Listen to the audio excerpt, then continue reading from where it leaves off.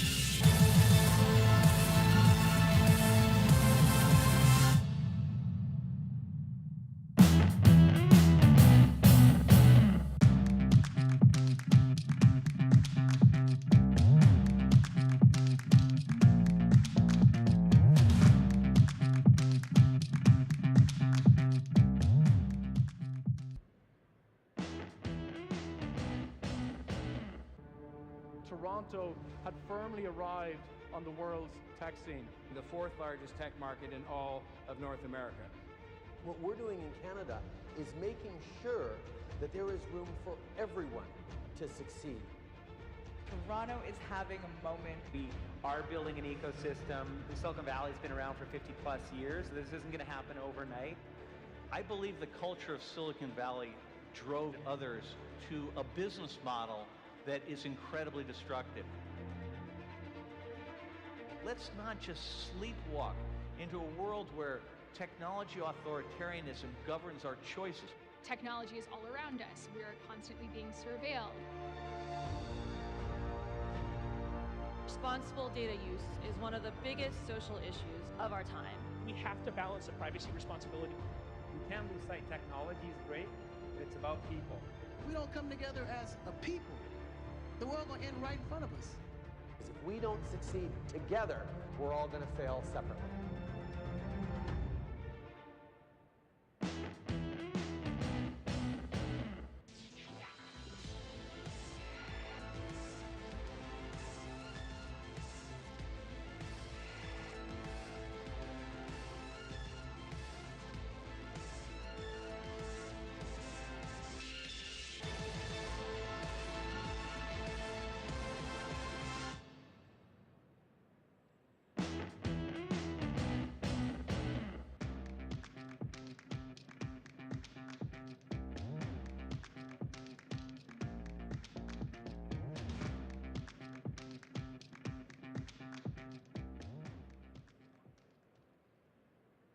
Here at Web Summit, we have so many people who just have a voice that people want to hear.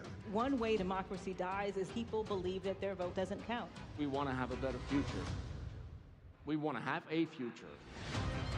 The status quo does not have to win. Now it's time for hope. We must fight for that hope. We are the change that we have been waiting for. It begins here at Web Summit.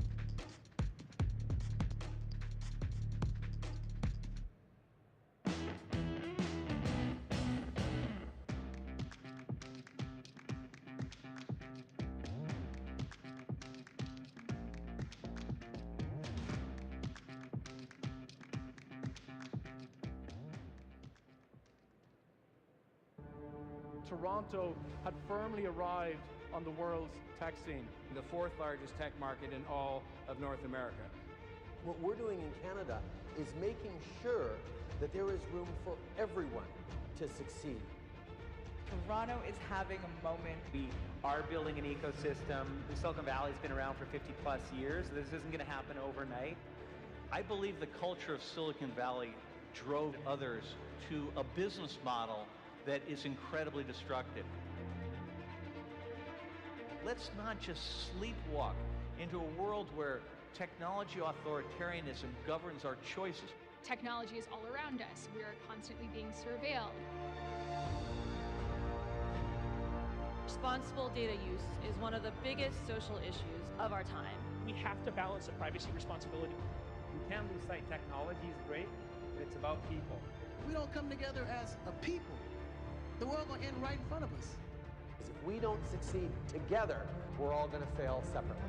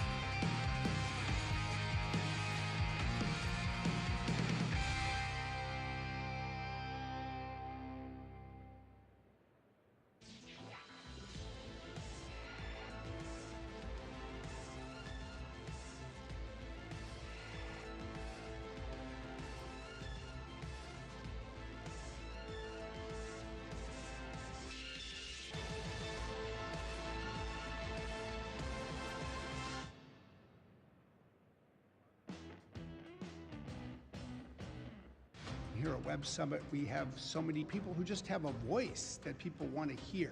One way democracy dies is people believe that their vote doesn't count. We want to have a better future. We want to have a future. The status quo does not have to win. Now it's time for hope. We must fight for that hope. We are the change that we have been waiting for. It begins here at Web Summit.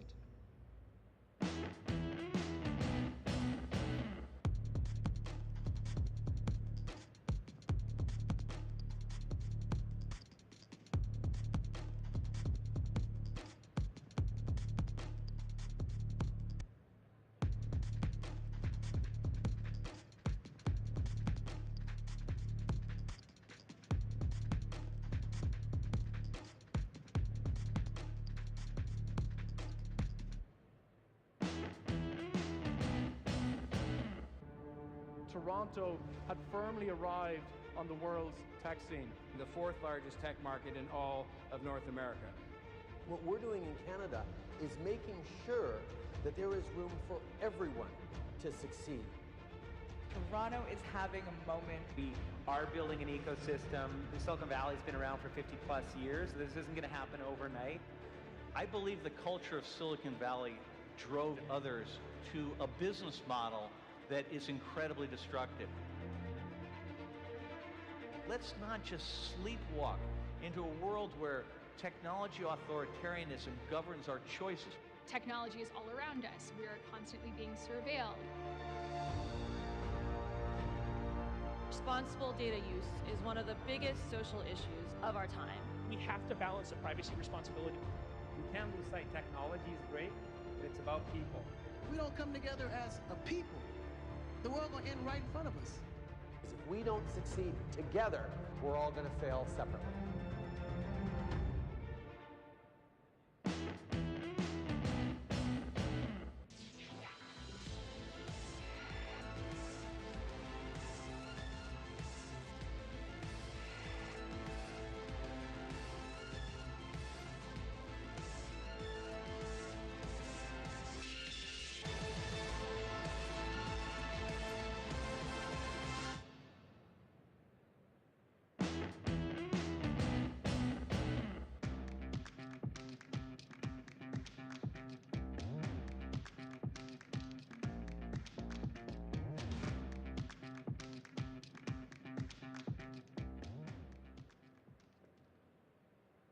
Here at Web Summit, we have so many people who just have a voice that people want to hear. One way democracy dies is people believe that their vote doesn't count. We want to have a better future.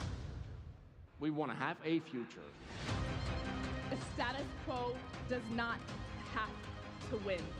Now it's time for hope. We must fight for that hope.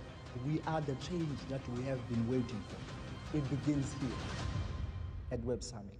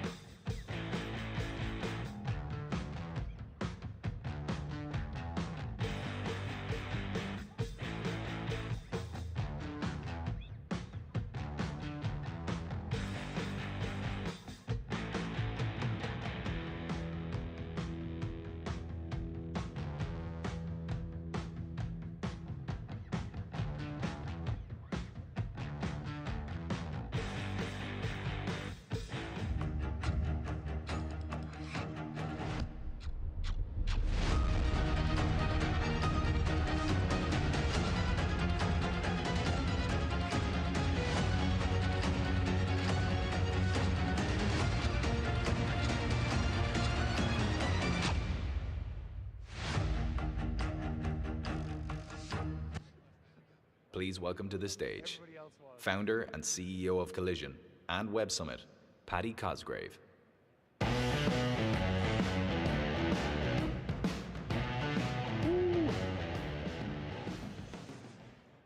Good morning, everybody, and welcome to the final day of Collision. Coming up on center stage this morning, digital outlaws, a lot of unicorns, and the pitch finals all before lunch. Are you ready for the kickoff of day 3? It's been a long. We're effectively in the 4th day. Every night we've had some huge parties in the city. Each night they seem to fill out.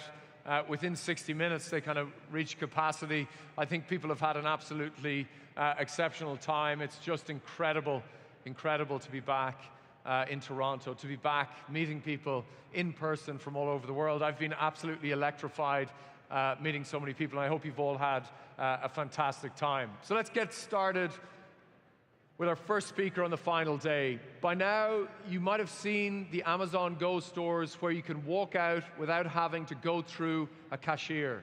Convenient? I think so. How does this affect the world of retail, and what happens when every store in the world has the same capabilities? Let's find out from the founder and CEO of a company that is helping every store go checkout free. Please welcome Standard AI's Jordan Fisher.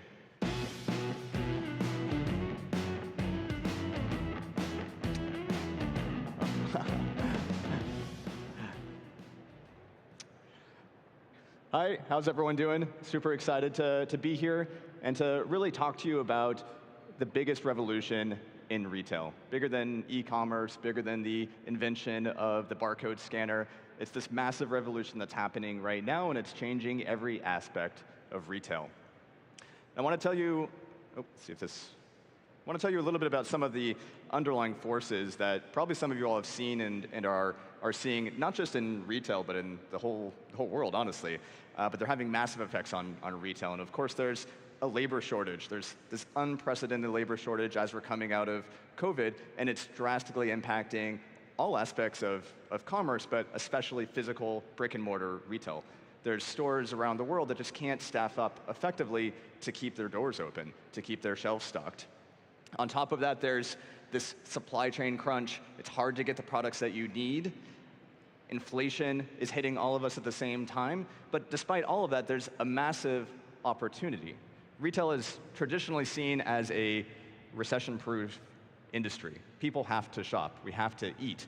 And in fact, one of the other former revolutions of retail, which is e-commerce and delivery, is not so recession-proof.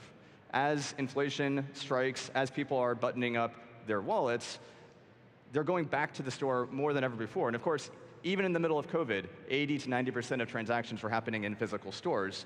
But now that inflation is hitting and people are getting even more price conscious, they're coming back to stores even more. And that's happening while we're seeing the supply chain crunch, while we're seeing this labor crunch. So it's a massive moment for physical retail to step up and provide even more services to shoppers around the world.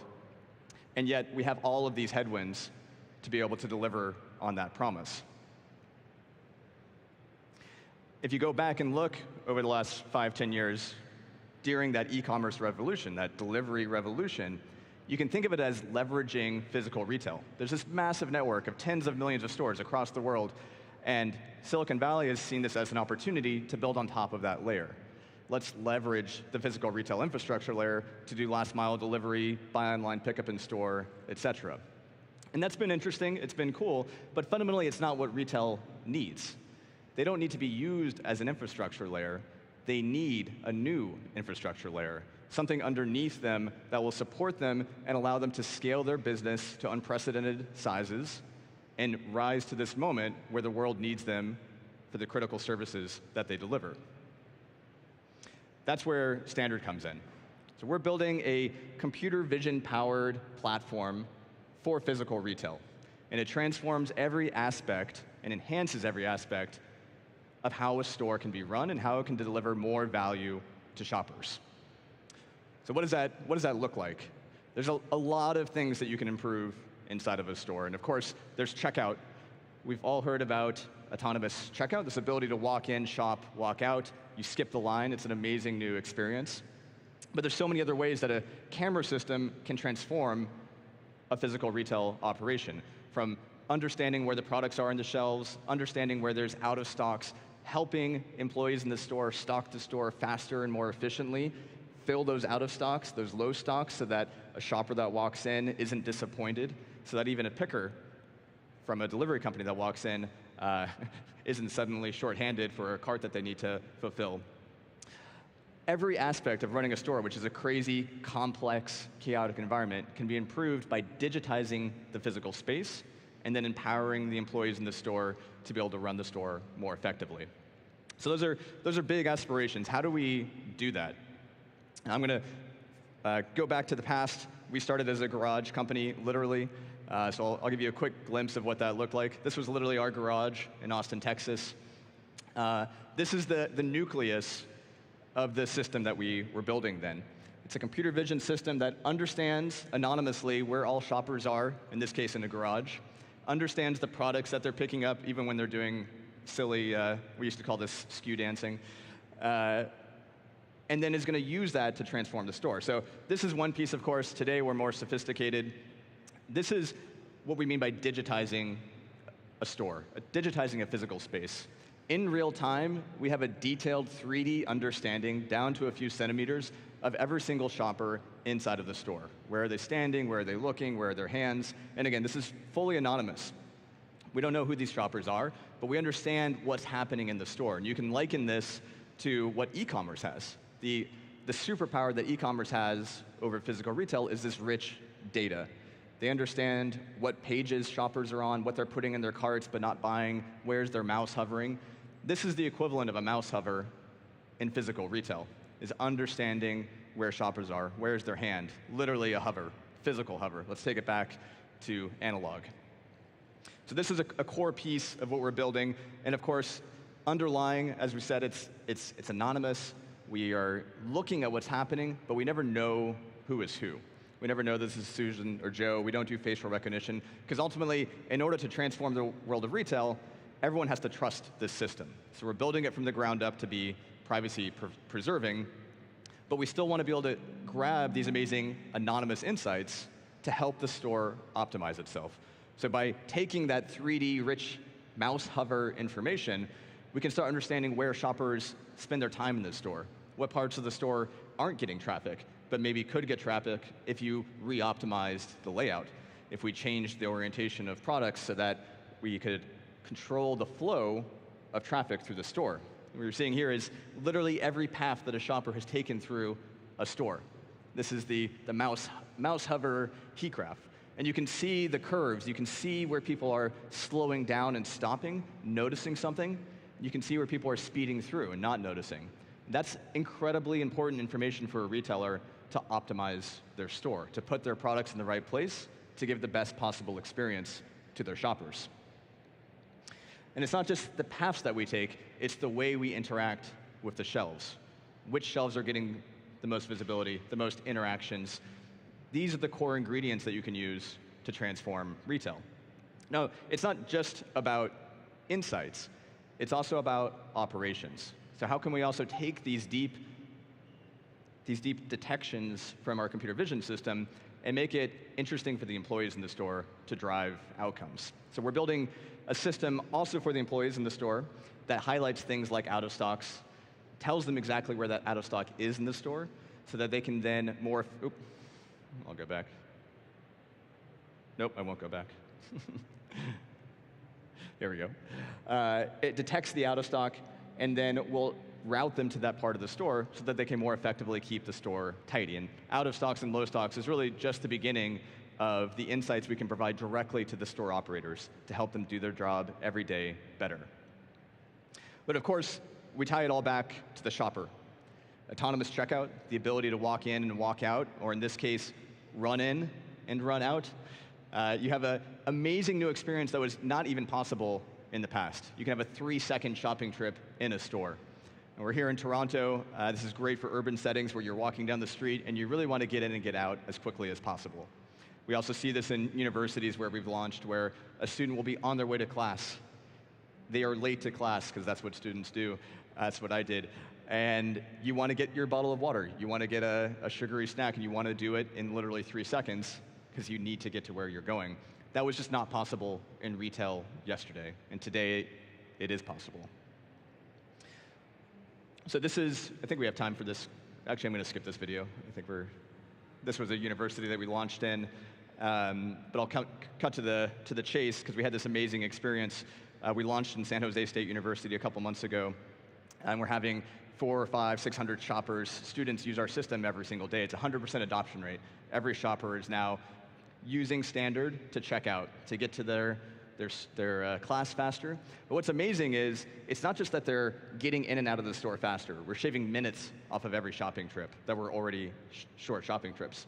It's not just that we're making a better experience. We're increasing the basket size. When you decrease friction, you increase spend. And that's everything that we've learned from e-commerce. Always remove friction, always make it easier to spend. When the transaction moment fades into the background, people want to buy more. They already want to buy. Make it easy for them. And that's what we're doing. So even though people are getting in and out of the store faster, they're spending less time in the store, so there's less impulse moments. There's literally less time for them to see something and grab it because we're getting them out as quickly as possible. Despite that, they are buying more. That's impressive. Less time in the store, more purchases. Everyone wins. Better experience, and it's a better business for the retailer. So this is something that we're super excited about. We've been seeing a similar pattern in other stores that we've been launching.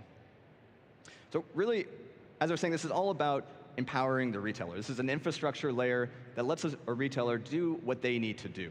And we do it to empower all of these aspects of the store: inventory and out of stocks, loss prevention, better experiences. And we do it in a way that respects what is most important to the retailer. They respect the privacy of their shoppers. We respect the privacy of their shoppers. We build a flexible experience. We don't change the store in any way. Aside from cameras on the ceiling, we don't change their shelves. We don't change the way they stock. The store runs exactly the way it has in the past, now better. Now with an amazing experience for their shopper, now with amazing insights so they can continue to optimize their business. So this is super powerful. We have to let the retailer run the way that they already ran because their operations are already so complex. We can't be prescriptive and tell them how to change. So we retrofit the store with no changes otherwise. And really, it's all to deliver this. It's to deliver an amazing experience, autonomous checkout for their shoppers, more stocked stores, drive top-line revenue by getting more people in, and by having them buy more while they're in their store, unlocking insights so that you can finally optimize the massive brick-and-mortar business the same way that e-commerce has been optimized. And I'll give you an interesting stat here, because I think it always blows my mind. If you think about just convenience stores in the US, just convenience in the US, there's 150 million shoppers per day. Almost half of the US population goes to just a convenience store. Forget about grocery, forget about drugstores, forget about apparel, just physical brick and mortar C-stores. Almost 50% of the US population, 150 million people, go to those stores every day. That's the power of brick and mortar. People want to go to their store. They're on their way to work and they're getting gas. It's easy to pop in. They want to save money on delivery. Everyone shops, and the vast majority of the world shops in stores. And what we want to do is make that experience even better. You shouldn't have to compromise. You should have the physicality, the immediacy of physical retail with all of the convenience of e-commerce. That's what we're promising, and that's what we're delivering. This has been a big tech to build. We've been at this for 5 years. It's kind of like we call it autonomous vehicle light. It's hard like that, but we're now going to market. We just launched about a dozen stores, hundreds more on the way. We're really ramping up operations now. And this is kind of the moment to start delivering this technology. In my opinion, this is the computer vision experience of this decade. It's going to be autonomous checkout and computer vision powered retail everywhere. So if you're interested in this technology and you want to help us drive it faster, we'd love for you to help us help the world skip the line. We're incredibly passionate about this transformation, and we see the passion in our retail partners as well. So this is really the moment to drive this transformation. Thank you.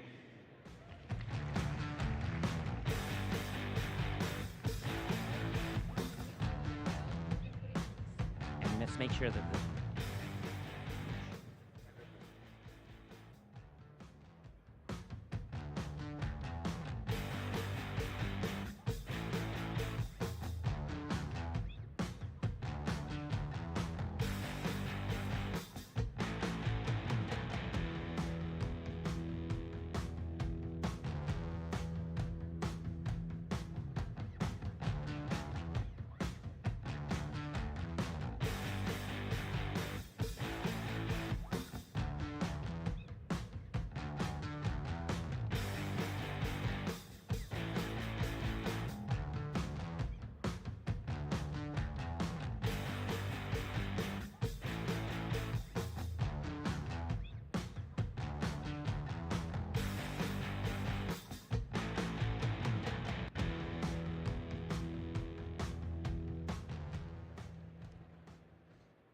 billions of people around the world used Facebook to see how family and friends were doing, not only during the pandemic, but during wildfires, to find out news on vaccination services. But what happens when a company like Meta decides to extort an entire country using that information and social graph to incite legislative change? To discuss that, please welcome to the stage, in conversation with Alex Kantrovitz of Big Technology, Libby Liu of Whistleblower Aid, Jason Kint from Digital Content Next, and Nathaniel Erskine-Smith, a Canadian Member of Parliament in the House of Commons.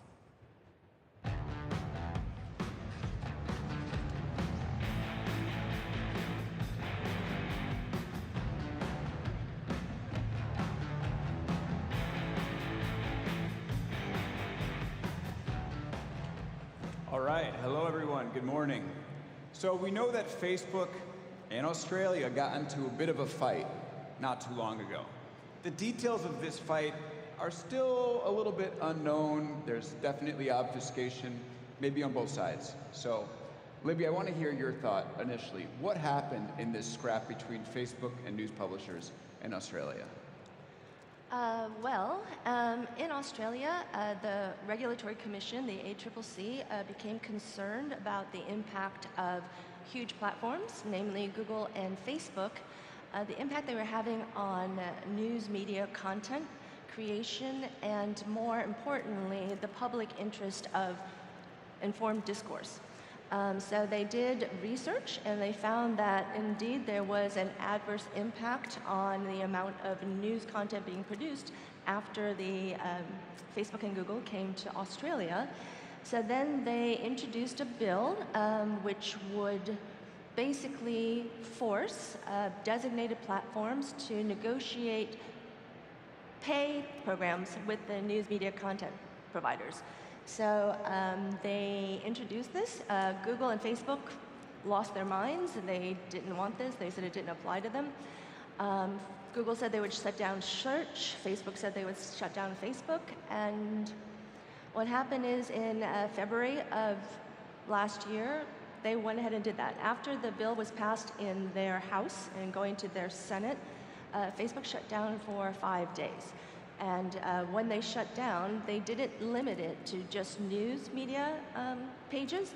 They shut down more than 17,000 pages, including emergency services, domestic violence, fire during bushfire season, and even the health system just 4 days before the rollout of the vaccines. And they did this for negotiating leverage because they wanted the language in the legislation to be watered down to give them the chance of not being designated. So what happened is they got what they wanted in terms of amendments, and then they turned it all back on. Now, at the time, this was a huge crisis in the country, right? Nobody could do what they needed to do.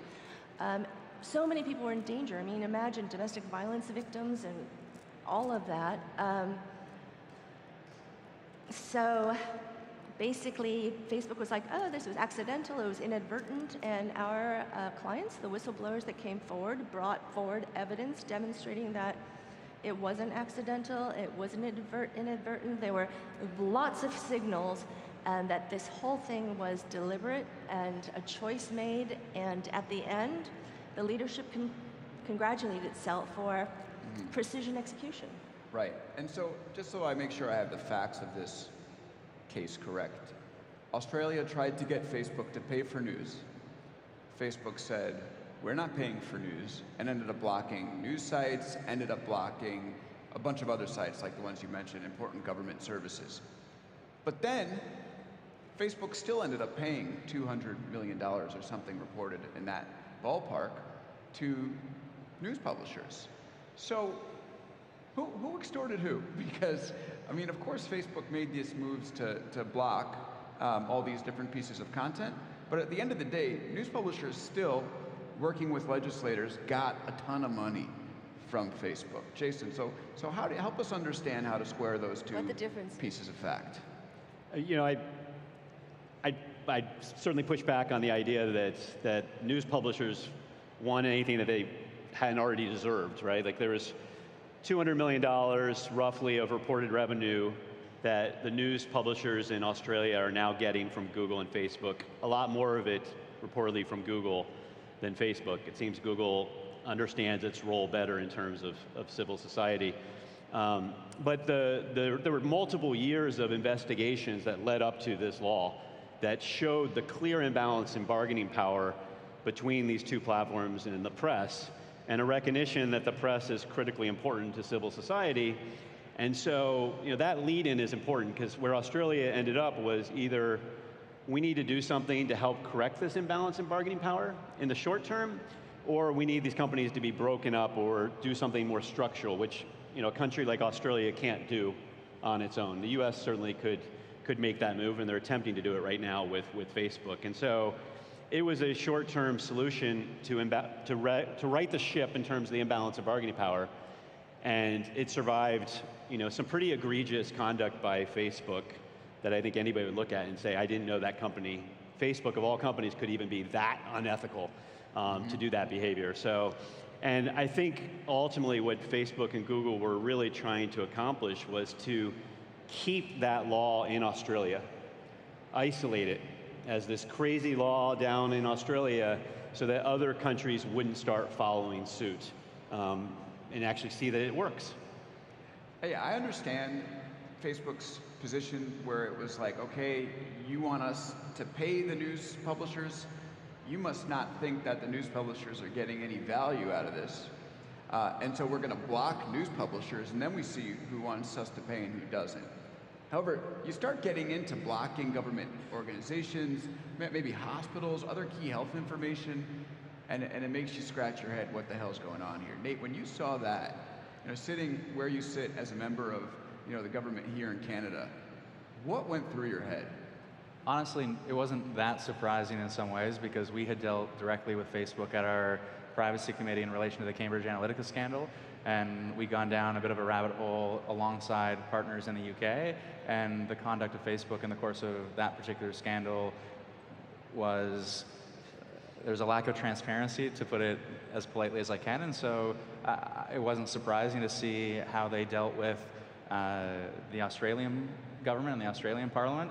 Obviously lessons learned in the Canadian context, because we looked at that, and to Jason's point of wanting to keep the law in Australia, well, it hasn't stayed in Australia, and we've had the similar challenges in Canada with a news industry that has really struggled, and we have similar legislation now modeled on Australia's to ensure that there's a fairer balance with respect to bargaining. I'm kind of struck by this because on one hand, I understand that Facebook has become this really important aggregator. If you want to reach an audience, you might want to go through Facebook. But didn't the news industry become over-reliant on Facebook to the point where Facebook could end up creating so much value from the work that they do and capturing almost all that value? Is it time for the news organization to insulate itself, for the news industry to insulate itself from this sort of pressure and find ways to free itself from Facebook? I thought maybe it should just, okay, we saw what's happening here, maybe the news industry should just withdraw completely and find ways to make money outside of Facebook, because they need it too much. What do you think, Jason? For sure. I mean, that's, the promise of Facebook being this new platform that would build up assets for news organizations, that started to fail in like 2017, 2018 as Facebook repeatedly pulled the rug out from under news organizations with things like the move to video that was kind of a false presentation of facts. So there was lots of lessons along the way for publishers, and they know they needed to be less reliant on the company.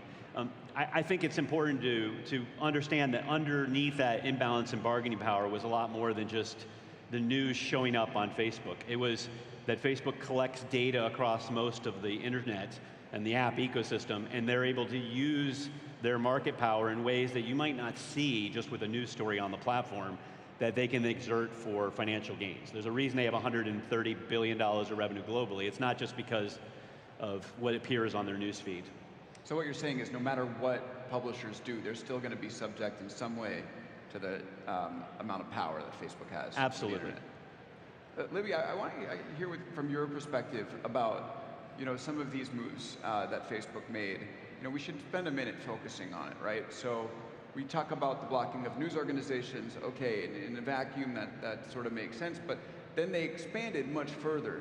And the documents that the whistleblowers that your organization worked with showed was that after this happened, I think understanding how far it went and the fact that they went so broad, Facebook executives still congratulated each other on the move and said it was a thoughtful and well-executed plan in Australia. So can you help us understand inside Facebook what the reaction was and whether you think that they'll use similar tactics if they're as happy as they are? Well, I think it's really important to look at the anomalies in the execution of this takedown inside Facebook. There were a lot of indicators that choices were made to maximize the leverage of the shutdown. They didn't have a canary process before they rolled it out, which is a testing process to see how the algorithm's going to work precisely or not. They didn't do cross-checks with sensitive name lists, which is something that they always do because they don't like to have over-inclusive shutdowns of potentially important, influential people. They did not have an appeals process ready to roll, and even their alarm system, their internal alarm system that went off and showed that they were over-inclusive, it didn't trigger automatic rollbacks. So all of these things that are built into events at Facebook did not take place for this particular event, even though the impact was enormous. Now, Nate, you have a bill that's going to basically do similar things as Australia tried to do in regards to these companies. That's correct. Yeah, so we have a piece of legislation that is, a few pieces of legislation actually that are trying to be a little more forward-thinking with respect to technology and how we take some of the values and principles that have existed previously in some of these industries and apply them going forward. And so the bill in particular is C18, but it is modeled on Australia and is really, the goal there is to support the news ecosystem, but by leveling the playing field fundamentally. So you just heard what Libby talked about in terms of how Facebook pushed back when Australia made these moves. You want to go up against that? I don't think we will see that. We haven't seen that fairly in the Canadian context yet. And I say that, I think, when we look at lessons learned, we're learning lessons from other parliaments and other jurisdictions. I think Facebook probably learned their lesson because I don't think the public reaction was one that they wanted to see ultimately. But they're happy. Clearly from those documents, they're pumped about what happened. Yeah, but it's the same. Look, in the EU many years ago, they updated their privacy rules and data protection rules via the GDPR. And at that time, some of the big tech companies spent a lot of money lobbying against those rules. We're going to have similar updates coming as well. There was another bill that was tabled in Parliament recently. My industry committee will be dealing with it in the coming year. And I guarantee that we're not going to see the same kind of pushback because they don't want to spend that same sum of money and effort knowing that it's a losing cause. They're going to make it work. It might not be perfect for them, but they're going to make it work. What have your conversations been like with Facebook and Google at this point? Are they willing to pay ball and pay publishers money for the news that shows up on their platforms? So the bill C18 that is setting out to level the playing field, I think they're willing to play ball. I don't think they're particularly happy. So you've seen Facebook when they testified at committee saying we would have liked to have been more consulted and we don't agree with this and we don't agree with that. But they aren't going to war with the legislation and with the government in a way that they did in Australia. Give us a timetable. How long do you think it might be till this thing passes? Till it passes? Because if it's soon, I might have to start a publication in Canada. I would say we've got two pieces of legislation. One is to ensure that online streaming services are paying into Canadian content creation. The second bill in relation to the news media ecosystem. And we're going to see both of those pieces of legislation become law, I would expect, within the year. Within the next 12 months. Yeah, it's got to get through the Senate still, but we haven't had the same trouble in the House, so I would expect there to be a reasonable pathway there. And then the privacy and data protection legislation is newer and tabled more recently, so I would expect we see that come through at least the House sometime in the next 12 months.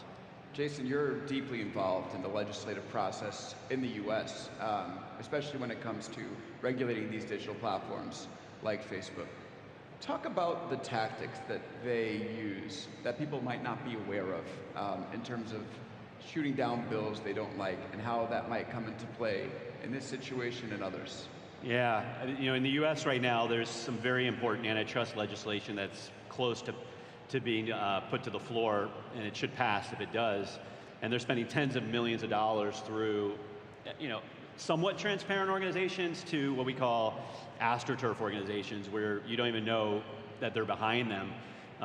And so it's a different scale, I think, in the US in terms of the money being thrown around.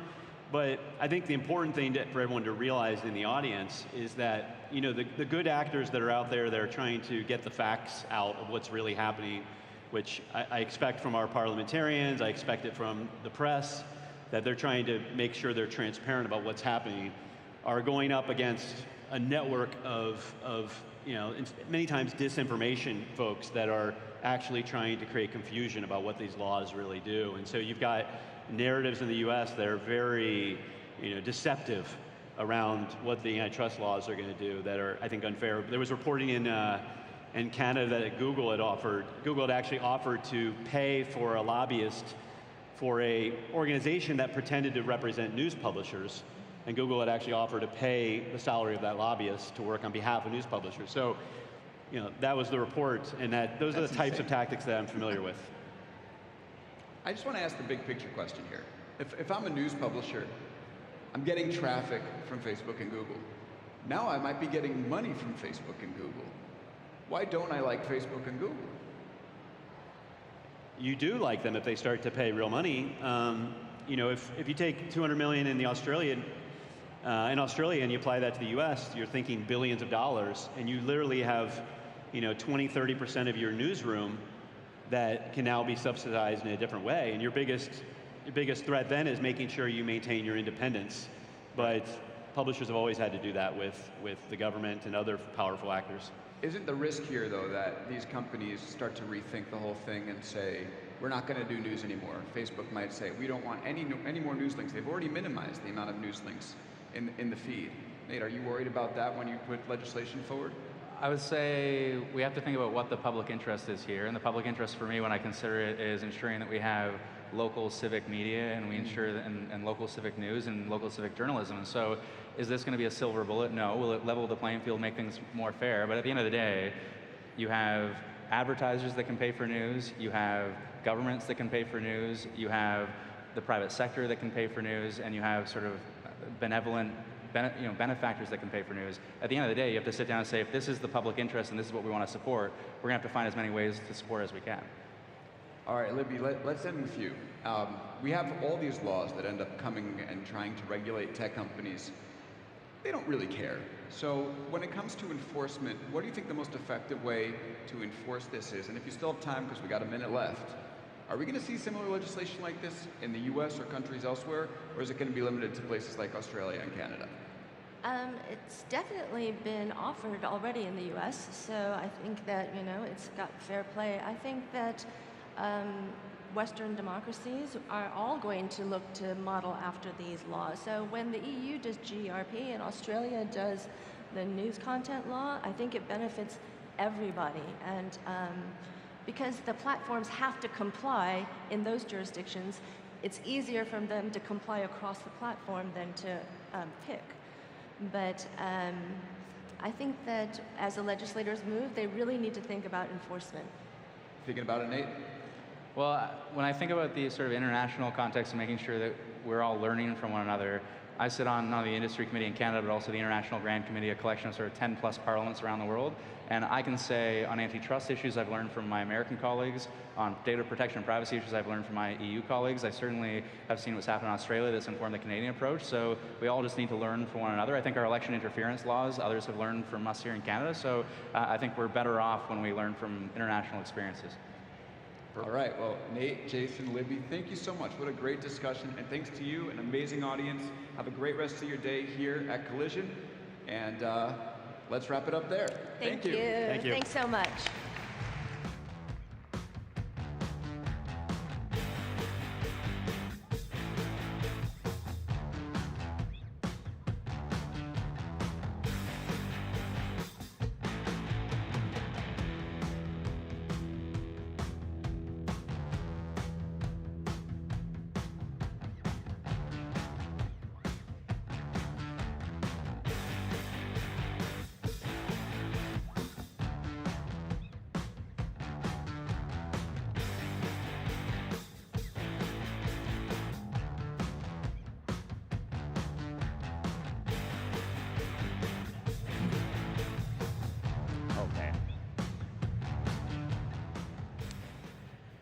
So when the market goes bare, it's time to double down on your customers and enhance their experience with your company. Our next speaker, who made the Fast Company's Most Innovative Companies of 2022 list, will talk about ways to succeed in these challenging times. Please welcome in conversation with Yahoo Finance's Akiko Fujita, the co-founder and CTO of Faire, Marcelo Cortez.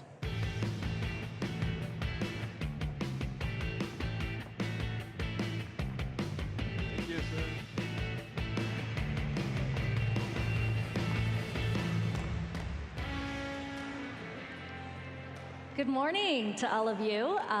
Very excited to be hosting this discussion with Marcelo, and We were just talking backstage about when the company was founded, 2017. 2017. So you've just passed the 5-year mark, which is quite significant. It's pretty cool. Talk to me about the origin of the company. You had a theme that said, all retail is local. What was the vision? Yeah, so first, we have to go a little bit back, but my co-founder, Max, has always been an entrepreneur, and he was selling umbrellas. Even though he was working tech on the side, he was creating a business to distribute umbrellas in the United States. And he did whatever Google told him to do, go to trade shows, hire sales reps, and he realized that the system was very inefficient, very expensive to actually find places, or especially like stores that would carry your products. Even though you had a good product, they had a very hard time adding new products. And that idea came, we knew the problem was there, and we were always thinking how to solve that problem, right? And we worked at Square together. We built amazing products there, and during that time, we were like, how can we make the distribution of products wholesale more efficient? And eventually we figured that with the data that's available since 2017, like all these little stores are online, and you see the size, when you combine all these little stores, you see the size of this market. It's huge, right? And they have all this buying power that's just hidden there. And we really believed in it. It was a very weird time because investors are like, isn't offline retail dying? Like, isn't everything going digital and online? And we were like, no, like people really like to shop in boutique shops. They like the experience. These shops are actually thriving. In many categories, they're doing better than many of the larger retail chains. And we bet on it. We went after it, and we created a lot of value on both sides of our marketplace to help these little stores thrive. So you were founded in 2017, but as you just mentioned, the seeds, the idea for the company came with your co-founders when you were at Square. How did your experience there, what you saw within that company, inform how you wanted to scale up this company? Yeah, so one very interesting thing that happened at Square is that me and my co-founders were part of this early team that built the Cash app for Square. I was actually working in Canada. Square didn't even have an office here at the time. And my co-founders were in San Francisco.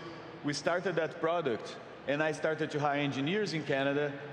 They were running product design, everything else in San Francisco. So we had this distributed setup from day zero, and we built this very successful product there until we were ready to build Faire. So when Faire started, we had the same conversation, like, should we all be together? And I was like, I'm very happy in Canada. I love being here. I want to stay here. So we started the company with this dual headquarters, one in Canada, in Waterloo, and another one in San Francisco. Our investors were actually pretty skeptical at the time. Some of them were asking, like, they said we never saw a company start with a distributed setup and work and be successful. We were like, well, we haven't really started a company like that, but we definitely built a very successful product, and we're very confident we can do it. You fast forward 5 years, we have this amazing office in Waterloo with 300 engineers. We are just about to open an office in Toronto as well that we just announced last week. I'm very excited about that. And our board, our investors, and the company is extremely happy to have the setup that we have today. It really helped us be more successful. And we had access to amazing talent here. And we mixed the DNAs as well. We had this Silicon Valley DNA mixed with the amazing things that we have happening in Canada, and we merged them in our company from day zero, which definitely was an advantage. In many ways, you were, I guess, ahead of the game, right, in having this distributed workforce. And I want to get to how that really benefited you during the pandemic. But before that, I'm imagining, you're dealing with wholesale retail, but anytime you pitch an idea to an investor to say, we're going to do online retail, even if it's a marketplace, you inevitably get the comparisons to Amazon. How are you going to compete on that scale? How did you set out to differentiate yourself? Exactly. That question came a lot in the early days, right? Are you guys competing with Amazon? The truth is that we are serving these small businesses that are threatened by the Amazons and Walmarts of the world. the way these stores compete with Amazon or Walmart is by differentiating, having unique products. And that's what we offer them. Right? Today we have 70,000 brands on our platform, and we have this amazing data and artificial intelligence to do this matching. So we can tell the stores what are the best products that they can carry that will sell well and perform well given the information that we have. They never had this type of data before, and it really makes a big difference. So the other interesting thing is, like, for these stores, they do not want to sell things that are sold on Amazon. Right? If consumers can go online and buy it, get it shipped to their house next day, why would they go to the store? So they really need unique things. And we have all these brands around the world where we can provide them with unique things. Now, our stores do compete with Amazon. Like, while we don't, they do. And we are the ones providing them with data that they never had before, and the products that they need, and the values that we give them with free returns and net terms, so that they can keep being competitive with these larger retail chains. One interesting thing is that for the stores that shop on our platform, we actually have a filter that says not sold on Amazon, and almost every customer we have use that filter. They don't want to buy anything that's sold on Amazon. Yeah, I was going to ask you about that. I mean, what percentage pops up? It's in the high 80s. Like, over 80% of the search do not want to find anything that's sold on Amazon. And what does that tell you about what it is people are seeking out on your platform as opposed to some of the bigger scale, not just Amazon, but a Walmart? Yeah, so like it's again, unique things. Like we connect small brands, so they make very unique, special things to these stores. And each store, they consider themselves the curator of their own store, right? They care about the vibe, the teams that they have. So they shop for brands. They shop for brands that fit into whatever teams they want to have in their stores, and then they buy those products that are not mass-produced, that are pretty unique, that their customers know when they're walking to that store that that's the type of things they're going to find there, and they know they'll keep finding new, different, cool products. So let's skip ahead to 2020. The pandemic hits. We know what that did for e-commerce overall. You already had a distributed workforce in place. How did that give you a leg up in a moment where you were already trying to scale in a big way? Yeah, so I mean, obviously because we were distributed from day zero, when COVID hit for us, it was very natural to keep remote, right? Of course, it was a little bit different because we had distributed offices, but people were working in the offices. But we had the basics of working remote. Like we knew how to do everything over video. Every meeting had video conference already. We knew how to respect time zones. Like there's basic things that you need to work remotely that we already had in place that really helped us. We took care of moving to remote very quickly, and we just kept operating. We could then make the switch to like, okay, let's help our customers now survive whatever is coming with COVID versus figuring out how to do it for our company. And how rapidly did you see your business grow during that period? So the thing with pandemic, we are not the type of platform that grew super quickly because we are serving small businesses, offline businesses, right? So actually for us, COVID started and sales dropped. And we were actually telling our customers to not buy products because they didn't fully understand what was coming. So we actually told them, listen, there is a world in which your store is going to be shut down very soon, and it might be for a month, might be for 3, 6, 9 months. You need to be prepared. Stop buying or be mindful of what you're buying. We actually converted to helping them. We built them a financial calculator so that they could assess their own situation. Like we're like, if you are shut down for 6 months, do you have money to be around when this pandemic is over? If you're shut down for 9, if not, here are the things you should start doing right now. We help them apply for the government grants and all of those things. So we built a lot of trust, more trust than we already had with our customers. The one thing that helped us is the adoption, right? In these times when things get harder, these stores, they need to be more efficient. And we are a platform that allows them to be more efficient. So even though they weren't buying as much, we onboarded a lot of customers and we built a lot of trust by helping them during those times. When COVID started to change and they started to reopen the stores, then we saw the sales grow. So it was a different curve than many other e-commerce platforms that really saw a giant spike when COVID started. We saw it go down, and eventually our platform kept growing just like before. And when you talk about that efficiency, that's key. what specifically did you have to adjust to make sure you were accelerating that? Not sure I understand what you mean by well, you were saying that the efficiency was kind of well, really... so the efficiency for the stores, right? So for example, when you think of a shop, the ways that they had to buy products before Faire would be to fly to a trade show in Las Vegas or New York, pay for a ticket, pay for a hotel. These things are expensive, they take time, and you're only exposed to the brands that are presenting at the trade show that you visit. So they need to visit multiple trade shows a year. When, again, times get harder, they need to conserve money, they need to be more efficient. Our platform is much better for that, right? We expose them, again, to 70,000 brands around the world.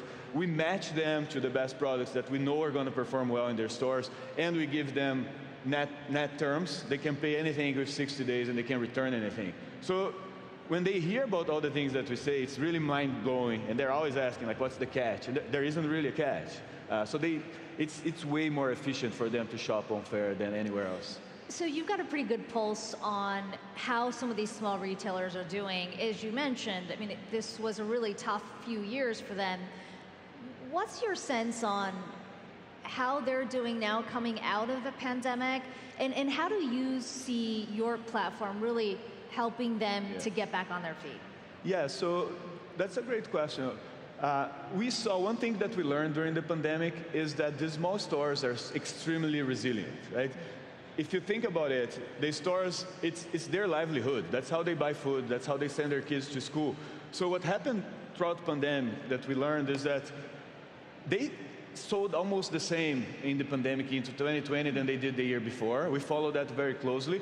But if you talk to them, they worked 10 times harder to make that happen, right?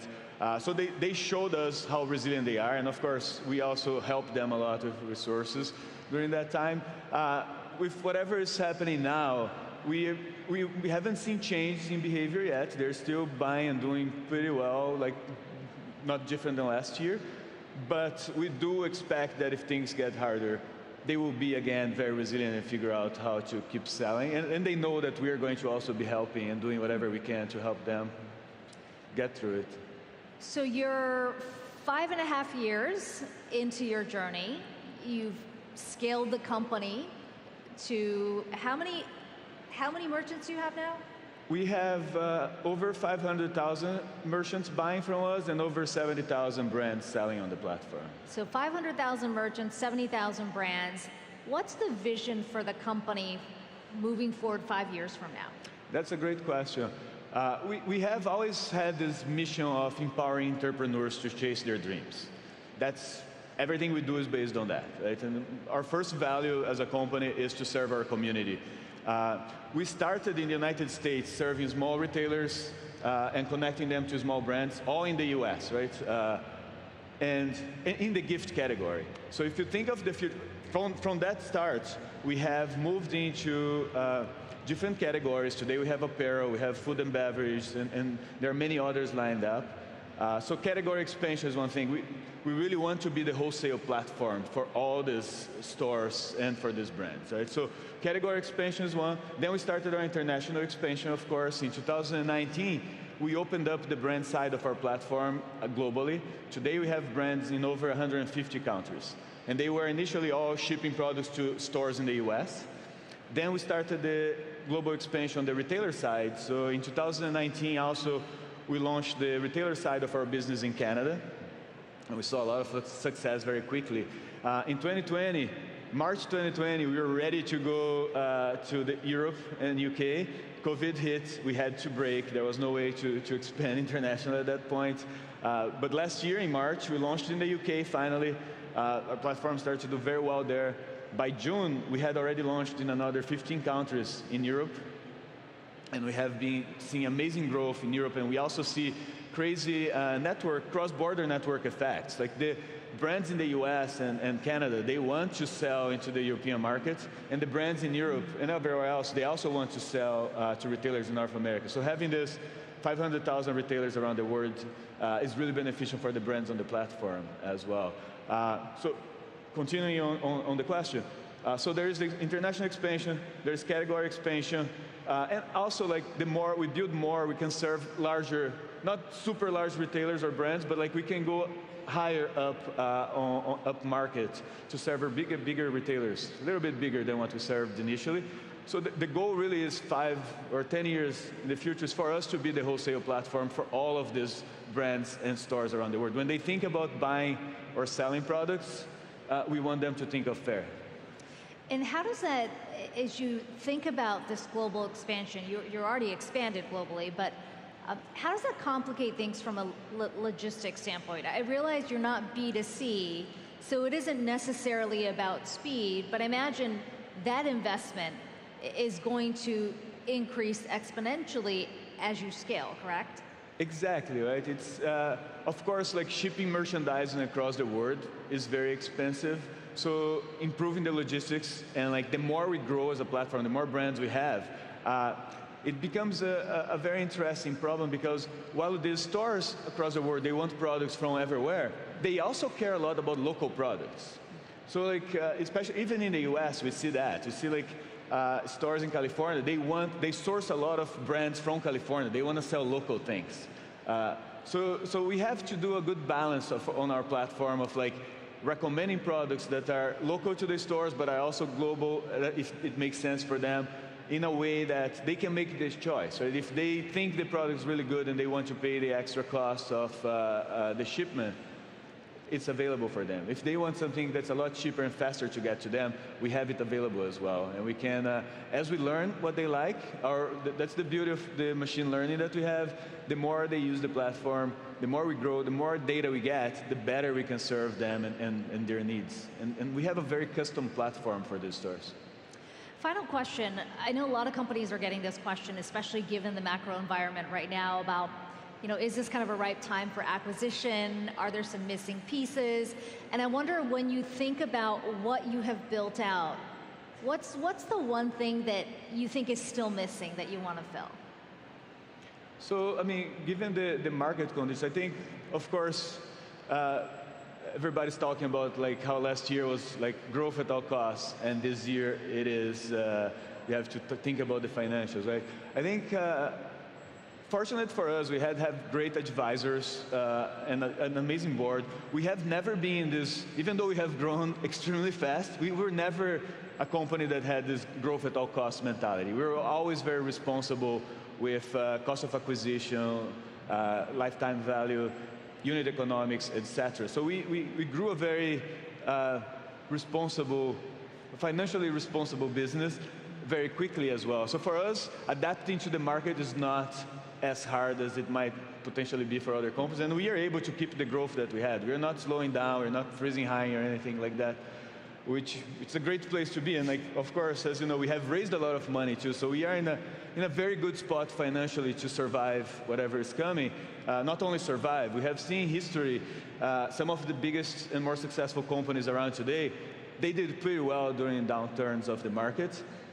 So I think we are extremely well positioned to, and we have optionality to do acquisitions, to grow fast during the times that are coming, or of course, if that's not doable, slow down a little bit and see, wait for things to pass. Yeah, that's what we keep hearing is that in a downturn, this is when companies can potentially really thrive. Marcelo, thank you so much. Thank you. It's a pleasure to be here.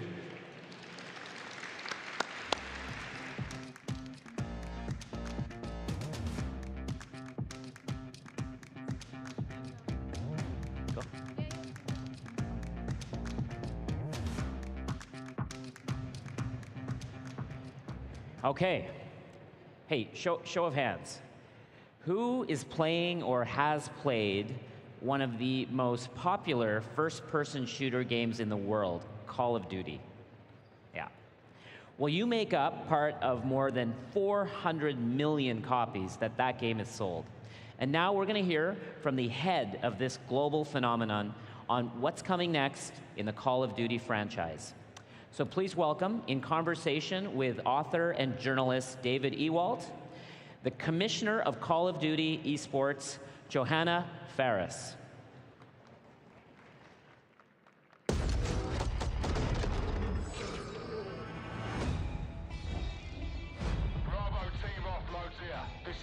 capture or kill. How the hell did Iran get their hands on this? We need an army. I can get us an army. Weapons hard vaqueros.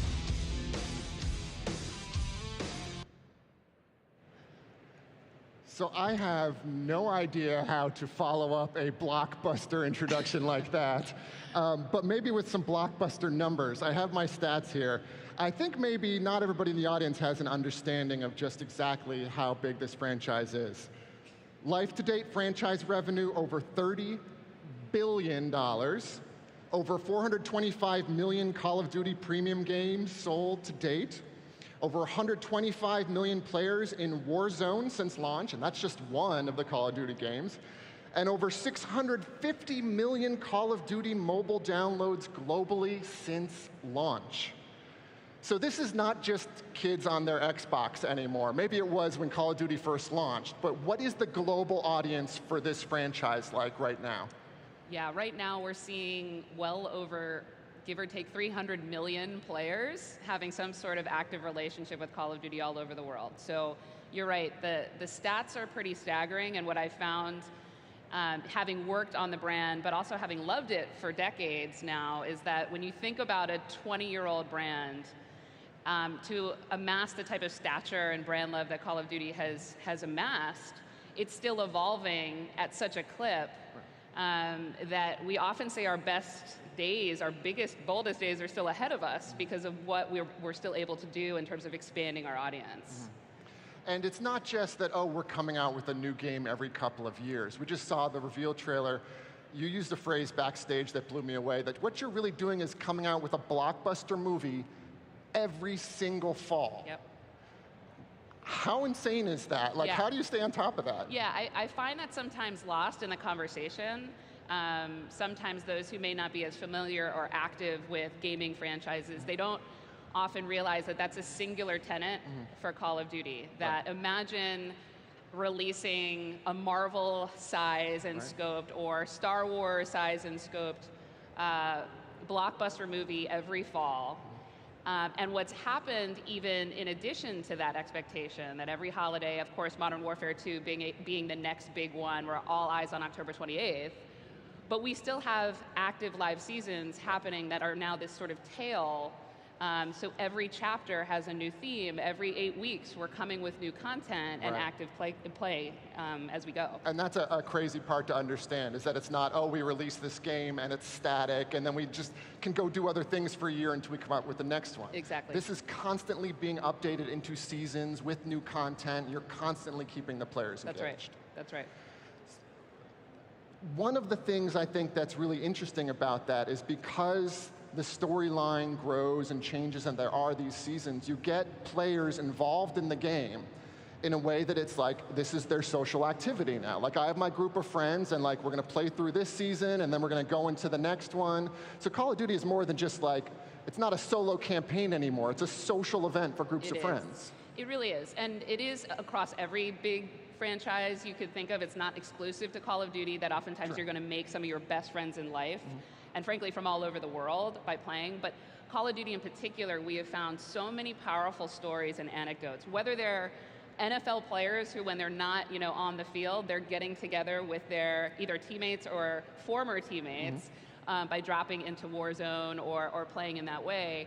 But even personally, I was just at a family wedding where the vast majority of the wedding list were friends who have connected over the years by playing Call of Duty, and now are they're so close that they're now, top of the list for attending somebody's wedding. So it's pretty incredible to see. And I was reporting a story at Yankee Stadium, and I was in the locker room, and all the players have their Xboxes or PlayStations in their locker. Yes.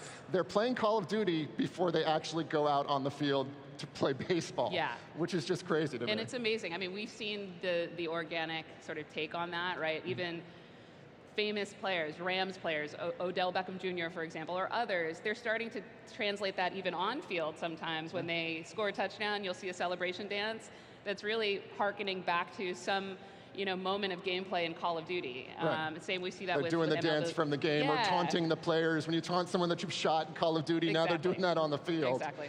The celebrity aspect is interesting too, because the franchise now is so big, you're not just trying to reach your customers by advertising in game magazines or in GameStop or something like that. You're reaching out through big Hollywood stars and big Hollywood franchises. Tell me a little bit first about like the stars that you've worked with and the way that you're using people like Pete Davidson or these football players to reach your audience. Yeah, we know that one of the important ingredients to Call of Duty's stature is how we show up beyond the game in pop culture. So it's become almost commensurate with what's happening in culture and how do we always have our stamp on it. So for Modern Warfare 2 in particular, over the last several weeks, we've actually shown up in these pop culture moments like the NFL draft.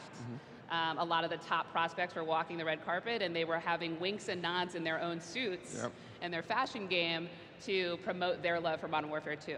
But you also saw, to your point about Pete Davidson, Steve Aoki, we had Trae Young, huge NBA star, and many others showing up in a live action trailer that we just ran to promote what's coming on October 28th. And what was really special about that is this is organic. I mean, these guys love to be a part of that Call of Duty moment. And they share it out on their own channels, and then you see some of their very famous friends pick it up and share it organically with their own friends and family and followers. So it's been really special. It's always going to be part of what we do. We have to win in the game itself, but we also want to show up in broader culture wherever we can. And one of the ways that you're doing that, reaching out into broader culture, is through these sort of cross-media events.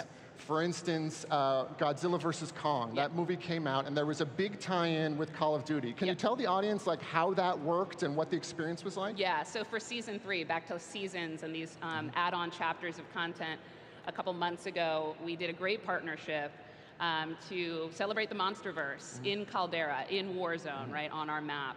And what was awesome is you could start to compete and fight the Titans in this highly interactive, amazingly cinematic way inside of Warzone. My kids and other teenagers who love Call of Duty, they loved it because they love, the sort of Monsterverse IP, but it's a very natural fit. We also had, within days of that, Snoop Dogg dropping into Warzone, so you could kind of suit up as Snoop. Wildly successful and very natural to our Call of Duty brands.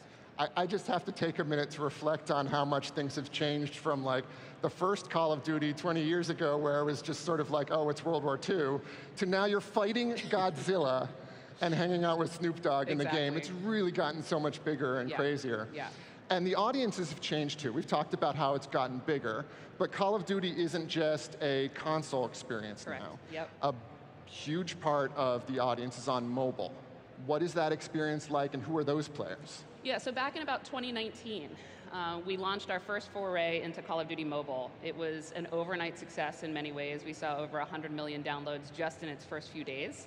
It's now grown to over 500 million installs all over the world. But to your point, what we're seeing is that mobile is one of the, if not the, fastest growing gaming platforms in the entire industry. So it becomes this strategic imperative for us to win on every platform that's going to matter. If you're a gamer, you may prefer your PlayStation or your Xbox because you've grown up with console, but we have a right to win not only on a mobile platform on glass, but to also bring Call of Duty to new regions that might be mobile skewing, right? And so what we've seen is that growth in the player base is continuing to expand because now we're able to show up maybe in Latin America in a way that console-heavy games may not, or India and other parts of the Middle East. So it's been really, really interesting to see how the demographics have expanded by way of our investment in mobile.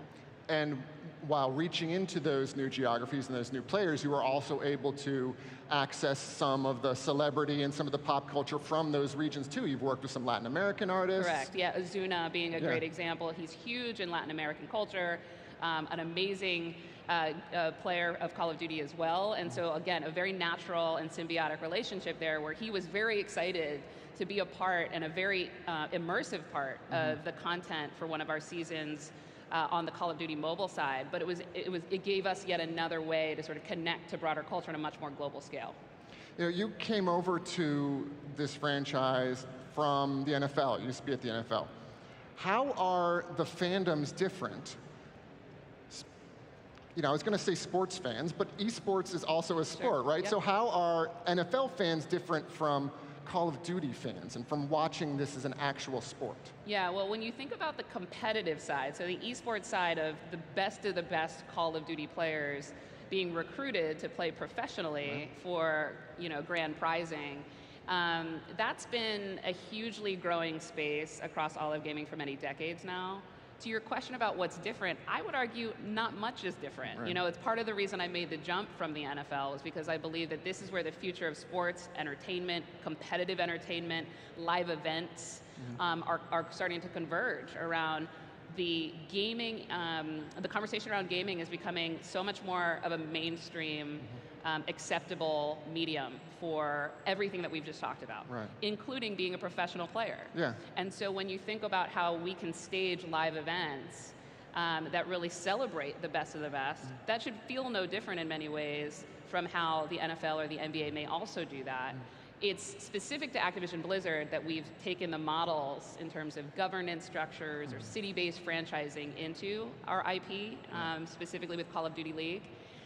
But the Toronto Ultra, in particular, have done a tremendous job putting the city of Toronto on the map by way of professional gameplay. And they just hosted an amazing tournament major here just a few weeks ago. I think people may not have a real conception of how big these local teams are, how big the stadiums are. There's new stadiums being built just for esports. Correct. Yeah, we see that in LA. The Krunke Group, obviously the owners and builders of SoFi Stadium. They also built an esports arena right next to the big stadium where the Super Bowl was played.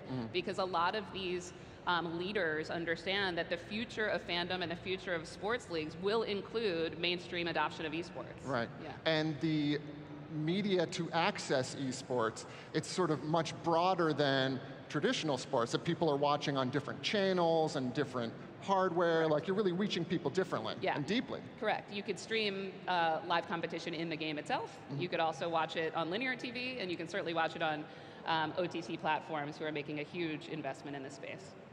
So going forward, what's the next generation of this? Are we just more seasons and bigger and better, or does the game evolve into something else? It's hard to predict because the gaming industry is not only on a hyper-growth track, but is changing almost overnight, right? So once you think you've got it, you got to be ready and agile for the next trend. What I will say, though, is we have seen such enormous success in focusing in on launching major title releases like the one to come in October with Modern Warfare 2. That's bread and butter Call of Duty, right? But also to expand on free-to-play through Warzone, mobile free-to-play, this add-on live seasons economy in many ways is a lot of where the blueprint for gaming's growth is going to come from. So we need to win in both spaces. And we also need to think about culture. We're never going to take our eye off the ball about just the ancillary halo benefits that come from Call of Duty being something that everybody in this audience hopefully has heard of. If they don't have a direct relationship with, they know somebody who does. And that sort of fever pitch anticipation for what is Call of Duty going to do next is something that we take pride in. And so we always are going to think about what's around the corner and how do we lead. You mentioned the different economies and the different ways that people can get into the game. I think it's interesting that for a long time, Call of Duty was, here's a $60 game, you go and buy the disc, it's a premium product, and 100 million people went and bought that disc. Correct, yeah. But so how do you expand that audience out even bigger? And one of the ways you do it is by free-to-play and by mobile. So now technically people don't have to spend any money at all to be part of this franchise and be in the game. That's right. And to your point, to build on that, now you have swaths of fans who may opt to watch through esports, right? So you have all these behaviors of I might connect by being a core single-player campaign. I can't wait to get my hands on Task Force 141 with Modern Warfare 2. No doubt. But there's so many other people in the world who may be more casual, or they may not have that kind of time, or they're more interested in watching the best of the best go for it, right? And so now we have these ancillary opportunities to build brand love, build engagement around, again, to your point, the priced, premium, elite, deep, rich content experience that is what will come in October and we do every fall. But if you're a free-to-play player, now you have a great way to engage and drop in. Yeah. Yeah. To that point of engaging, I just find it fascinating talking to people who maybe don't even play the game in any way. Yeah. There, for instance, I play Call of Duty, but there's another game, League of Legends, which is a big esport. For sure. I cannot play that game. I am terrible at that game. Yep. I like watching it as an esport. Exactly. I have talked to lots of people who watch the Call of Duty live events. They watch the esport and they don't play it. Yes. It's entertainment. Yes, that's exactly right. Same would go for traditional sports, right? You would see the same insight. Not a lot of us play football actively, but a ton of us watch it, right? Especially in North America. So it's just a really interesting time, and I think, again, we're thinking about, to your points, how do we broaden accessibility to those who may be intimidated or may have other time constraints or price constraints? And so I think we're very well positioned to continue to sort of marshal multiple strategies at once. The complexity comes in how do you balance such a behemoth business of this scale with so many different expectations, but I can't imagine a better franchise to do it. Well, one of the other ways that you reach people that way is through other media. There have at times been rumors about Call of Duty movie, TV shows, but also consumer products I know is a big thing for you. Can you tell me a little bit about that? Like just outside of the video game world entirely, how are you reaching people? Yeah, I love it. Our consumer products team, for example, they just launched together with us a new franchise shop. So let's say you play, let's say you got fried, you're a casual player, but there are certain things that you might have in your vernacular as a player, right? And you would want to rep that. And so now you can sort of drop in and have a more tactile experience by buying or gifting real merchandise that expresses your Call of Duty fandom in a certain way. Of course, we have that on the esports side as well. Collectibles is huge. I mean, there's so much you can do even beyond the traditional gameplay itself. A lot of the conversation at this conference this week has been about the metaverse and the real and unreal, and one of the things that I think is really interesting about that is the way that people can take their digital presence in Call of Duty. They can wear their badge of their favorite team, or they can have their Funko Pop that looks like their favorite player. Like you can actually take that virtual experience into the real world with you. That's exactly right. And I have so many fun stories about just when you rock it, when you least expect it, somebody will see it or somebody will relate, and you have that sort of understanding because the Call of Duty community is so huge, right? Well, I want to thank you for your time, and I also want to thank you for the fact that I was able to spend the last week playing Call of Duty during work hours and pretending it was research. There you go. I appreciate that. So thank you so much for speaking to us. Thank you. Thanks very much.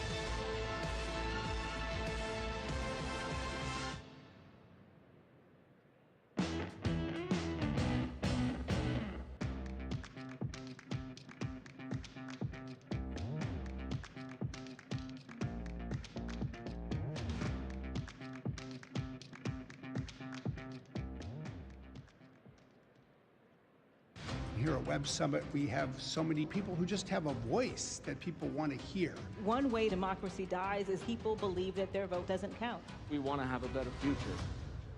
We want to have a future. The status quo does not have to win. Now it's time for hope. We must fight for that hope.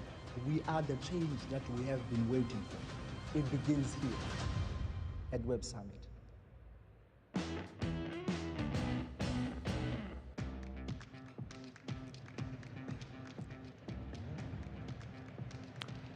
The AI gold rush of the last decade was only possible because humanity failed to curb the large-scale corporate surveillance problem. Now, so-called AI systems are affecting our lives, our institutions, and making sensitive decisions about who gets access to resources, to opportunities, and to care. Now, in talking with Wired's Jeffrey Kane, let's hear from AI expert Meredith Whitaker.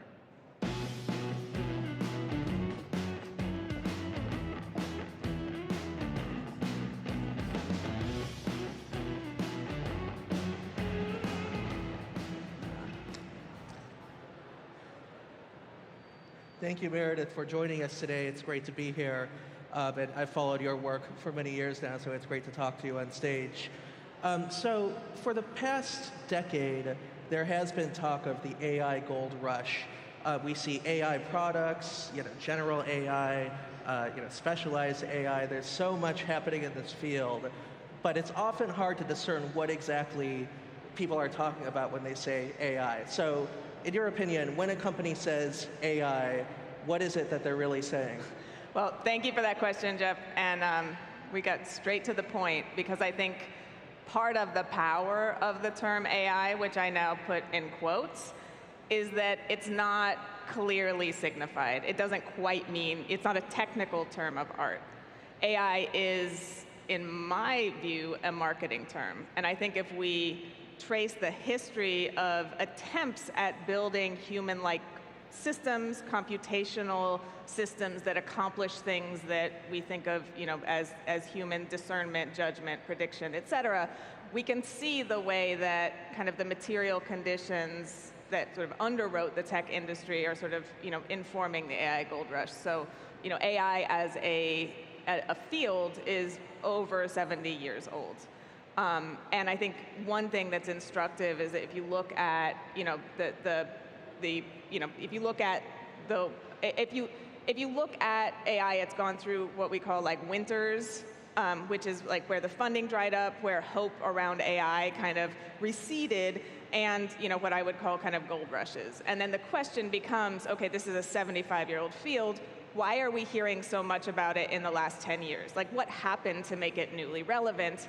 And that's where we have to start looking at the sort of material basis, the political economy of the tech industry. So we can look at the tech industry as it stands now was basically underwritten by surveillance advertising. All of the companies that survived, the big monopolies that are now sort of, the FANG companies, or however we want to understand that configuration, succeeded because they were able to sort of own the surveillance advertising market. And in doing so, they ended up having kind of control over resources that you can't really bootstrap, right? There are really powerful network effects that mean you can't just go out and buy these resources. And those are massive amounts of computation, so the AWS, the Google Clouds, all these vendors sort of on top of which all your startups sit, right? You have the massive computation. You have massive amounts of data and the infrastructure that is already configured to process and store that data. And you have this vast market reach, right? So you own the operating systems, Android, iOS, or you have, Facebook or what have you, that is constantly sort of creating and collecting new data streams. So you're able to continually refresh your data stores. Why is this all important? Because those are the ingredients that sort of go into making what is now called AI. And I can go on in this, but I think there's a moment in 2012 where we saw kind of the AI gold rush get sort of a real,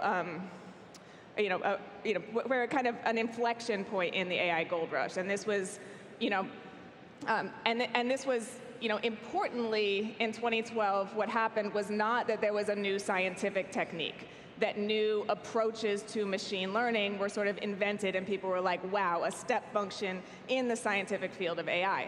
What happened in 2012 was that old approaches, so we're talking about 1989 was sort of the techniques that were being used in 2012, they were created, were suddenly were being exposed to massive amounts of data which weren't available in 89, and huge infrastructures where you could train these large, billions-y parameter models. And it turned out, if you use these old scientific techniques, but expose them to these wealth of data and these sort of infrastructural capabilities, it could do new things, right? And people realized that that was a in my work, I sort of look at this as sort of it became this master key that these companies recognize. If we market our products as AI, we can reach a lot of markets we don't have purchased in right now. We can expand our reach. We can sell AI for education, AI for healthcare, whatever it is. It becomes this sort of magical term that was able to propel these companies into a number of markets, even if AI is not a term that actually means anything specific or technical. So I could go on, as you can tell, but that's a very quick potted answer to a really big question.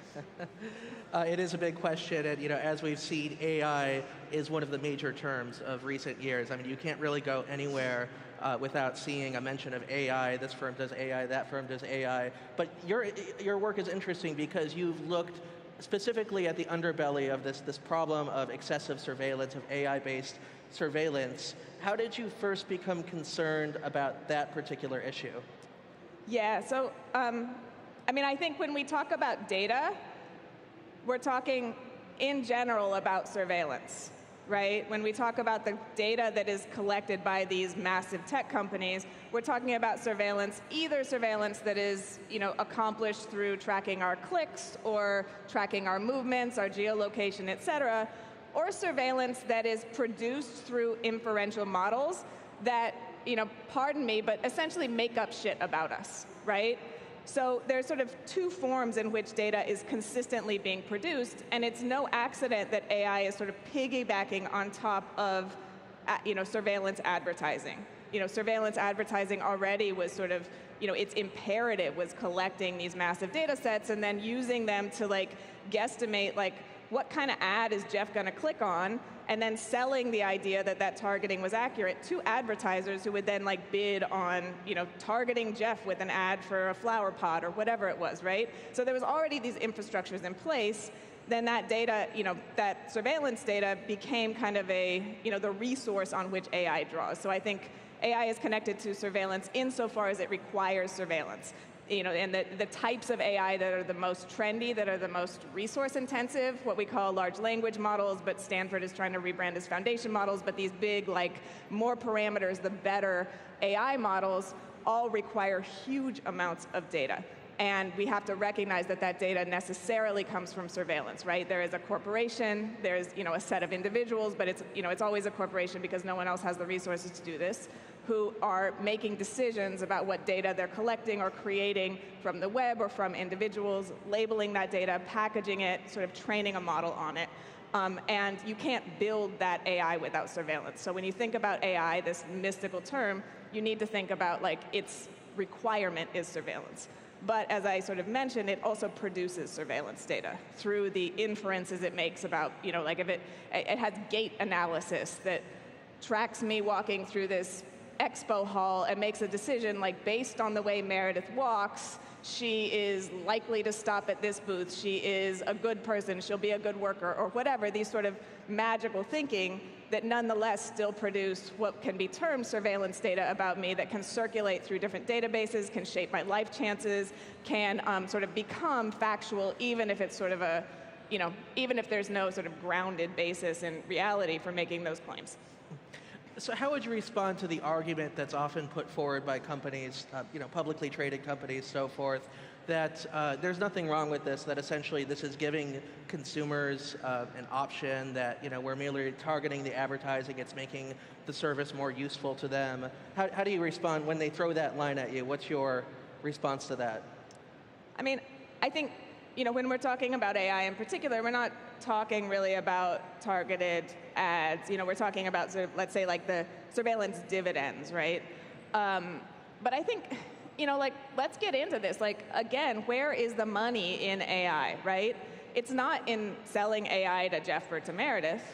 It's in licensing models to third parties, whether that be governments, startups. I'll bet, probably about half of the startups here are actually licensing an API from Amazon or Google or what have you, repackaging that as their own AI, and then selling that to some niche market, right? They're not building their own AI in many cases because it's extremely expensive and they don't have to, right? So these are B2B relationships. When we talk about the consumer, we're talking about another sort of institution or entity. It's that institution or entity that is often, very frequently using AI on consumers, on subjects, on citizens, on whoever, right? So this is not something where like you and I are benefiting from more choice.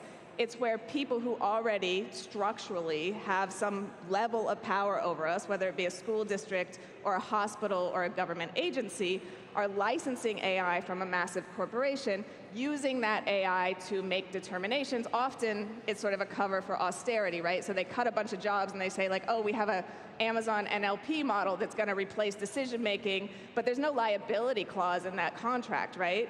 So, 5 years later, we learned a bunch of people didn't get their relief checks, a bunch of people didn't get employment, a bunch of people weren't covered for medical care they should have been covered with, but no one is really responsible. They saved all the money, their shareholders are happy, and ultimately it is the people who are profiled by these systems on behalf of these institutions who are bearing the cost.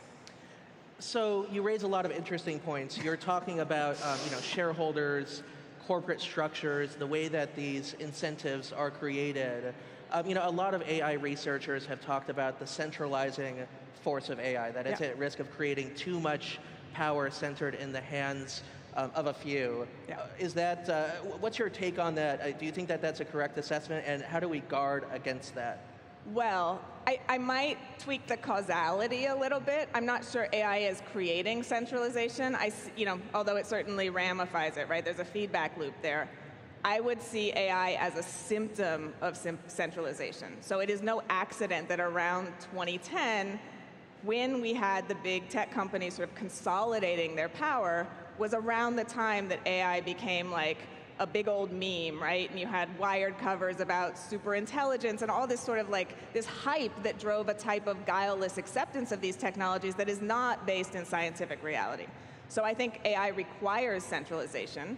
I think, again, you need, the only way you can do this sort of so-called cutting edge AI research is with access to resources that are controlled by large tech companies. We're talking like 5 or 6 companies in the Western context in the US. These are the ones who can build AI. The rest are sort of skating on top of it, whether it's licensing AWS to train their own models, whether it's sort of scraping data from the web, with all the legal implications that has, et cetera. So I think it's, it is a symptom of centralized power. I think it also, it centralizes power and decision making insofar as, say, you have, Amazon licenses a facial recognition API, right?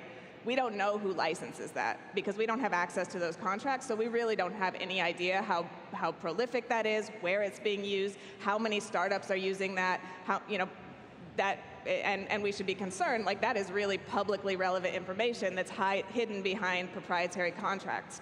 However, you have this one API operating who knows where throughout our lives and institutions.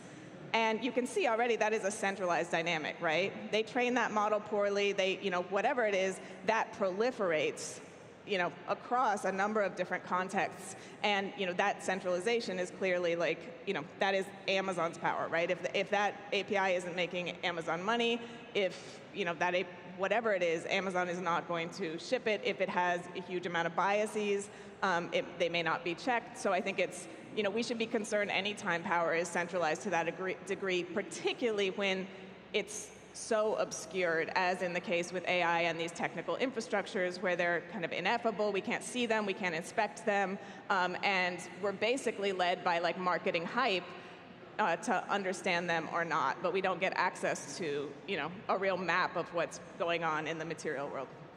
So is this an issue then of access and transparency, and what do we do to create a healthy ecosystem? What does that ecosystem look like for a healthy consumer? Well, I would say access and transparency are the floor, right? We should be alarmed that we got here, 20 years in tech without like pushing these buttons, right? Like what is actually going on? Who is making the money? Who benefits? Who is harmed? Who uses these tech? Who is subject to these tech, right? And I think, we need, like, the fact that those questions are all but unanswerable without significant work and, sometimes a lot of risk, right? Whistleblowing or, tech worker organizing or other sort of initiatives that have kind of pushed these issues into the mainstream. I think, what we do is we need to sort of, my sort of framework is start with like, okay, what would be ideal, right? Who is most at risk from the misuse of these technologies, from flawed technologies, right? And of course these technologies are biased. They are racially biased. There's massive amounts of gender bias encoded in these because they reflect, they reflect the mode of Wikipedia or Reddit or whatever the data sets they're trained on. But they're also structurally biased, right? Because these are, as I sort of mentioned earlier, these are technologies that those who already have power deploy, on people to surveil, to make decisions about, et cetera, who have less power. So in a world where those inequalities are racialized, they are gendered, et cetera, those forces are going to fall hardest on people who are already struggling. And I think that then logically, those are the folks who should be answering the question, okay, what should we be doing, right? What does democratic decision-making look like vis-a-vis a billion parameter model that is the proprietary, the proprietary kind of product of a tech company that even if we sort of sifted through the code, we wouldn't have a clear understanding of how it's going to work in a particular context with its own history, with its own sort of operational imperatives. And I think, we really have to, I think we need room to answer those questions, and then we need, I don't just want the answer, I want room to act on that answer, right? Agency to act on that answer. Yeah, these are all a lot of very complicated issues. I mean, it sounds like we have a lot in front of us, a lot to take care of. Are you optimistic about the future, pessimistic, somewhere in between when it comes to AI surveillance? I mean, optimism is an invitation, right, to do something, not a, it's not guaranteed. I think nothing is inevitable, but I do think I live in the U.S., right? We're in a real gnarly political time to be diplomatic about it. And what terrifies me is seeing these sort of centralizing technologies of social control, which I read AI as, kind of in, the potential that those would be tools used by a theocratic state. That those are tools that then could be, used by people with more flagrant willingness to do harm, to further marginalize, to exacerbate inequality, and I think that this is not at that point we're not talking about a contest of ideas, right? It's not that they haven't thought of the right idea. We're talking about a contest of power, and the modalities for contesting power are not white papers, right? Those are that's organized resistance. That is kind of a lot of solidarity between workers and people subject to these systems, and and I hope an increase in sort of tech worker organizing and tech worker agency that can call out perhaps shareholder imperatives that would move toward these harmful futures and instead sort of create pathways toward something livable. Meredith, we have just over a minute left. Yeah. So it seems like what you're saying, these are human problems, not just technology problems. What can humans do to fix this? Oh, well, I think I laid out a couple of options. Yeah, I mean, technology is human, right? It's built by humans. Humans profit from it. Humans suffer from it. And I think, again, humans need to be willing to sort of, demand a livable future, right? We have climate. We have, a political mess in the U.S., and the U.S. affects the world. We have a lot of really pressing problems, and if we can't I don't know, be honest about them and begin to sort of organize for a better future, I'm not sure. I don't have a better, more elegant answer. There's no one weird trick. This is, we got to solve these problems. Meredith Whitaker, thank you very much for the conversation. Thank you. Great to talk today. Great to be here, Jeff. Thank you.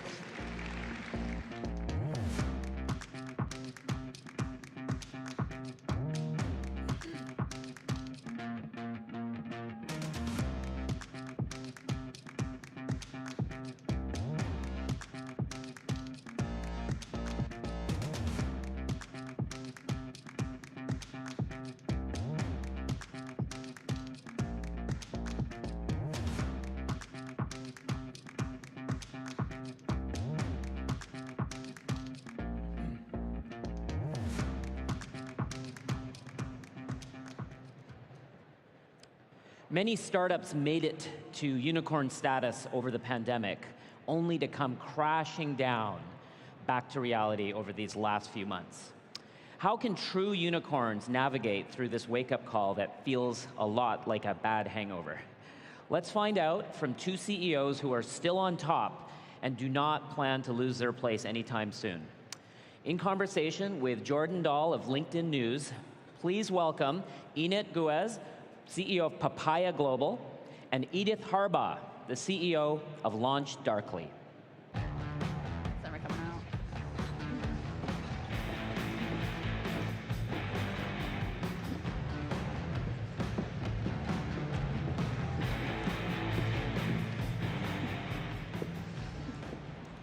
It is the end of an era. For more than a decade, venture capital money was in abundance, and tech companies didn't need to turn a profit in order to be dubbed a unicorn.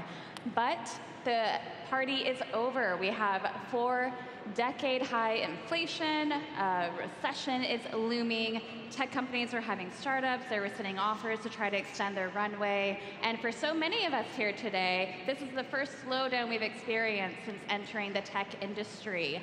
But keep your shirts on, it's not all doom and gloom yet. Where there are challenges, there are also opportunities. And we have two great experts here who are going to help walk us through it. Anna, I want to start with you. In March, you raised $250 million in Series D. Now, recognizing that was 3 months ago, so still a little bit of a different environment. How do you approach approaching your investors this time around? How did your pitch strategy change to meet this moment? So I always say that Papaya's story is all about efficiency, because in reality we raised $450 million in less than 2 years, but in the 5 years since we started Papaya, in the first 3 years we raised $5 million. So we really needed to build the company based on a very, very strong efficiency metrics, and I think that this is the main thing that was always kind of part of our DNA when we grew. And we had another task, which is continue growing quite quickly, so we constantly grew more than 300% year over year. So I think that if you have the confidence that eventually you can, from one hand, deliver very high growth, from the other hand, also stay quite efficient, honestly, this is becoming an easier dialogue. Edith, your company Launch Darkly became a unicorn last year. Once you reach that status, how does that change the business and what you are focusing on as the CEO? Yeah, well, so I founded Launch Darkly in 2014, and at the very beginning of the company, we were actually bootstrapped. So my co-founder and I both put in $10,000 of our own money and just started getting customers. So every time since then, when we've taken capital, it's been for a purpose. In the early days, it was because we wanted to hire our first engineers. We're a technical product that helps software developers launch, measure, and control their features. So we needed engineering.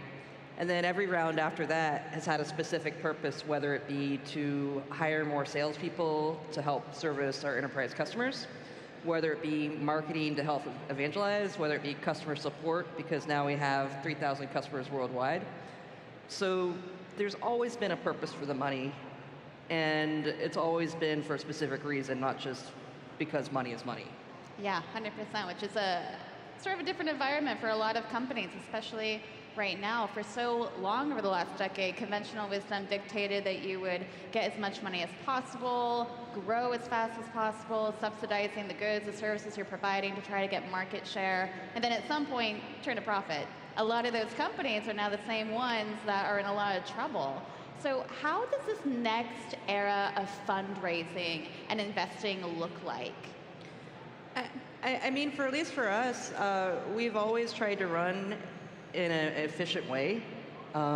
Like we look, when we go to an event, we look at how many customers we get from it. Even when we throw a party for our customers, we look at, does that increase our expansion? So it's always been part of our DNA. I think there are always alternative ways.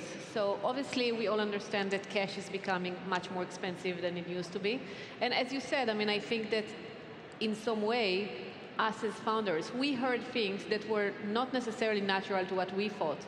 grow quicker, spend more, and so on. So I think let's just go back to the basic and basically assure that we have a good and solid plan in place, that we really believe in it, both on the expenses, both on the revenue.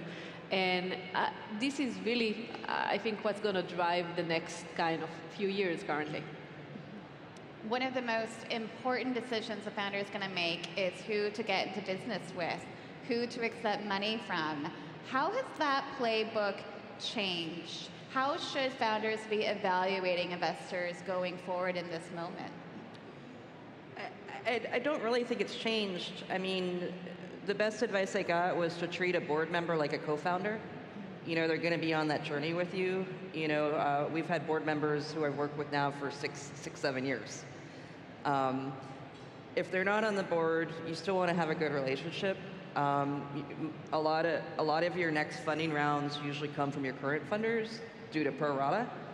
So you always want to make sure that you're building that relationship and that there's somebody that you trust and will help you succeed. What do you mean that? From my perspective, first and foremost, you need to listen to yourself. And I think the best advice that I can give to anyone is choose the investors that will trust you to lead the company and will not try to force you to just execute what they think that you should do.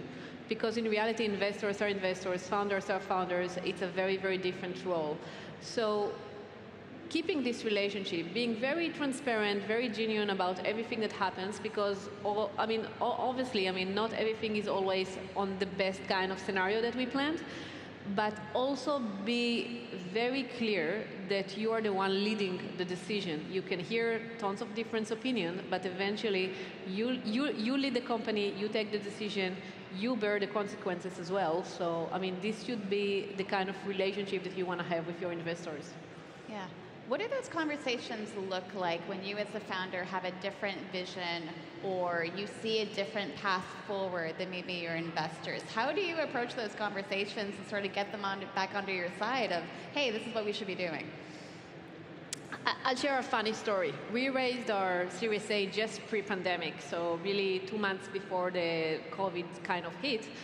And one of our investors at the time, after the famous Sequoia article, told us, you need to stop everything that you're doing, you need to kind of keep everything on a very, very low budget, and so on. And I said, no, I have a very clear plan for this year, and as long that things won't change, I'm not going to change it. And he told me, you weren't here at 2008 on the last big economical crisis. And I was thinking, and I was like, you weren't here either. You're younger than me. So, doesn't mean that you know better than me. And I really think that eventually you need to assure that you give your investors confidence. And you do need to be on track on things. It's not telling stories. It's really giving them confidence and delivering things. But aside this, if you are giving them the confidence, just also assure that you get the credit to deliver whatever you think you need to deliver. I think it's both qualitative and quantitative. I think there's this Hollywood myth that you meet once every quarter in a boardroom. That's usually the least of it. There's also I have a monthly call with our board members. I try to build trust, and that way, when we do have a difference of opinion, which always happens, that's natural. You can say, look, where's this coming from? Is this that your other portfolio company is hitting this problem? When COVID started, some of the other portfolio companies had a ton of churn. And so they got very nervous, and I said, look, I look at our metrics, we don't have a churn problem. But being very clear in both the soft and the hard skills of persuasion. Yeah, I'm picturing in the WeWork show of him walking into that boardroom and having that really intense moment of it's not in the movies, it's not in the TV shows. So taking a step back and looking at the overall economy, Edith, you have decades of experience in Silicon Valley, you've seen it all. For many people here, this is the first slowdown. So how does this compare to the dot-com bust of 2001? Yeah, so I saw the dot-com bust both on the up and the down. The up, to be honest, was a lot more fun. I'll bet.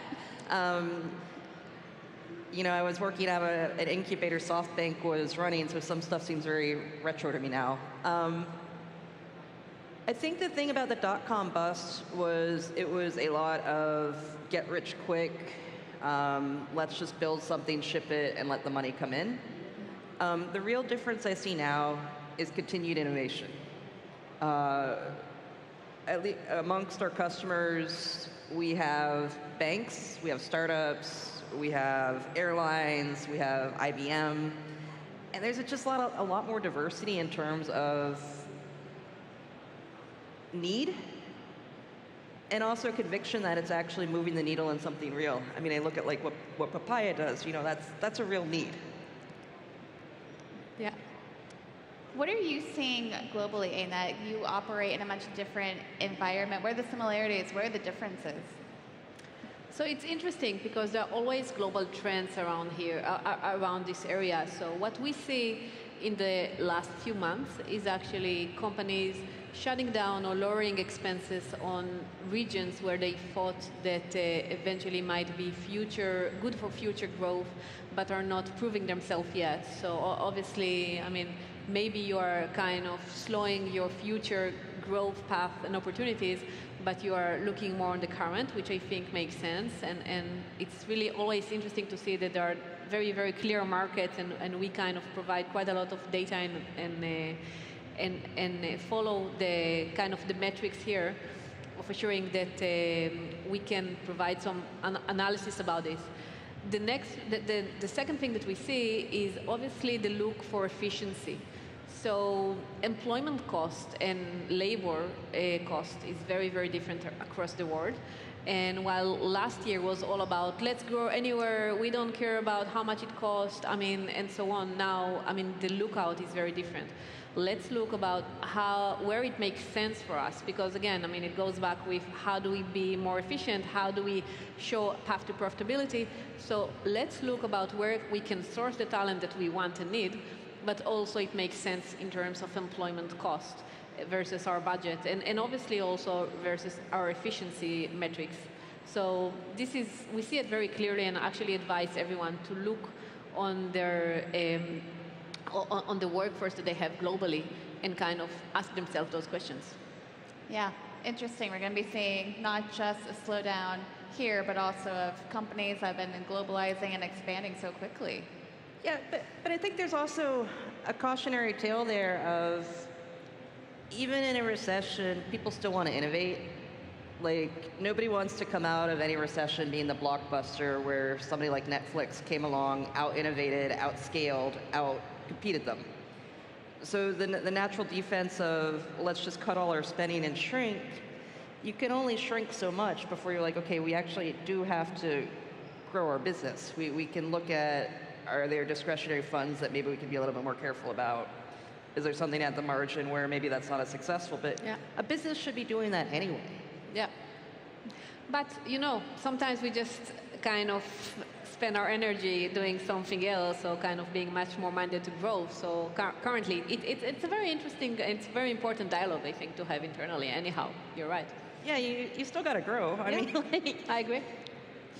I'm going to ask you to take out your crystal ball. So Netflix came out of the last recession, Uber, DoorDash. Any predictions on what some of the new technologies or industries that are ripe for innovation? I still think there's so much going on in banking that people don't realize.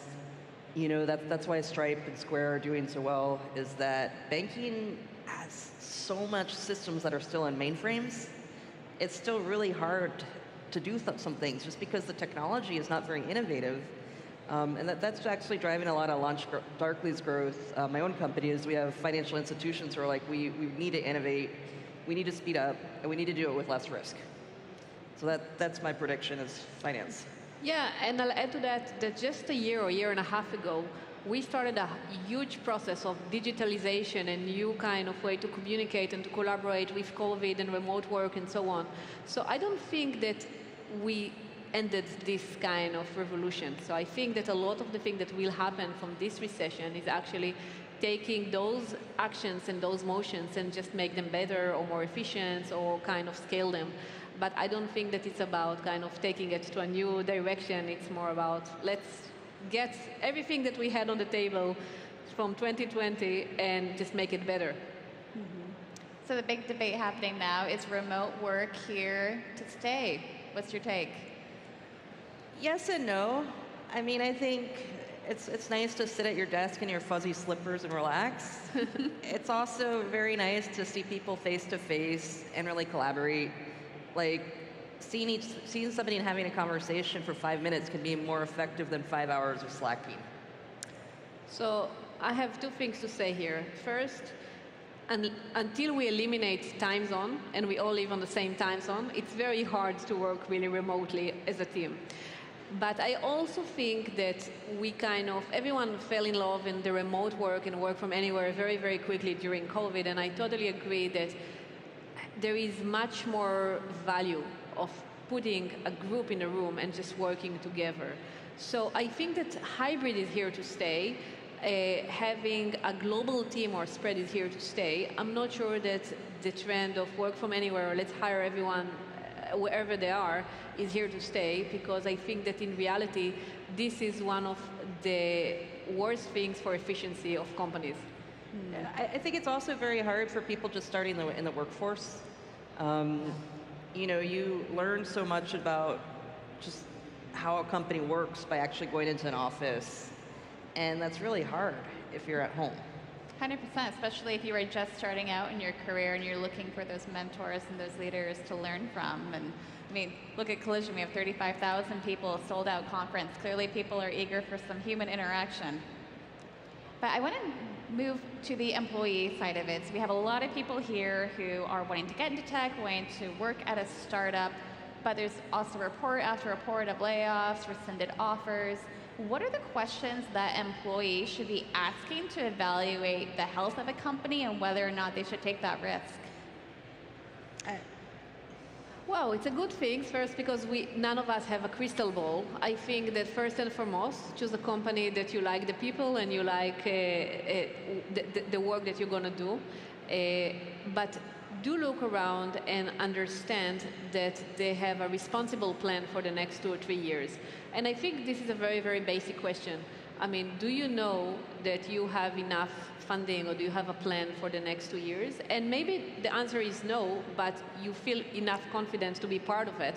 This is okay as well. But obviously, you can, I mean, I think that currently, if I needed to advise to someone that's close to me, I would say just really feel that the people that you are going to work with, you trust them. You trust the way that they lead the business, and you trust the way that they see the next 2 years. And then just enjoy it. I think it depends on the stage. So I remember when I started the company with my co-founder, you know, we had zero money. Like, we were living off of our savings. So the bet we made on ourselves was, can we do this for a year or so? Yeah. When we hired our first engineer, I literally told him, I have enough to pay you for a month, and then I have to go out and fundraise. So during this month, it's 100% okay if you look for another job. In fact, I encourage you to do this. Like, go do some interviews. Did they take the job? Well, at the end of the month, I had gotten together about enough money that I could hire him for a year, and he had a couple other job offers, and Did you keep him? I'll get to that. They were a lot more money than ours. They were a lot more reputable companies. But he said, I really like being part of this 3-person startup, so I'll take this lower salary, risk your job, and stay. And he is still at the company. But I did all the early hiring, and so I had those conversations with the early employees. You know, like, look, we're a risky startup. If things don't go well in a year or so, you might have to find another job. But it's going to be really fun. And not fun in like a playing ping pong every day type fun, but a fun in that you're building something from scratch. It feels like there are different offerings for employees, whether you're going to one of the FANGs or whether you're going into a startup, in terms of the skills that you're going to develop and what you're going to learn. Can you speak to that a little bit? You want to start? Yeah, I mean, now we're a 500-person company, so our value prop to the employees is a lot different. Now we can point at, we raised $200 million last year. A lot of our systems and processes are in place. The CEO is no longer running payroll, thank God. But that is still a place where you can learn and grow. And that's one of our core values, is that there's still new things to do. We're expanding very heavily right now international. So we have a presence now in Australia and a presence in EMEA. And I love visiting those offices because they have the same kind of startup vibe, when you're 15 or 20 people. And that's a real fun thing for the employees. I agree. I think that the startup vibe is the most important thing. And I think this is the thing that you need to keep. I mean, are you still lean enough, or can you still kind of go with the flow that things happens? Because in reality, this is what we need to deliver. We need to do the exceptional in terms of growth and in terms of deliverables. So it's really, really important. One of the most common questions that an employee will ask when they are interviewing is, how much runway do you have? I would imagine the correct answer to that has shifted over the last couple of months. What is sort of a reasonable runway that employees should feel like, okay, this is a worthwhile bet, and what is a little bit higher risk? I think it goes back to what I said before. It's really what your tolerance is. If you're like, hey, it's okay if there's only a year runway and this might get big, it might not. If you're a little less risk tolerant, it might be a company more like ours, which is a Series D, where we have multiple years. And also, the nice thing about making money is that you make money. So we can turn the dials in terms of our spend and get profitable. Yeah, I think it's about how much runway do you have versus where the company is currently, because, you need to have some kind of correlation between them. And it goes again to the fact that, do we know what we are doing already? Are we at a stage that we can drive things in the way that will make the company, that we can see the path forward? Honestly, it's probably easier these days to raise a seed without knowing anything than raise Series A or B and being somewhere in the middle. But I think that anything between 6 months to 36 months can work. It really depends what happens internally in the company, and it really depends, how do you feel that the company is currently behaving towards the next funding round? There are some companies that have 6, 12, maybe 18 months left of runway, and perhaps they weren't planning on fundraising for another 6 months. Should founders be thinking about moving up that timeline and trying to secure that funding now versus waiting? My own advice would be to really focus on the core business. From my talking to my startup friends, if you're a good company, you'll get funding, but it might take you a little bit longer. Yeah, I would echo this and say that I think in the last 2 years, fundraise has become the target. And fundraising is not the target of the business. The business is the target of the business. So if you are really focused about your metrics and about your growth, the fundraising will happen, because, this is everything, our eyes to the targets. So you definitely need to build relationships, you definitely need to understand the ecosystem of the investors that are relevant for you, and have the reach out to them. And have their trust, and kind of, it always helps to have the confidence of see you growth over time. But really focus on the business, and I think that we all lost a lot of the attention in just kind of going from one round to another and so on. So there are lots of positive things in this period. It's a very different mindset now. I'd just add, the number one job of the CEO is to make sure there's money in the bank. One way is fundraising, the other way is actually running a business. Yeah. And they both have their costs. What a concept. Thank you both so much for joining us. Hopefully we're feeling a little bit more confident and optimistic about the future. Thank you so much.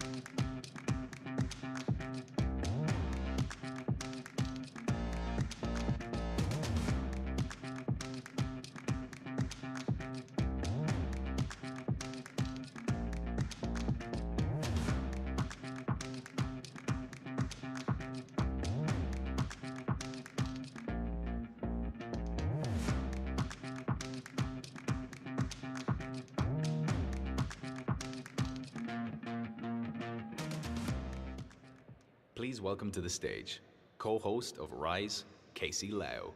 Go, just go.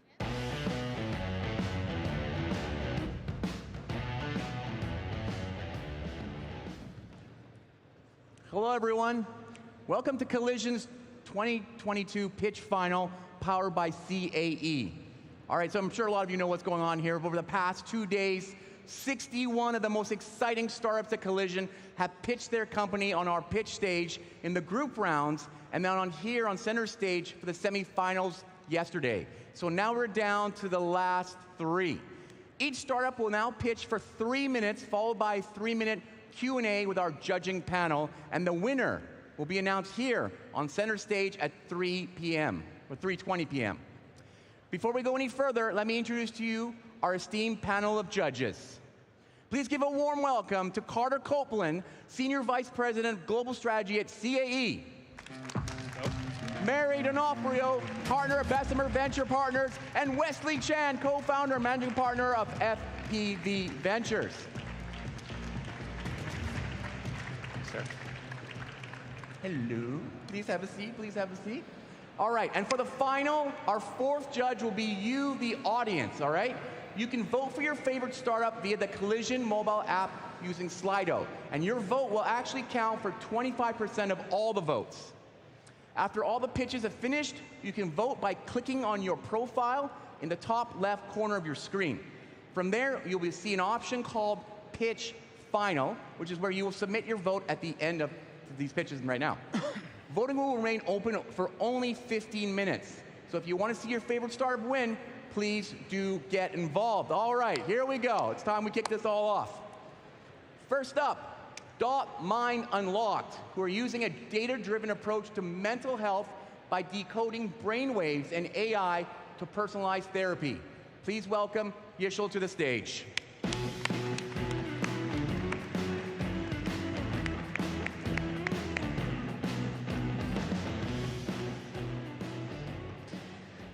I have taught children with special needs all around the world. There is a global problem of grouping different mental health conditions together and teaching with a one-fit-for-all approach.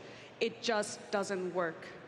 To address this issue, we have developed a wearable headset that reads brainwave activity and provides diagnosis and therapy for different mental health conditions. We are on a mission to help 1 billion individuals facing mental health issues, starting with the condition of attention deficiency hyperactive disorder. So while surveying families with ADD, I met Jacqueline. Jacqueline realized there's something wrong with her son at a very young age. She was embarrassed to take him into public. Eventually, she started getting complaints from teachers, and that's when she decided to get him tested for ADHD. Navigating through the healthcare system took another 2 years before receiving a confirmed diagnosis. Medication wasn't easy to find. Michael, on the other hand, started failing at school. He felt lonely and withdrawn. Medication didn't work for him. Similar to Michael, there are 1 billion individuals worldwide facing this issue, and this creates an economic burden of $5 trillion. So as you saw in the case of Michael, 5 precious years of his life were wasted. This is inefficient. Medication is based on trial and error, and misdiagnosis is on the rise. Costs can easily add up. Our solution is efficient, accurate, and affordable. We give diagnosis within minutes. Diagnosis is based on your own EEG data, so it's accurate, and it's at a fraction of the cost. Our product combines both hardware and software. Using the headset, we read brainwave activity and run clinically established algorithms to form a diagnosis. Therapy is based on games. Our product can serve 2 customer segments. Neuron is the clinician-facing portal, and Nerve is the direct-to-consumer app.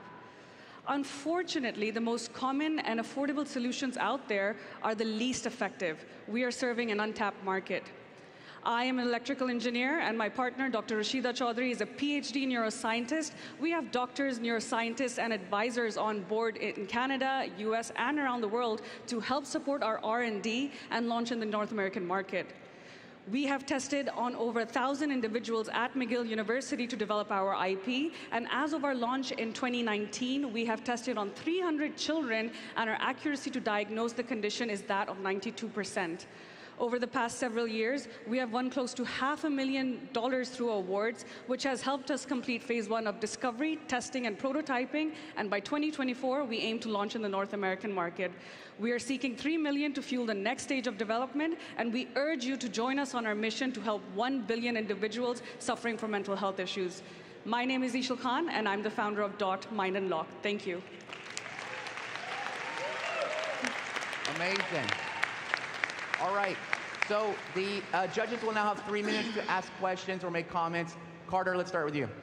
So I wonder if you could speak to the go-to-market with respect to clinicians versus the broader consumer route. Where do you see going first, and ultimately, what do you see the end mix of the business looking like? So we will be launching the consumer app first without claiming diagnosis, but at the same time, we are amidst conducting clinical studies with the Children's Hospital of Eastern Ontario, so that's CHEO. So we are entering a validation study with them. So while we launch our consumer app, we're going to continue developing our IP and getting the validation in Canada, and then by 2024 is when we launch the clinician app. Mary? How do you think about financing the production of the headset? So right now, we're 3D printing the headset. The chips are being manufactured in China, so the upfront cost is a little bit more because we're producing them in bulks of 10s and 20s. But when we go to mass-scale production, the cost is going to be drastically reduced. We have established manufacturers and vendors who we will be working with long-term when we're doing thousands of headsets in production. Wesley? Well, this is incredible. It's always wonderful to see another diagnosis tool for ADHD, which is a big problem. I have many friends who have kids who are suffering or from misdiagnosed conditions. Absolutely. Let me ask you this question. You're asking for $3 million now to get to your pre-seed or your seed funding, but how much money will you need during the life of your company to get this approved either by the FDA or go through your 510K or whatever approval process you're looking for? Is this something on the order of 10 million or 100 million? What do you think you need in the life of the company to make this successful? So we qualify what's known as the Class 2 510K exempt under the FDA regulations. So what we need is to be affiliated with a US hospital, which we already are with the Texas Medical Center. We need to do 300 tests just to get that validation in place, and the cost of $3 million bakes that into account. So that is to actually launch in the US. So under the FDA regulations, what we qualify as is the 510K exempt. It's not the 510K. $3 million would help us launch with clinics in the US. So you can get this approved for $3 million. For $3 million. That's incredible. Yeah, thank you. Great. Okay, guys, keep writing down your comments on that. Thank you, Michelle. What a great start. Thank you. Give a round of applause.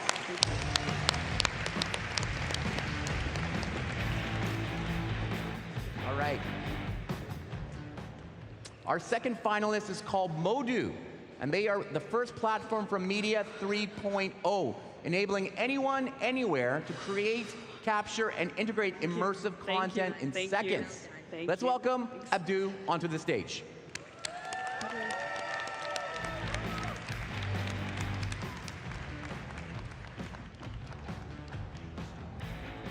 Yeah, we'll change around.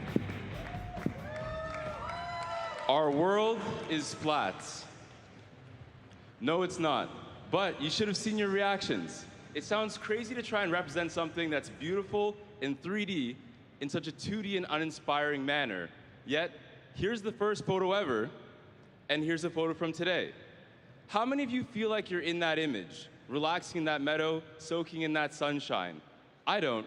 I feel like I'm still here looking at it on a screen, because after 196 years, we're still capturing life's 3D moments and trying to relive them through 2D media.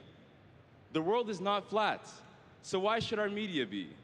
Well, for hundreds of years, the medium has been flat, and that restricts our media down to a 2D canvas, trapping our art, our stories, and our memories. But that's about to change. With augmented reality, the medium now becomes a digital layer on top of our physical world. And when you have that, you can add depth into all forms of media, whether it's photos, audio, or art, and through there, our media will finally immerse us in the moment. We call this Media 3.0, and it's here today, but creating it is currently a big hassle requiring time, money, and expertise. But that's about to change. My name is Abdu Sar. This is my co-founder, Melissa, and together we've combined our extensive backgrounds in the worlds of content and technology to tackle this problem. We started off by creating a Media 3.0 format that would automate out complexity and deliver simplicity, and brought it straight to the consumer via our Film 3D app. Film 3D was released in 2019, and as of today, that app has seen over 60 million 3D photos captured by over 4 million users, 400,000 of which are active every month, and 85% of which downloaded the app organically. But we weren't done yet. We wanted to see how far we could take this. So we decided to develop the other two Media 3.0 formats, in which we brought those to the enterprise via Modu API. Through there, we were able to bring Media 3.0 to companies like Google, Amazon, Nike, the Australian Open, and more. But now it's time to go even bigger. We're not done yet. So I'd like to introduce to you our vision for the ultimate Media 3.0 platform, Modu. Modu is the platform for Media 3.0, allowing anyone, anywhere to capture, create, and integrate immersive content in seconds. Our three media formats allow you to capture your world in 3D, edit your world in 3D, and share your world in 3D via our SDK into any web or mobile experience. It's all from the palm of your hand with no expertise required, and that's Modu. So if there's three things that you can take away from this pitch, it's that 1, the world is not flat. 2, your media should not be either. And 3, Modu's making it happen. Thank you very much. Very interesting, very Modu. All right, we have 3 minutes on the clock for questions. Mary, let's start with you this time. Some of your stats are incredibly impressive. 60 million images captured and 400,000 active users. And some of the case studies were impressive as well. How do you think about monetizing this business? For sure. So we started off our monetization strategy through the consumer app by doing one-time purchases, which allows us to see how the consumers actually react to it. Do they see themselves adding things onto this kind of media? How do they actually use this within their own workflows? And then in the enterprise side of things, we actually use a one-time contract model. So with all those case studies, we worked with them directly, signed off on those one-off contracts, and then we're able to bring in direct revenue from that as well. But now with this big all-encompassing Media 3.0 platform, we're looking to do subscription and also through seats for the enterprise side. So the creator will be able to go in, pay a monthly fee, have access to all those technologies, and the enterprise will be able to have seats for everyone on their team to start creating Media 3.0 today. Great. One of the interesting lessons learned from launching, when Apple launched the iPhone, was that the killer app for the iPhone was really email and web browsing, right? It wasn't phone calls because everybody else did that. This is really great technology. It's really incredible. What's the killer app for your technology? Why will people adopt it and use it? Somehow you got to 4 million users and 60 million photos captured. What are you seeing people do? For sure. So we definitely see ourselves as the killer app, in fact, for that next stage of products, which is the fact that with augmented reality glasses coming out, virtual reality glasses coming out, it's very weird to be looking at 2D images and listening to 2D audio within those devices. So that's where we really see Modu being popular, and that's where we already see it coming up today, is because as these phones start to add features like LiDAR, as well as more immersive features like ARKit on the Apple platform, we've seen definitely a lot more consumer interest in starting to capture immersive media, but there wasn't an easy solution yet. So that's where we really see Modu fitting in there. Carter? Yeah, we've seen 3D media before, right? I mean, you've seen it in theater, you've seen it in the television space, but it's never truly been successful. What is it about where we are in this moment in time, or about this technology specifically, that you see it, making the sort of jump, getting the escape velocity to be real as opposed to those early efforts?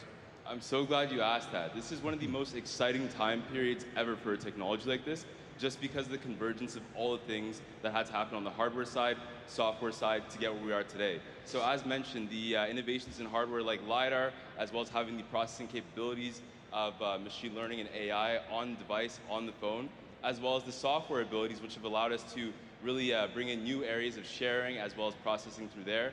And also new innovations like Web3, which is going to change how this kind of media can be shared, how it can be made interoperable, how these things can plug into various other applications like metaverses, building out your own spaces virtually. I really think across all three verticals, it's an exciting time, and that's why Modu is perfect to come out at this time. Phenomenal, phenomenal. Round of applause, Modu! Thank you. Thank you very much. All right, you guys ready for the next one? Yeah, Wesley still writing, making big notes. Okay, here we go. Our third and final startup is called Faire, and they allow anyone, anywhere, to create a debit or credit card for the people they care about instantly. So let's give a warm round of applause to our final pitcher of the day, Padmini.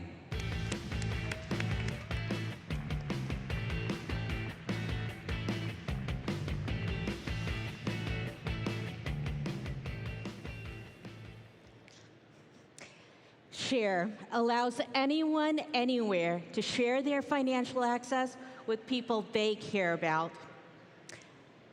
But why do we actually need a product like Faire? Because at the heart of finance, there's a structural barrier.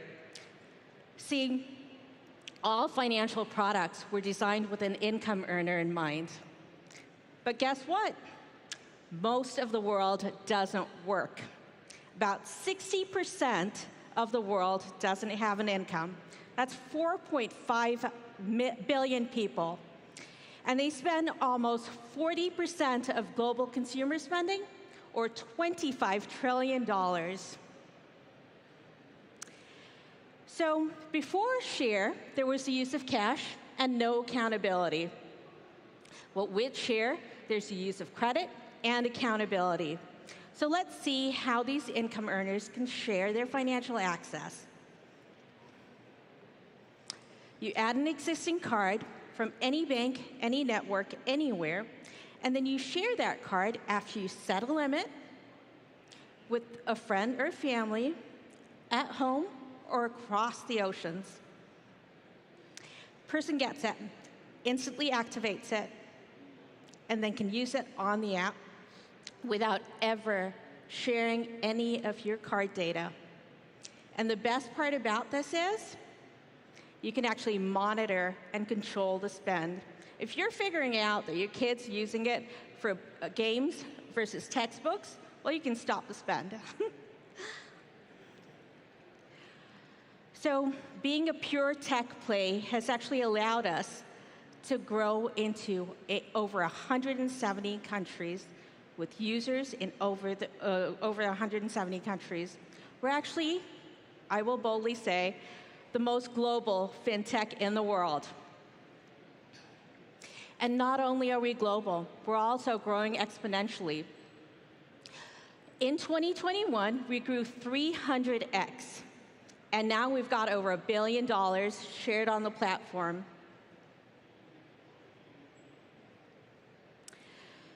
Being global and decentralized has actually allowed us to outpace the growth of very well-known centralized platforms. And what's great about this is that we know we've got a 10x path in front of us just this year. So we're actually rewriting the playbook on fintech. We're building the most global, the most social, and the fastest growing fintech in the world. So at its heart,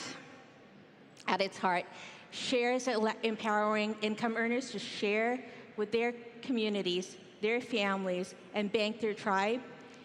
And imagine a world with 1 billion income earners actually sharing their money and banking their tribe. I'm building a fair financial system. That's the world we're building. All right, Wesley, let's start with you. Questions? Well, this is incredible. I was one of the first investors and first checks into Plaid and Robinhood and Gusto. So I always love seeing new, amazing fintechs. Thank you. The question I have for you is, so assume that everybody's sharing this card and they're able to issue cards and put money. How do you make money? What's your cut of the transaction? What's the business model here? So there's several ways to make money, but the way we're making it right now is that we actually charge transaction fees to the merchants that we have on our platform. And we have merchants from marketplaces to food to travel, right? And some of the largest on our platform. Our take rate is from 2% to 17%. So that's already a good start, we feel. The other ways to monetize, we will actually roll out over this next year. So you're taking 13% of the money that's being shared? Is that Yes, but not from the consumer, from the merchants. From the merchants, okay. Mary? Can you talk to me a little bit about your user segments, both who ends up issuing the cards and then the end customers? Or is it kids? Who does it end up being? Yep, so we've got 3 user segments. One is families that share with each other. So the income earner, whoever it is, head of household, share with their kids, share with mom and dad, share within each other, right? Wife, husband. And then, so that's one segment. The second one is a substitute for remittances. So people that are actually using this instead of actually remitting funds across the world. And then the third is, so if unused credit limit. So if you think about it, even in the US, there's $5 trillion of unused credit limit. It's actually the largest liquidity pool of credit that's available for free. We're actually playing in that segment, no one else is, and we're actually allowing that credit to become liquid and be shared amongst family. Great. Carter? Yeah, Padmini, just a follow-up on the business model. Do you have a commercial agreement with the card processors themselves, the Visa, MasterCards, Amexes of the world? And if not, how do you prevent them from coming into the market and creating something similar? You know, I honestly don't know, right? So I always feel like if they were going to do it, they'd have done it already. So that's one. But this is proprietary tech. We've purpose-built it for this. And it's not easy to build. We've actually built our own tokenization rails and our own checkout engine and our own transaction monitoring engine. And so, and by the way, we're also talking to Visa and MasterCard. So it's not a secret, but it's not easy to do either. Great, thank you. Great, thank you. Thank you, Padmini. That round of applause. Thank you, by the way. I'm Padmini Gupta, and it was so lovely to be here. All right, so center stage audience, let's give a round of applause for everybody that was a finalist here today. Amazing, right? All right, quick reminder that now it's time to have your say on who you think should be crowned the pitch winner of Collision 2022. The polls are going to be open now for 15 minutes, so make sure to cast your vote. Judges, just quickly, Carter, what did you think of the overall session, of the last 3 startups here? Exciting, visionary, ideas to change these spaces in ways that are really, really powerful. Yep. It's going to be tough to pick a winner. Do you have a favorite, though? Who are you leaning to? Not yet. Not yet. We need to talk. Okay. Okay, Mary, how about yourself? What did you think of the overall pitches today? Fantastic in taking on massive problems in incredibly disruptive ways. And as a venture capitalist, this is the kind of stuff that gets me really excited and makes me wake up in the morning. So awesome to see such potentially transformative companies on today's Collision stage. Was there one that made you more excited than the other? I'll stick with Carter here. I think we need to talk. All right, all right. Okay. Wesley. There were no crypto startups on stage here today. Yeah, so no crypto. What did you think overall on these 3 pitches? Wow, I mean, look, you've got a company, for example, that says they can diagnose ADHD and be created with $3 million of capital to go to approval. I mean, that's kind of incredible, right? These are the type of companies that get formed as the economy sort of starts changing and capital becomes harder. So we look for these capital efficient companies, and these are the ones that sort of save the day as everything changes. So, I mean, you've got a bank that can, sort of give people credit cards. It's all very, very unique and interesting stuff. So those are the type of companies you want to form these recessionary times. Fantastic, fantastic. Okay. The judges' scores will now be collected and counted, as will the audience Slido vote. And the winner of Pitch Collision 2022 will be announced here on center stage at 3:20. See you all later. Thank you very much to the judges and everybody else. We'll see you after lunch.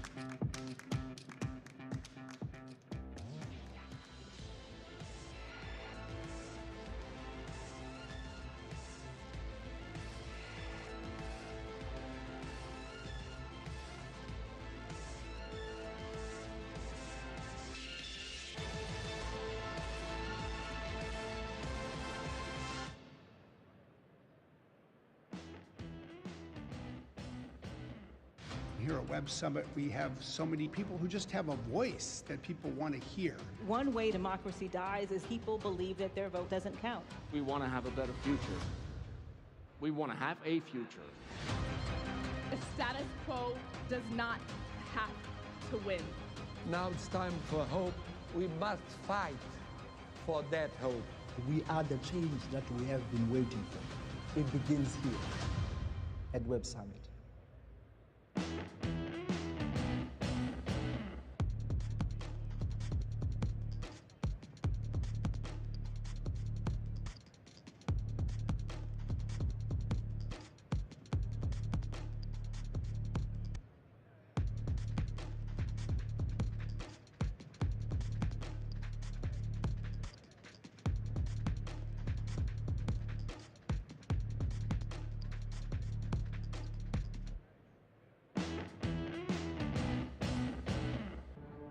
Toronto had firmly arrived on the world's tech scene. The fourth largest tech market in all of North America.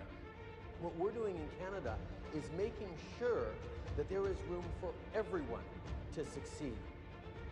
Toronto is having a moment. We are building an ecosystem. The Silicon Valley's been around for 50 plus years. This isn't going to happen overnight. I believe the culture of Silicon Valley drove others to a business model that is incredibly destructive. Let's not just sleepwalk into a world where technology authoritarianism governs our choices. Technology is all around us. We are constantly being surveilled. Responsible data use is one of the biggest social issues of our time. We have to balance the privacy responsibility. We can't lose sight. Technology is great, but it's about people. We don't come together as a people, the world will end right in front of us. If we don't succeed together, we're all going to fail separately.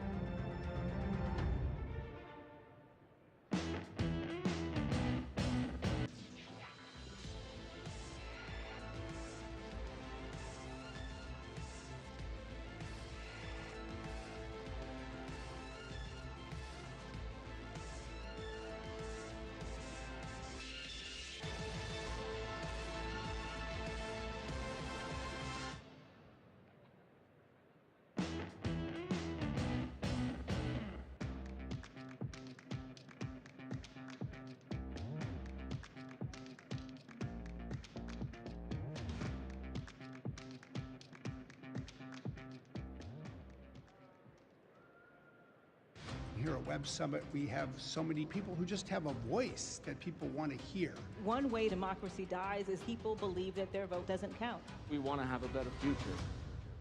We want to have a future. The status quo does not have to win. Now it's time for hope. We must fight for that hope. We are the change that we have been waiting for. It begins here at Web Summit.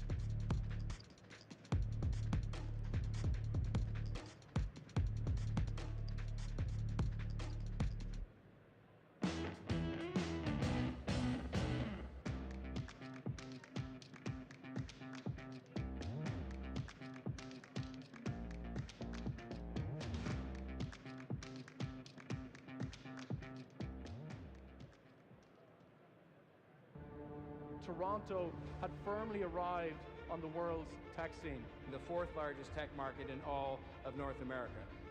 What we're doing in Canada is making sure that there is room for everyone to succeed. Toronto is having a moment. We are building an ecosystem. The Silicon Valley's been around for 50 plus years. This isn't going to happen overnight. I believe the culture of Silicon Valley drove others to a business model that is incredibly destructive. Let's not just sleepwalk into a world where technology authoritarianism governs our choices. Technology is all around us. We are constantly being surveilled. Responsible data use is one of the biggest social issues of our time. We have to balance the privacy responsibility. We can lose sight technology is great, but it's about people. If we don't come together as a people, the world will end right in front of us. If we don't succeed together, we're all going to fail separately.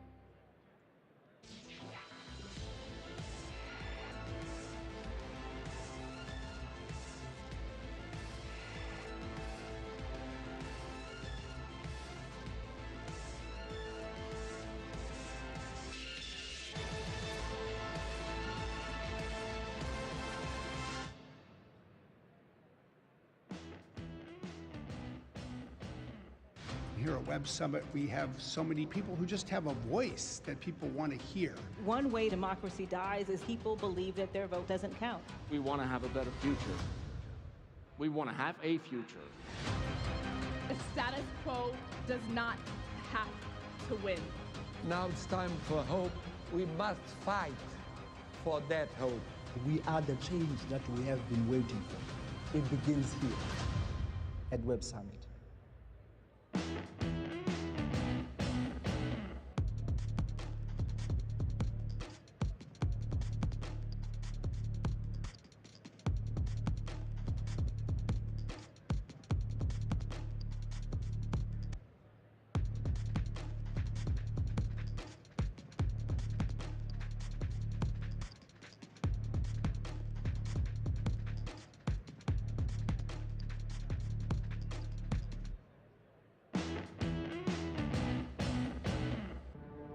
Toronto had firmly arrived on the world's tech scene. The fourth largest tech market in all of North America. What we're doing in Canada is making sure that there is room for everyone to succeed. Toronto is having a moment. We are building an ecosystem. The Silicon Valley's been around for 50 plus years. This isn't going to happen overnight.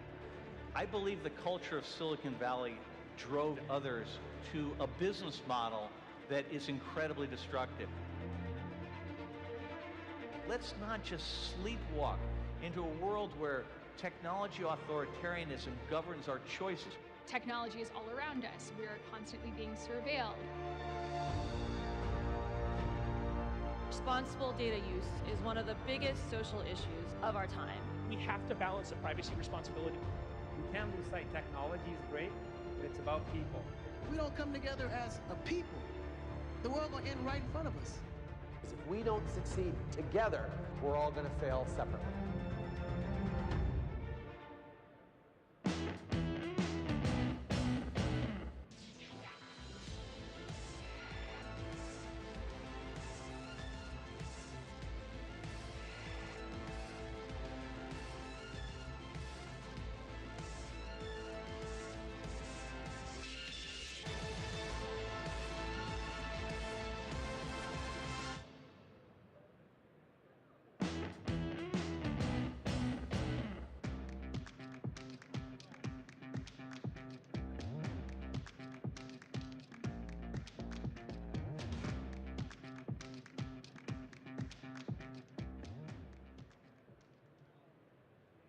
Here at Web Summit, we have so many people who just have a voice that people want to hear. One way democracy dies is people believe that their vote doesn't count. We want to have a better future. We want to have a future. The status quo does not have to win. Now it's time for hope. We must fight for that hope. We are the change that we have been waiting for. It begins here at Web Summit.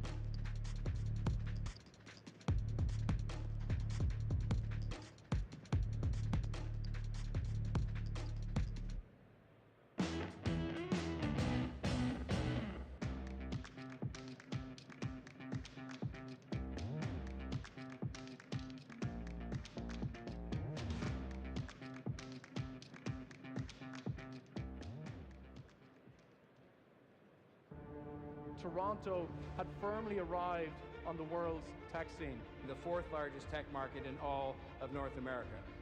What we're doing in Canada is making sure that there is room for everyone to succeed. Toronto is having a moment. We are building an ecosystem. The Silicon Valley's been around for 50 plus years. This isn't going to happen overnight. I believe the culture of Silicon Valley drove others to a business model that is incredibly destructive. Let's not just sleepwalk into a world where technology authoritarianism governs our choices. Technology is all around us. We are constantly being surveilled. We're being surveilled. Responsible data use is one of the biggest social issues of our time. We have to balance the privacy responsibility. We can't lose sight technology is great, but it's about people.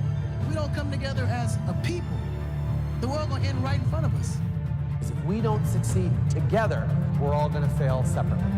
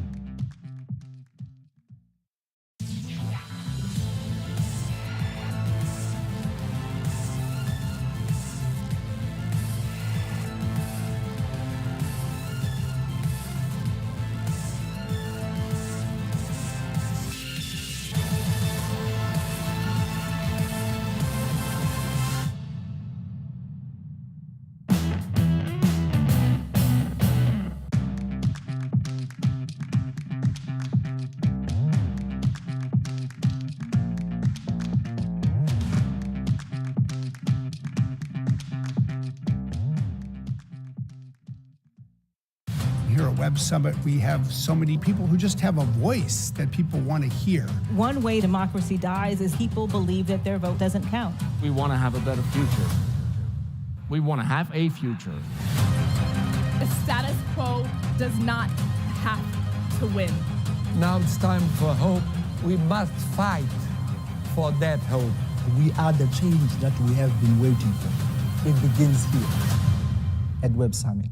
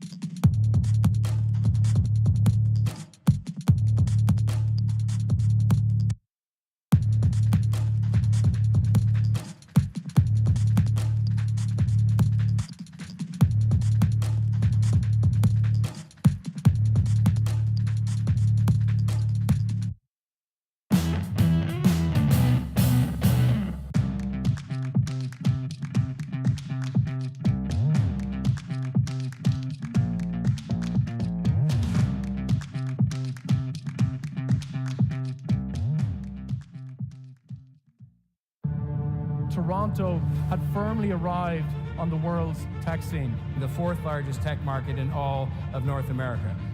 What we're doing in Canada is making sure that there is room for everyone to succeed. Toronto is having a moment. We are building an ecosystem. The Silicon Valley's been around for 50 plus years. This isn't going to happen overnight.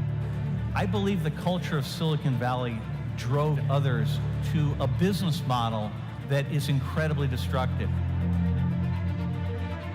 Let's not just sleepwalk into a world where technology authoritarianism governs our choices. Technology is all around us. We are constantly being surveilled.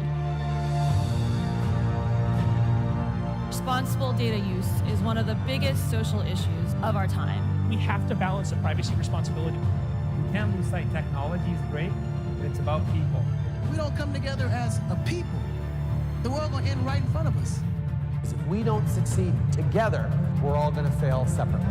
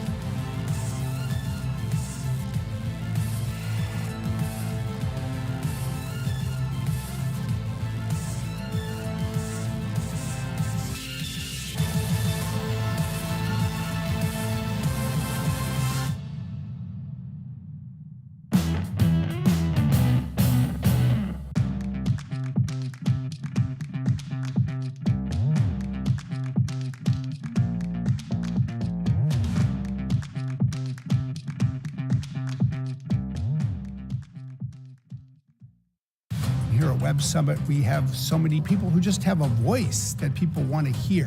One way democracy dies is people believe that their vote doesn't count. We want to have a better future. We want to have a future.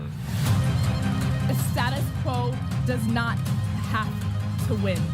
Now it's time for hope. We must fight for that hope. We are the change that we have been waiting for. It begins here at Web Summit.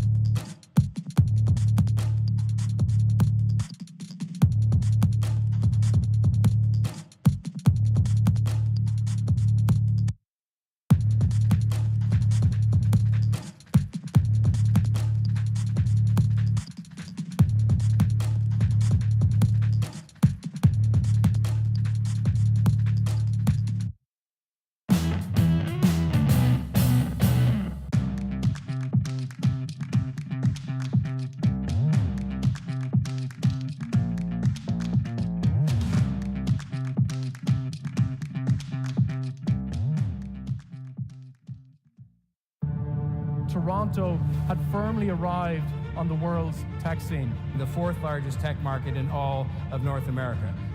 What we're doing in Canada is making sure that there is room for everyone to succeed.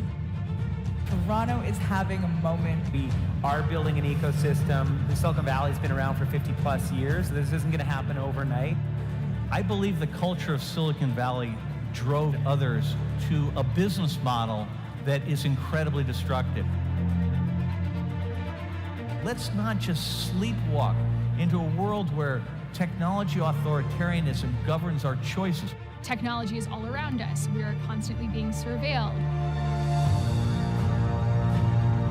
Responsible data use is one of the biggest social issues of our time. We have to balance the privacy responsibility. You can't lose sight. Technology is great, but it's about people. We don't come together as a people, the world will end right in front of us. Because if we don't succeed together, we're all going to fail separately.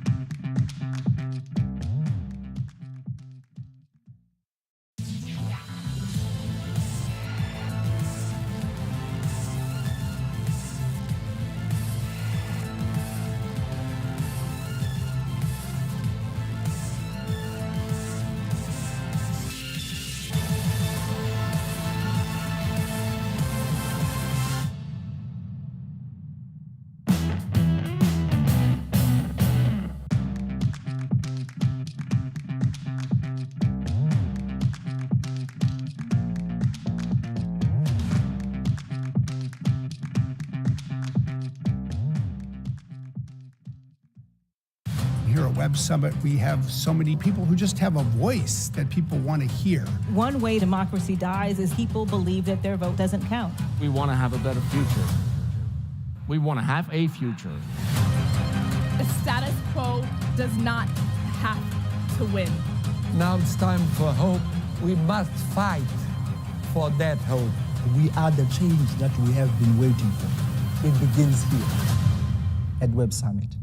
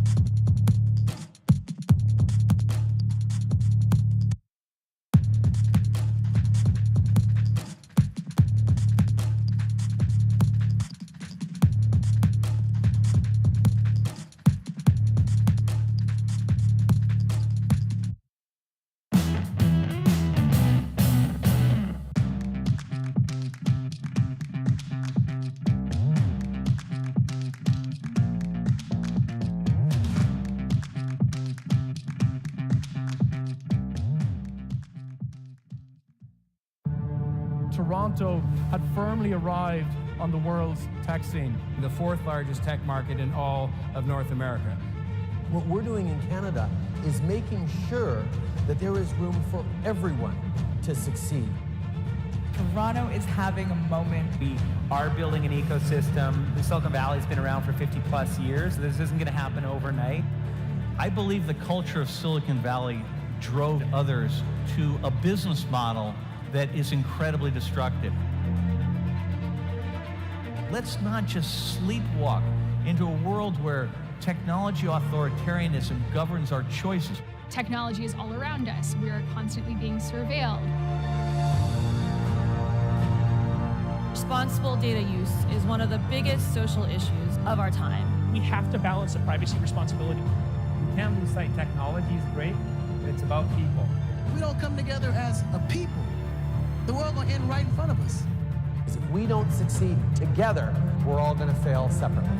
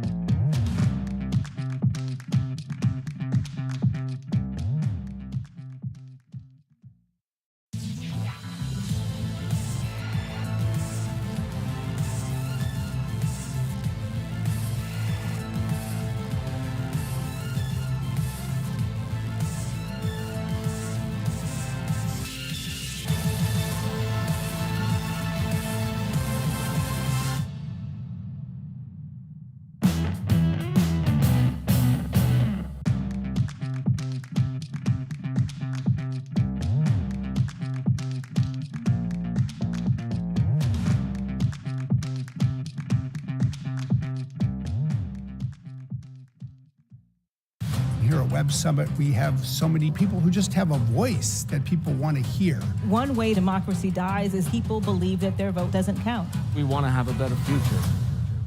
We want to have a future.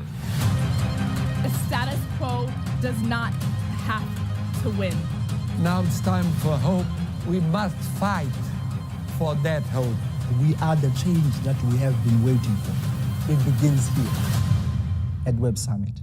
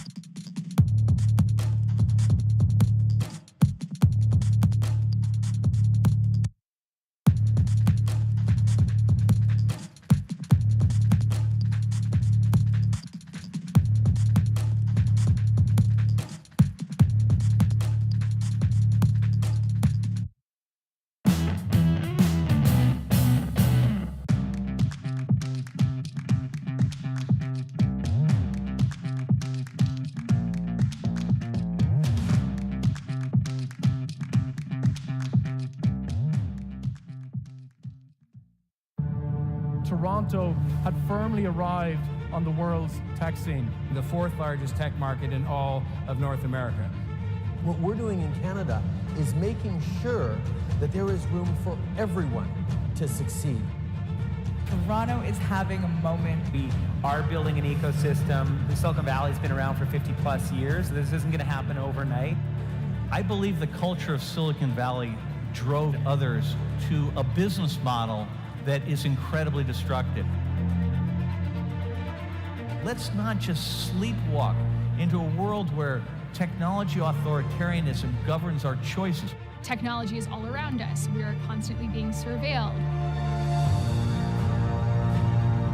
Responsible data use is one of the biggest social issues of our time. We have to balance the privacy responsibility. You can't lose sight. Technology is great, but it's about people. We don't come together as a people, the world will end right in front of us. If we don't succeed together, we're all going to fail separately.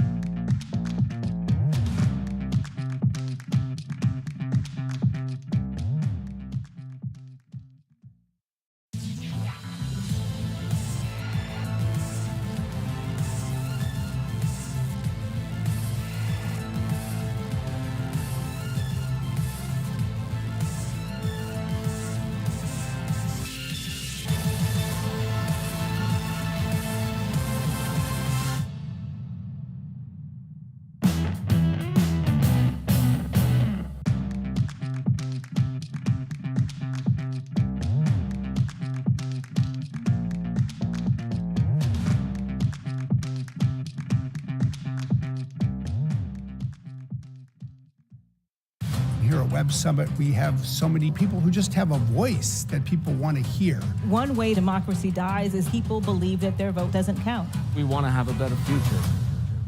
We want to have a future. The status quo does not have to win. Now it's time for hope. We must fight for that hope. We are the change that we have been waiting for. It begins here at Web Summit.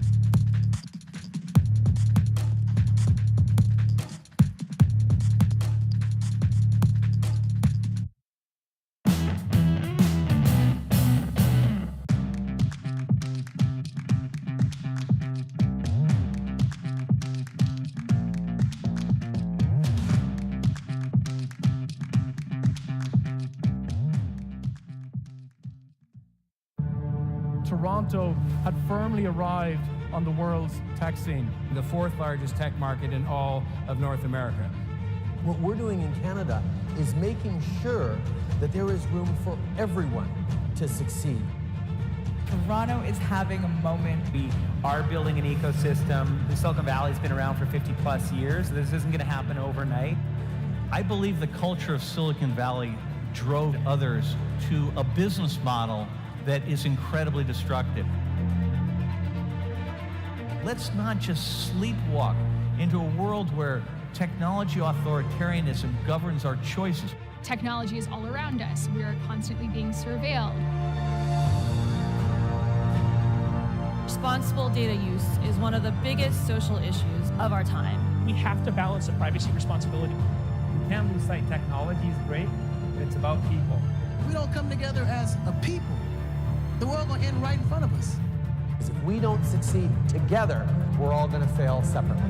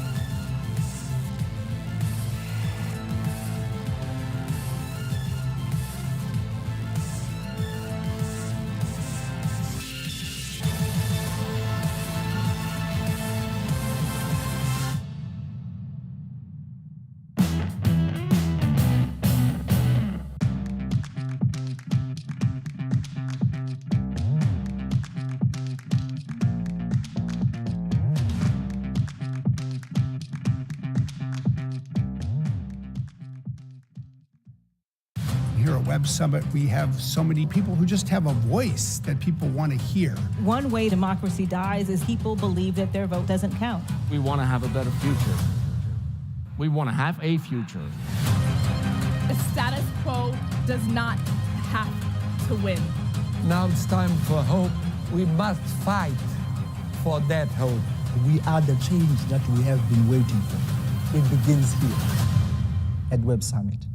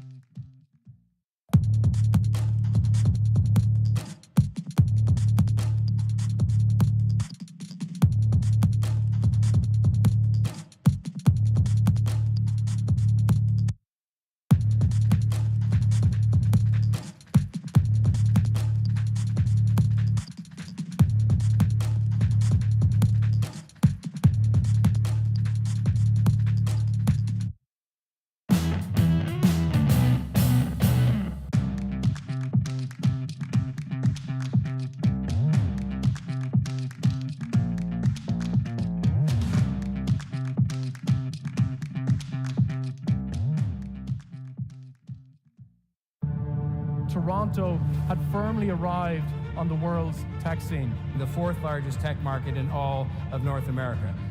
What we're doing in Canada is making sure that there is room for everyone to succeed. Toronto is having a moment. We are building an ecosystem. The Silicon Valley's been around for 50 plus years. This isn't going to happen overnight. I believe the culture of Silicon Valley drove others to a business model that is incredibly destructive. Let's not just sleepwalk into a world where technology authoritarianism governs our choices. Technology is all around us. We are constantly being surveilled. Responsible data use is one of the biggest social issues of our time. We have to balance the privacy responsibility. You can't lose sight. Technology is great, but it's about people. We don't come together as a people, the world will end right in front of us. Because if we don't succeed together, we're all going to fail separately.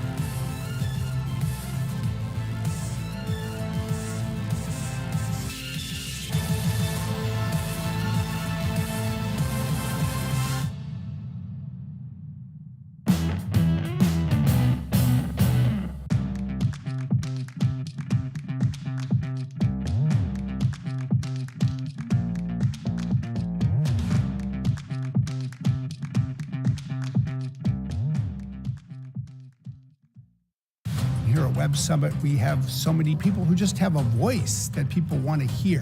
One way democracy dies is people believe that their vote doesn't count. We want to have a better future. We want to have a future. The status quo does not have to win. Now it's time for hope. We must fight for that hope. We are the change that we have been waiting for. It begins here at Web Summit.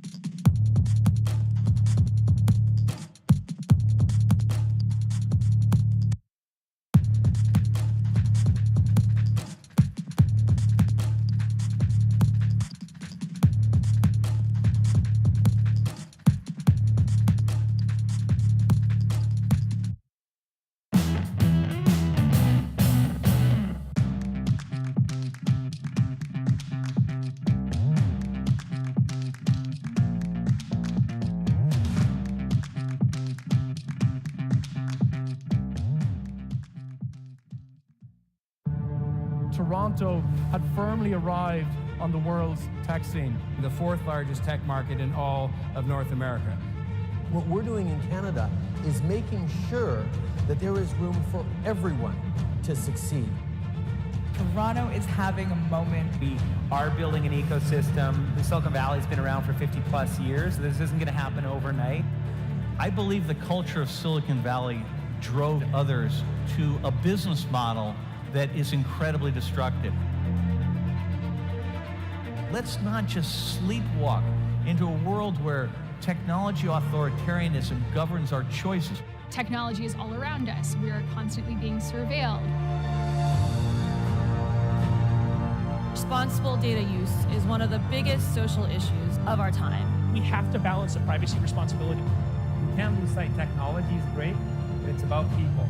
We don't come together as a people, the world will end right in front of us. If we don't succeed together, we're all going to fail separately.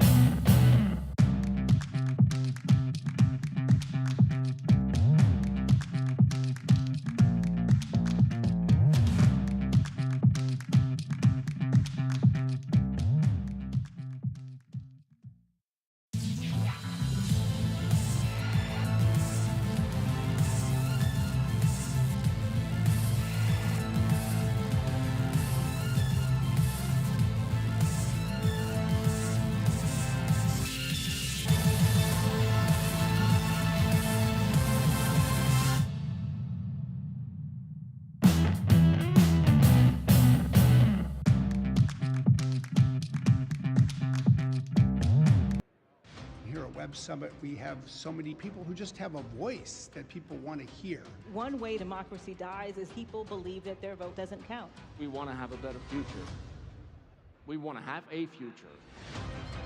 The status quo does not have to win. Now it's time for hope.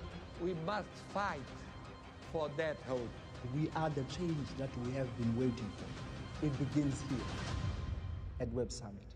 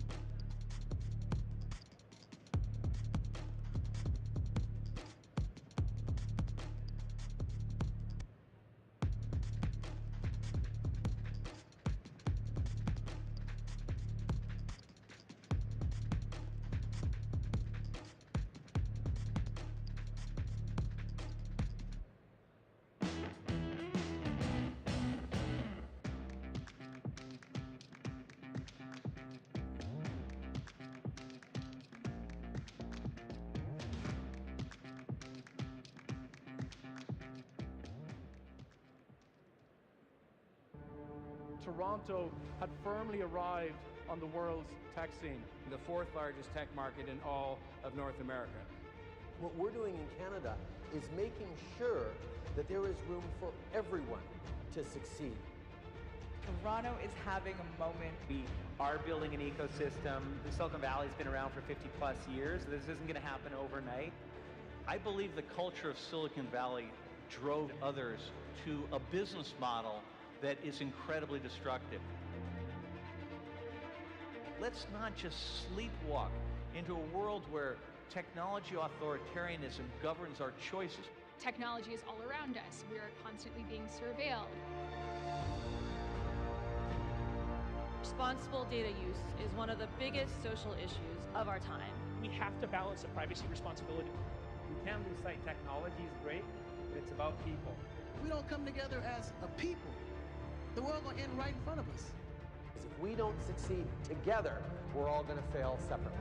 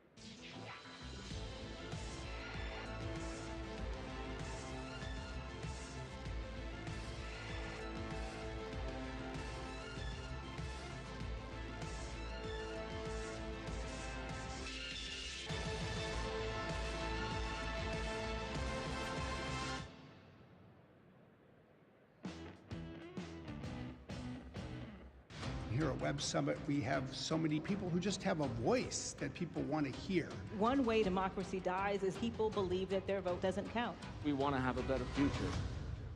We want to have a future. The status quo does not have to win. Now it's time for hope.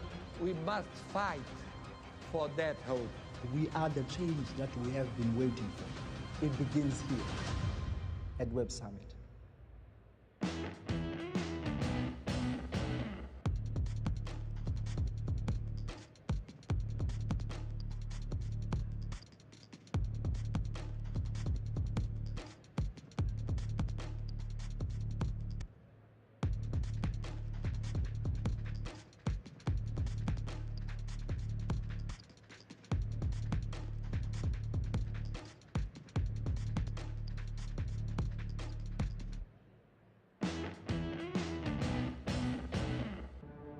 Toronto had firmly arrived on the world's tech scene. The fourth largest tech market in all of North America. What we're doing in Canada is making sure that there is room for everyone to succeed.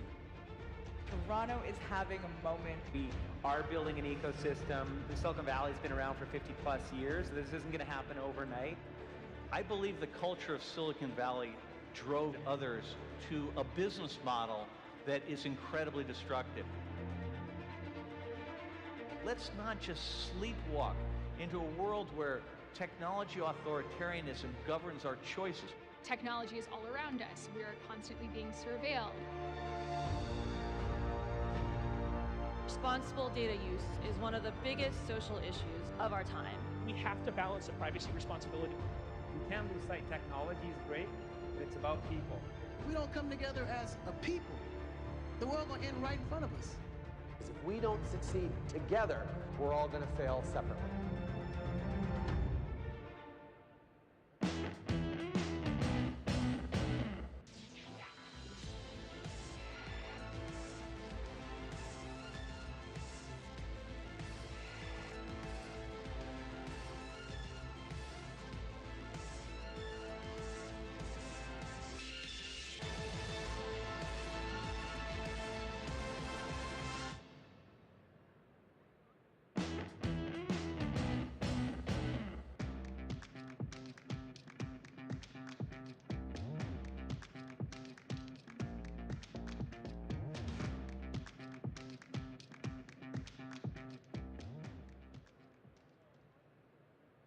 Here at Web Summit, we have so many people who just have a voice that people want to hear. One way democracy dies is people believe that their vote doesn't count. We want to have a better future.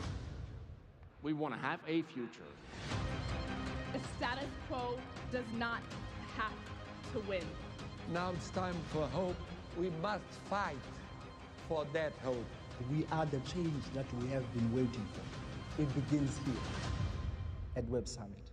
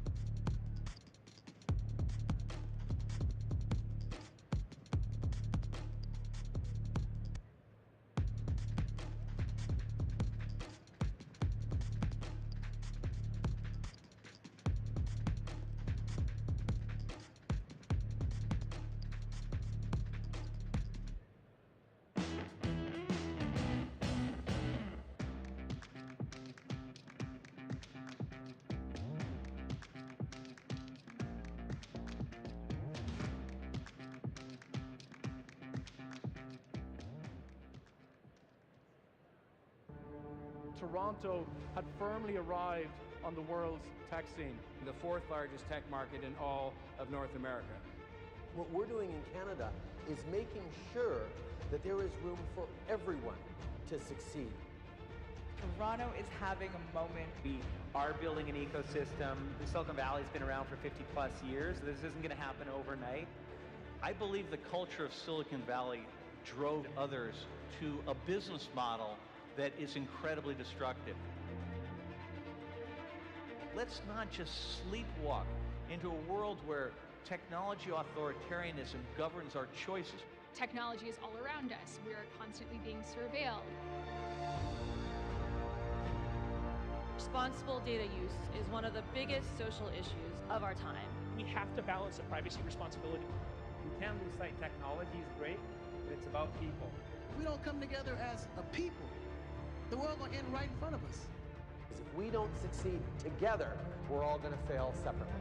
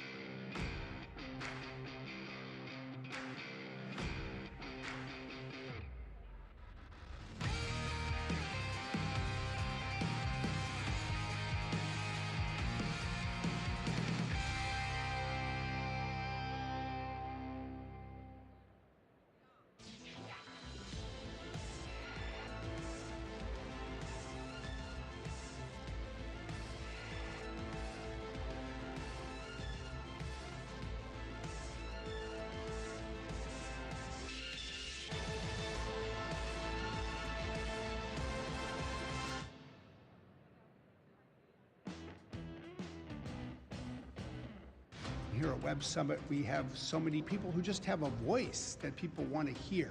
One way democracy dies is people believe that their vote doesn't count. We want to have a better future.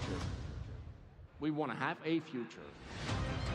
The status quo does not have to win. Now it's time for hope. We must fight for that hope. We are the change that we have been waiting for. It begins here at Web Summit.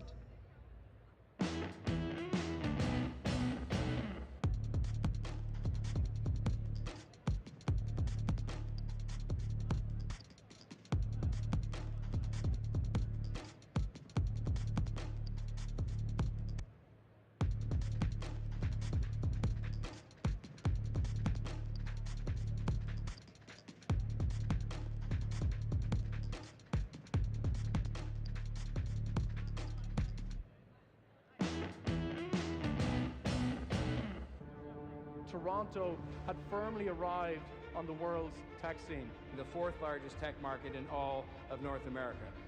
What we're doing in Canada is making sure that there is room for everyone to succeed.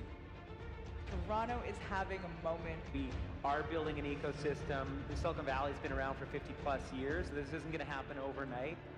I believe the culture of Silicon Valley drove others to a business model that is incredibly destructive. Let's not just sleepwalk into a world where technology authoritarianism governs our choices. Technology is all around us. We are constantly being surveilled. Responsible data use is one of the biggest social issues of our time. We have to balance the privacy responsibility. You can lose sight technology is great, but it's about people. If we don't come together as a people, the world will end right in front of us. Because if we don't succeed together, we're all going to fail separately.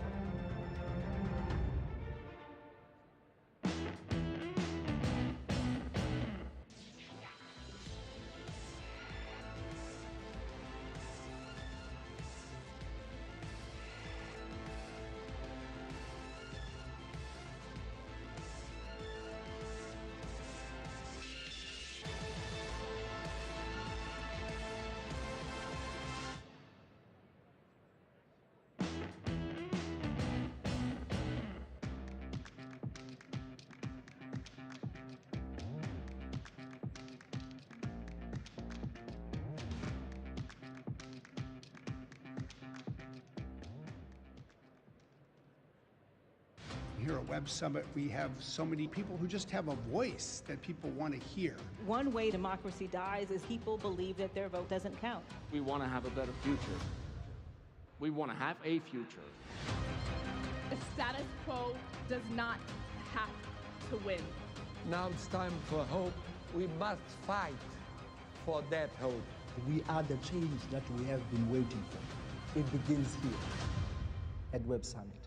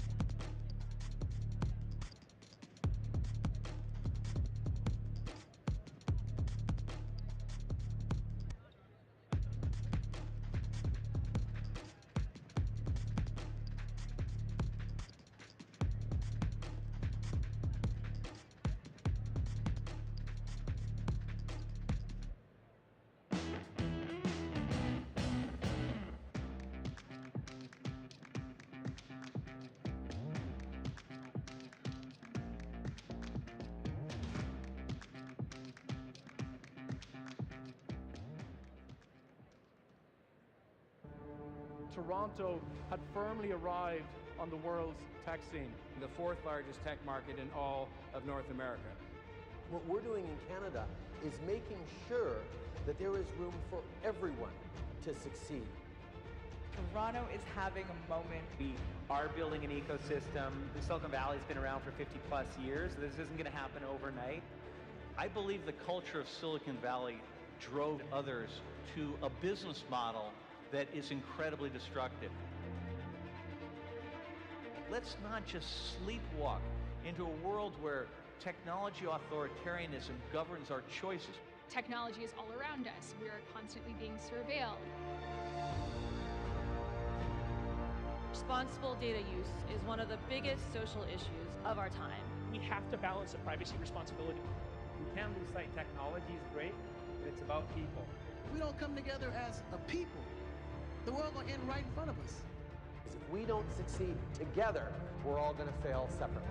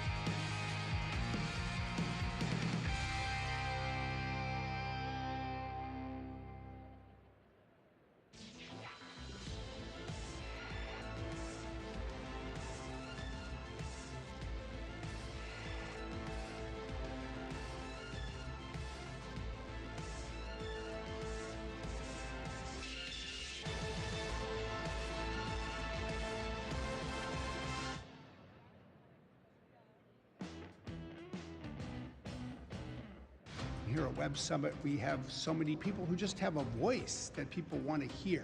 One way democracy dies is people believe that their vote doesn't count. We want to have a better future. We want to have a future. The status quo does not have to win. Now it's time for hope. We must fight for that hope. We are the change that we have been waiting for. It begins here at Web Summit.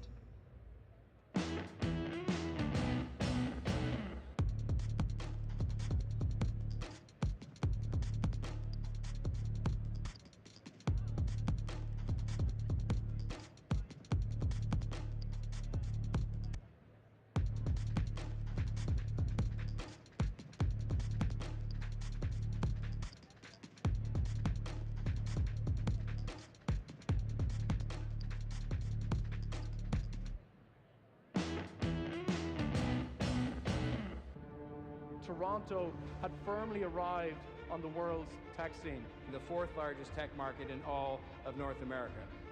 What we're doing in Canada is making sure that there is room for everyone to succeed. Toronto is having a moment. We are building an ecosystem. The Silicon Valley's been around for 50 plus years. This isn't going to happen overnight. I believe the culture of Silicon Valley drove others to a business model that is incredibly destructive. Let's not just sleepwalk into a world where technology authoritarianism governs our choices. Technology is all around us. We are constantly being surveilled. Responsible data use is one of the biggest social issues of our time. We have to balance.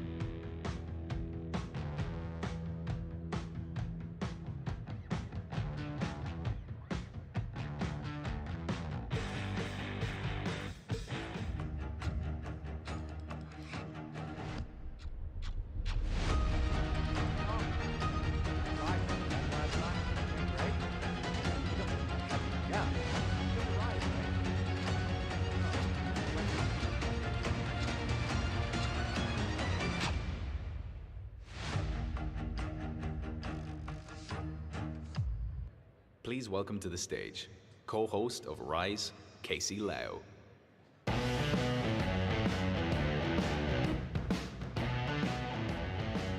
All right.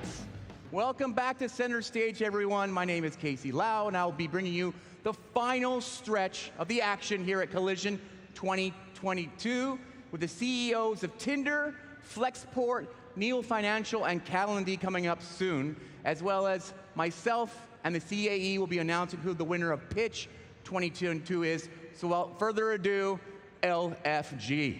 All right, what I'm gonna do now is I'm going to kick things off. I'm going to record a TikTok here live on Center Stage. So make some noise for me. How's it going? Yeah? Nice, nice. Very cool, very cool. All right. Now, let me ask you this. How many of your friends are TikTok famous? Or maybe Instagram or YouTube famous? Sunil tells me how famous he is on LinkedIn. All right, our next panel will discuss the question that plagues Hollywood every day. Do you just need an iPhone to become famous, or do you still need to be Top Gun like Tom Cruise? Please welcome Damon Wayans Jr. and Christopher Jones of the Special Guest app in conversation with Connie Guglielmo of CNET. Oh, okay. Then me? Yeah. Now? Ah.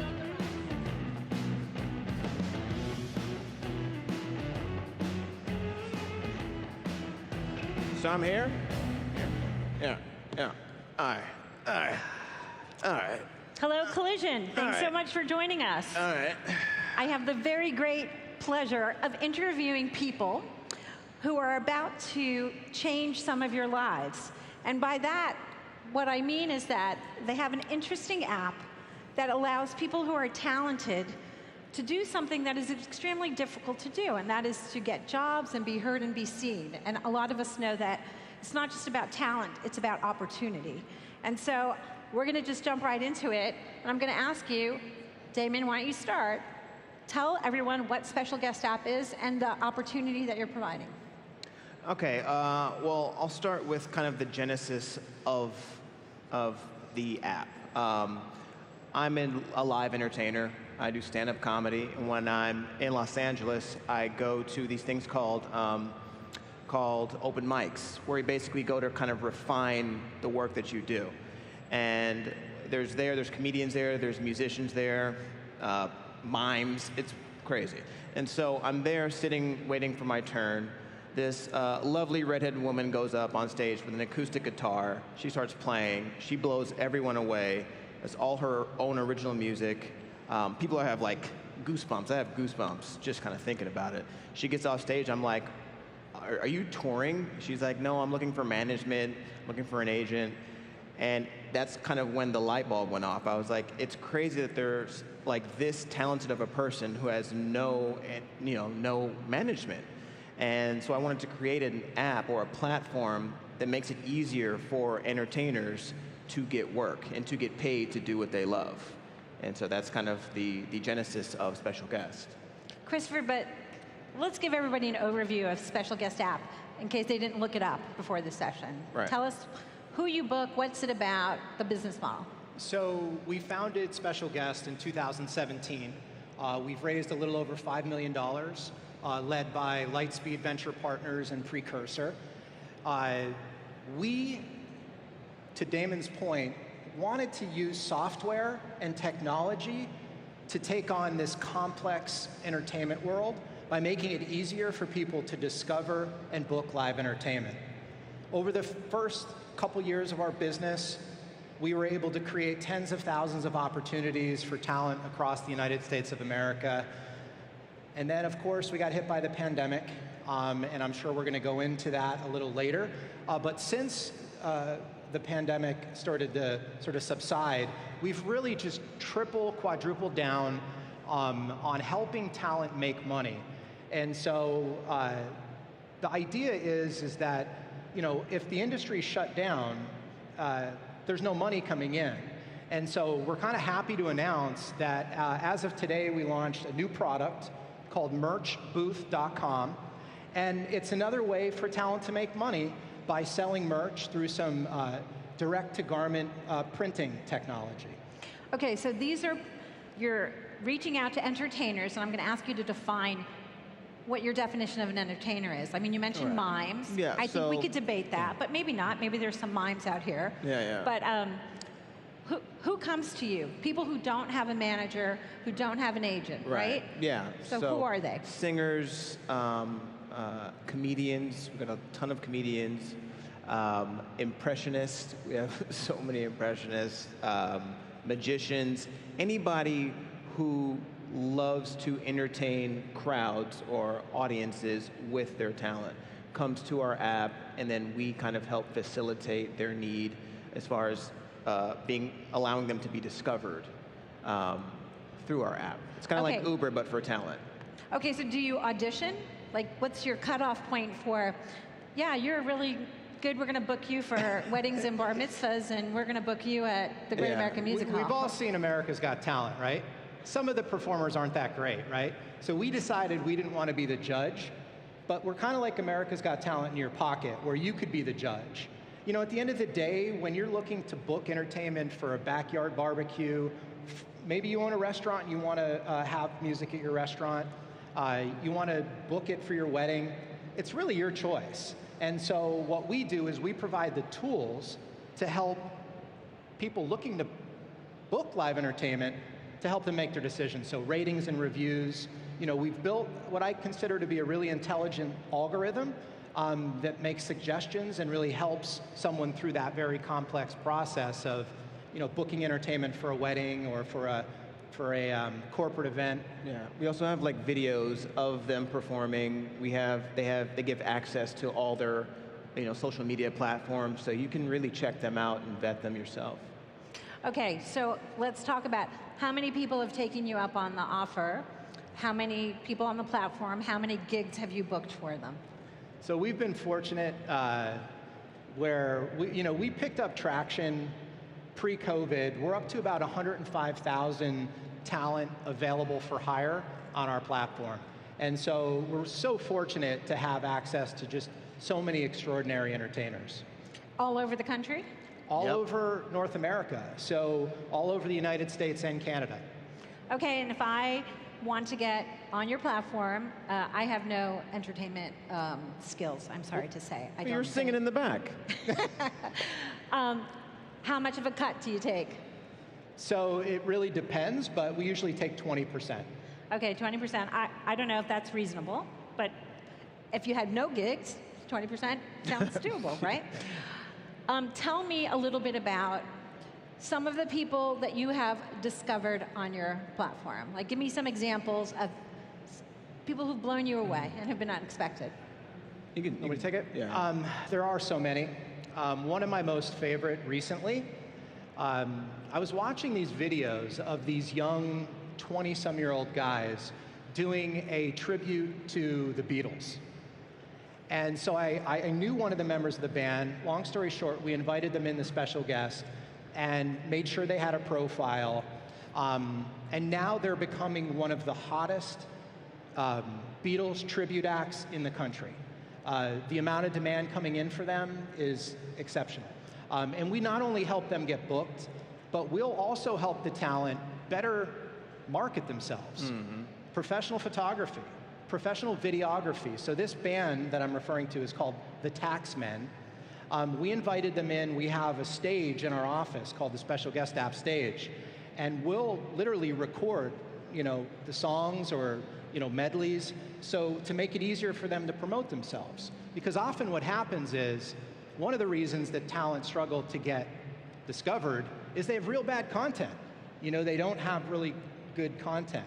And so the Taxmen are a perfect example. And if anybody wants to check them out, just Google them. They're amazing. It takes you back, I'm not that old, but it takes you back to like the 60s, 70s when the Beatles were doing their thing. Damien, what act has impressed you? The most?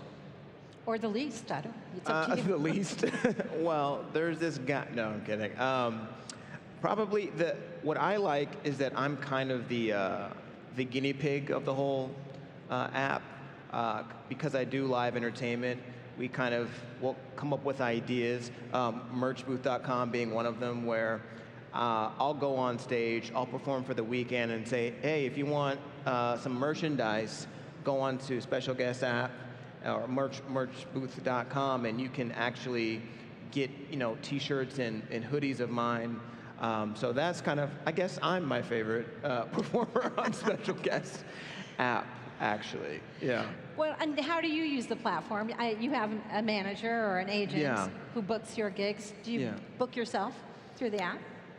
Yeah, whenever I do book myself through my app, that's kind of like between me and my manager.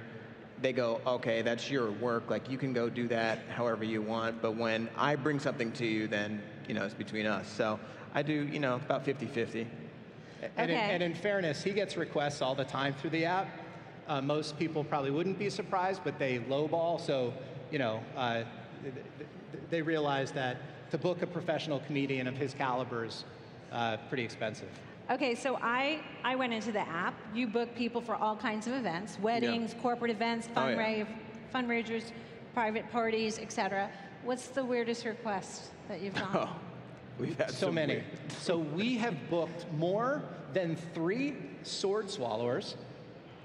We've probably booked at least 30 America's Got Talent finalists. We've probably booked, I don't know, call it a dozen to 20 American Idol finalists.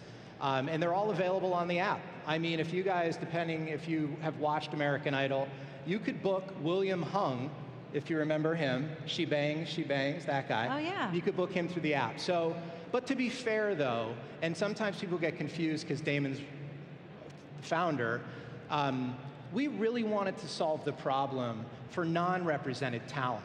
Yeah. Like if you think it through, you know, as soon as he brought this idea to me in late 2016 and I looked at it, I'm like, oh my God, you know, 95% of talented people struggle, period, you know, and they're not represented. And that representation is what we try to build through tools and features and services of special guest and merch booth. So let's talk about what happened during the pandemic that led you ultimately then to launch the merch store, because I know as a fan of a lot of entertainers, I like good merch, but what was the pandemic like, and were you able to book, I don't know, Zoom gigs, I guess, or whatever other kind of gigs? Yeah, that was, it was a little tough during the pandemic because our entire app was based on live entertainment.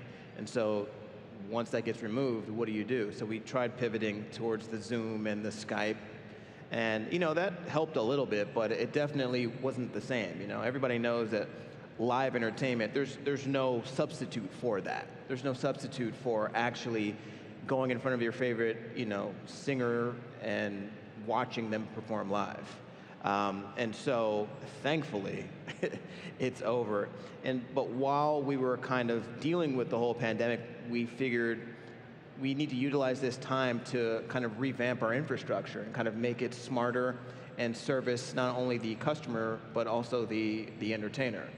And so that's kind of where we came up with the whole merchandise, because that's, you know, yeah, that's so part of let's it. talk about the merch thing for a second. How big a deal is it to people to have access to those kinds of services? Because, I mean, I imagine it's really hard to get an agent to want to represent you. How hard is it to get it's merch? hard to get an entertainment. It's hard to get an entertainer, and it's even harder for that agent to give you kind of the infrastructure that you need as an entertainer to thrive. And so we're kind of trying to be like a one-stop shop for that, which is why, you know, I'll let you take the rest of that. Yeah, I mean, I think in a nutshell, most non-represented talent, if you ask them, do they sell merch? They'll say, yeah. And then you'll say, tell me about it. And they'll say, well, I've got 2 large, I got a medium, and I got an extra small. I've been an entrepreneur for 24 years. You can only make so much money if all you have in stock is 4 items, right? So for me, light bulb went off. Like, what if special guest provided them financing? And then I was like, I'm curious, and this goes back a couple years, but I'm curious where the technology's at for what's called DTG, which is direct to garment printing. And I have a buddy that founded Teespring years ago. And so he was leveraging that technology. And so Damon and I took a look at it. We forged a partnership with someone who has the technology. So now we offer people a no-cost solution, which is to sell on-demand printed swag and merch. And then we'll also, based on performance, partner with them, provide them with the financing to then do what's called screen printing. The reason why that is important is because the DTG technology is expensive. It's really expensive. So our drive is to make talent more money. And so we could do that through the financing and through the screen printing. And one other quick thing is design is so important. So for any of you that are in the room that would have answered that question, yeah, I have a merch program, the quality of your designs, your ability to think about custom designs and theme around touring or theme around special events, that's how you really make a lot of money with merch, and that's what we're trying to do for the 100,000+ talent on our platform. Are you also trying to give an infrastructure to entertainers? I mean, I have friends who are in the entertainment business, and they're really good at what they do. Yeah. Singing or acting or stand-up, but they're not good at the business part, Yeah. right? So talk a little bit about that and how you might help there. Yeah, it's usually, you get one or the other. You either get somebody who really knows how to work hard, who knows how to market themselves, or you get somebody who's really, really talented. It's rarely that it's like a unicorn for them being both. And so we kind of want to be the brains behind the talent, you know? So let them worry about being, you know, as talented as possible, showing their talent to the world, while we kind of, you know, in the background, you know, create an infrastructure for them. And the specific use cases there are we streamline like the legal agreement, so that's in place. We streamline the payment so that they could actually perform and then leave and know that they're going to get paid within a couple hours via Venmo or PayPal or whatever they choose. And we help with the discovery as well. I mean, a non-managed entertainer is left to their own to do all the outreach. And so when they do that, they get bucketed into all the other ambitious, entrepreneurial talent who are also trying to pitch themselves. Often that's not the best route. So representation through technology is what we've built in Special Guest.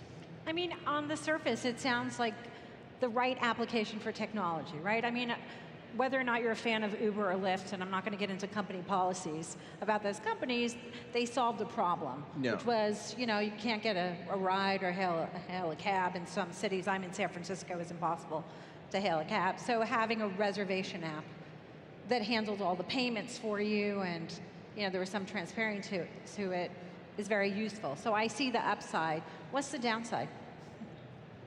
The downside? I got to ask them, right? What's the downside? I mean, the downside maybe could be that they're, the management and agent, the ones that already, the big boys that already exist, they kind of have stamped their foot on, the industry in a way. And it's just kind of us trying to let people know that there is another way. And that this way kind of gives you a little more independence too.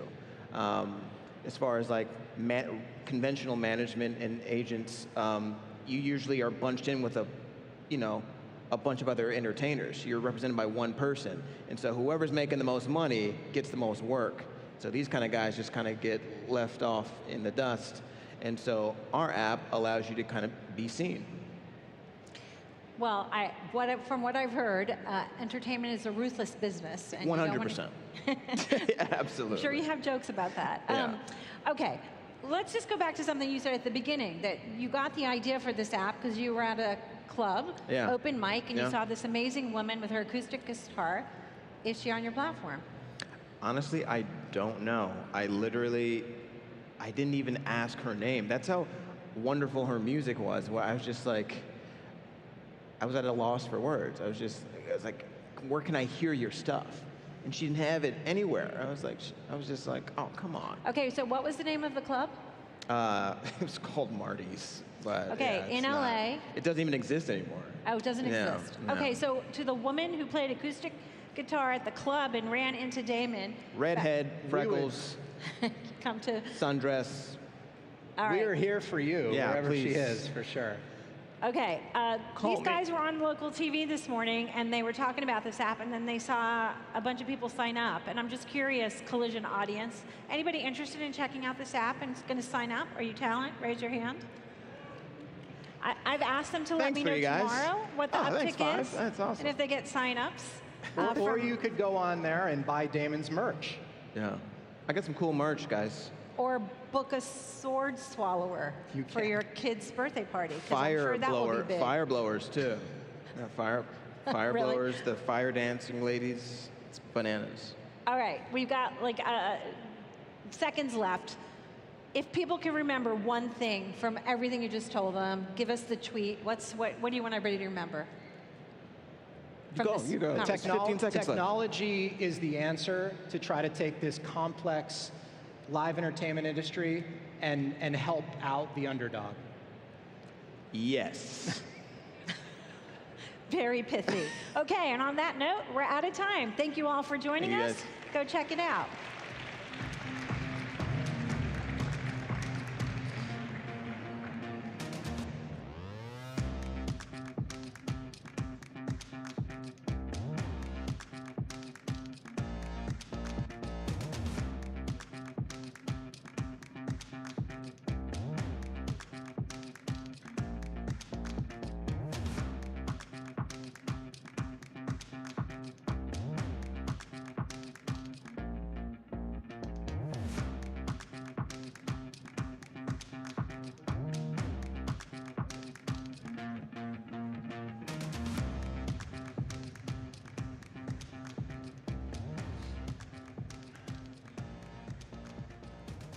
Since the beginning of the pandemic, without a doubt, Calendly has been synonymous with our remote work life.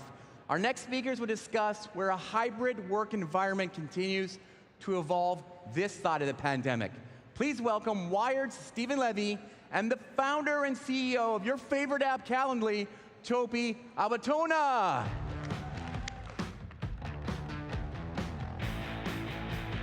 Hello.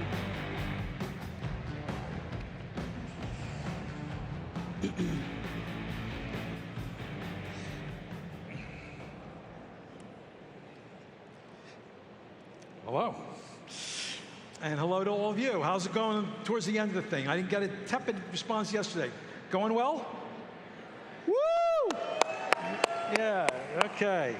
We're going to make this high energy for you guys. Yeah, we're relaxed here. So, Tofi, tell me about Calendly and what the app is and how it's doing.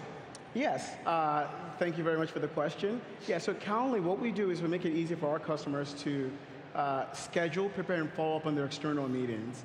We've been doing this for over 9 years now, and the way the app works is, imagine you get a meeting request.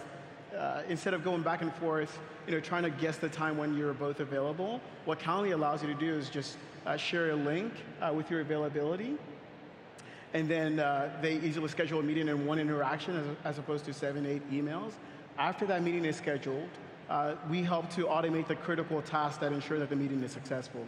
Everything from making sure the location is set, and including a Zoom link, for example, to pushing the meeting data into other systems, CRMs, applicant tracking systems, and managing notifications to ensure that people show up on time, and handling follow-up. Maybe it's a survey that you want to send out.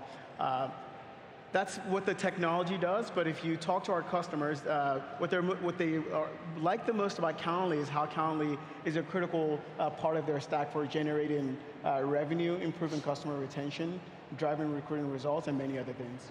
Now, how many people are using this? It's in the millions. In the millions. That's a very good private company still response. That's right, but our goal is for that to be in the billions soon enough. Okay, your goal is to be...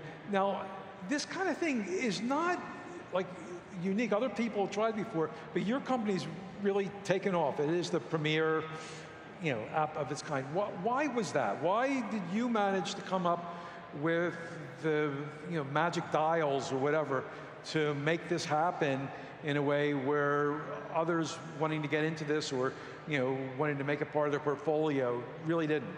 Yeah, so that's a really good question. So I think Calendly was not the first scheduling link that was scheduling product that was built.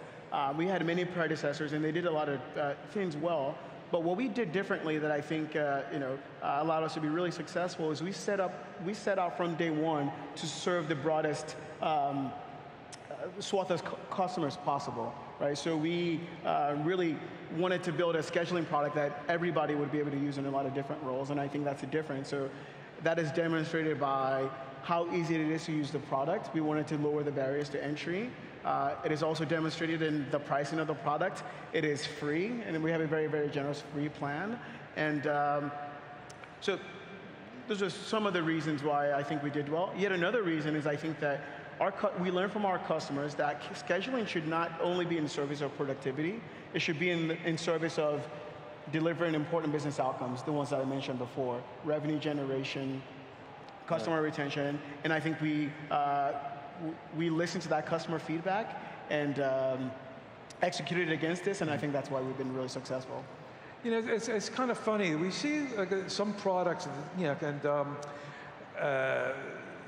that really connect with the users and use that as sort of a way to battering ram to get past the IT people who normally like things which cater to their needs, and maybe aren't so good for the people who work in the companies, because your business model is basically getting paid by those enterprises, and you've managed to figure out how to get the groundswell of people wanting to use that, and which sort of puts pressure on the IT people to say, hey, this is going to make people happy. Yeah, so that is exactly our business model. Our business model is we want to lead with value, and we know that when we create value, we'll get the opportunity to create additional value. And so what we do is we make the product really easy for the end user to adopt, and as they have success with it, what they end up doing is discovering additional ways of using the product. So sort of like the typical motion for, let me back up a little bit. Some of our large enterprise customers are Asana, US Foods, Car Gurus, Lazy Boy, Dartmouth College. And if you look at every single one of those customers, the way we acquire them is an individual in those companies started using the product, they had success with it, they introduced a teammate to it, got additional value out of the product by using it collaboratively, and inevitably, IT caught wind of it and said, how can we standardize this and put some controls and governance around it to have consistent results across the organization, and that's led to our success.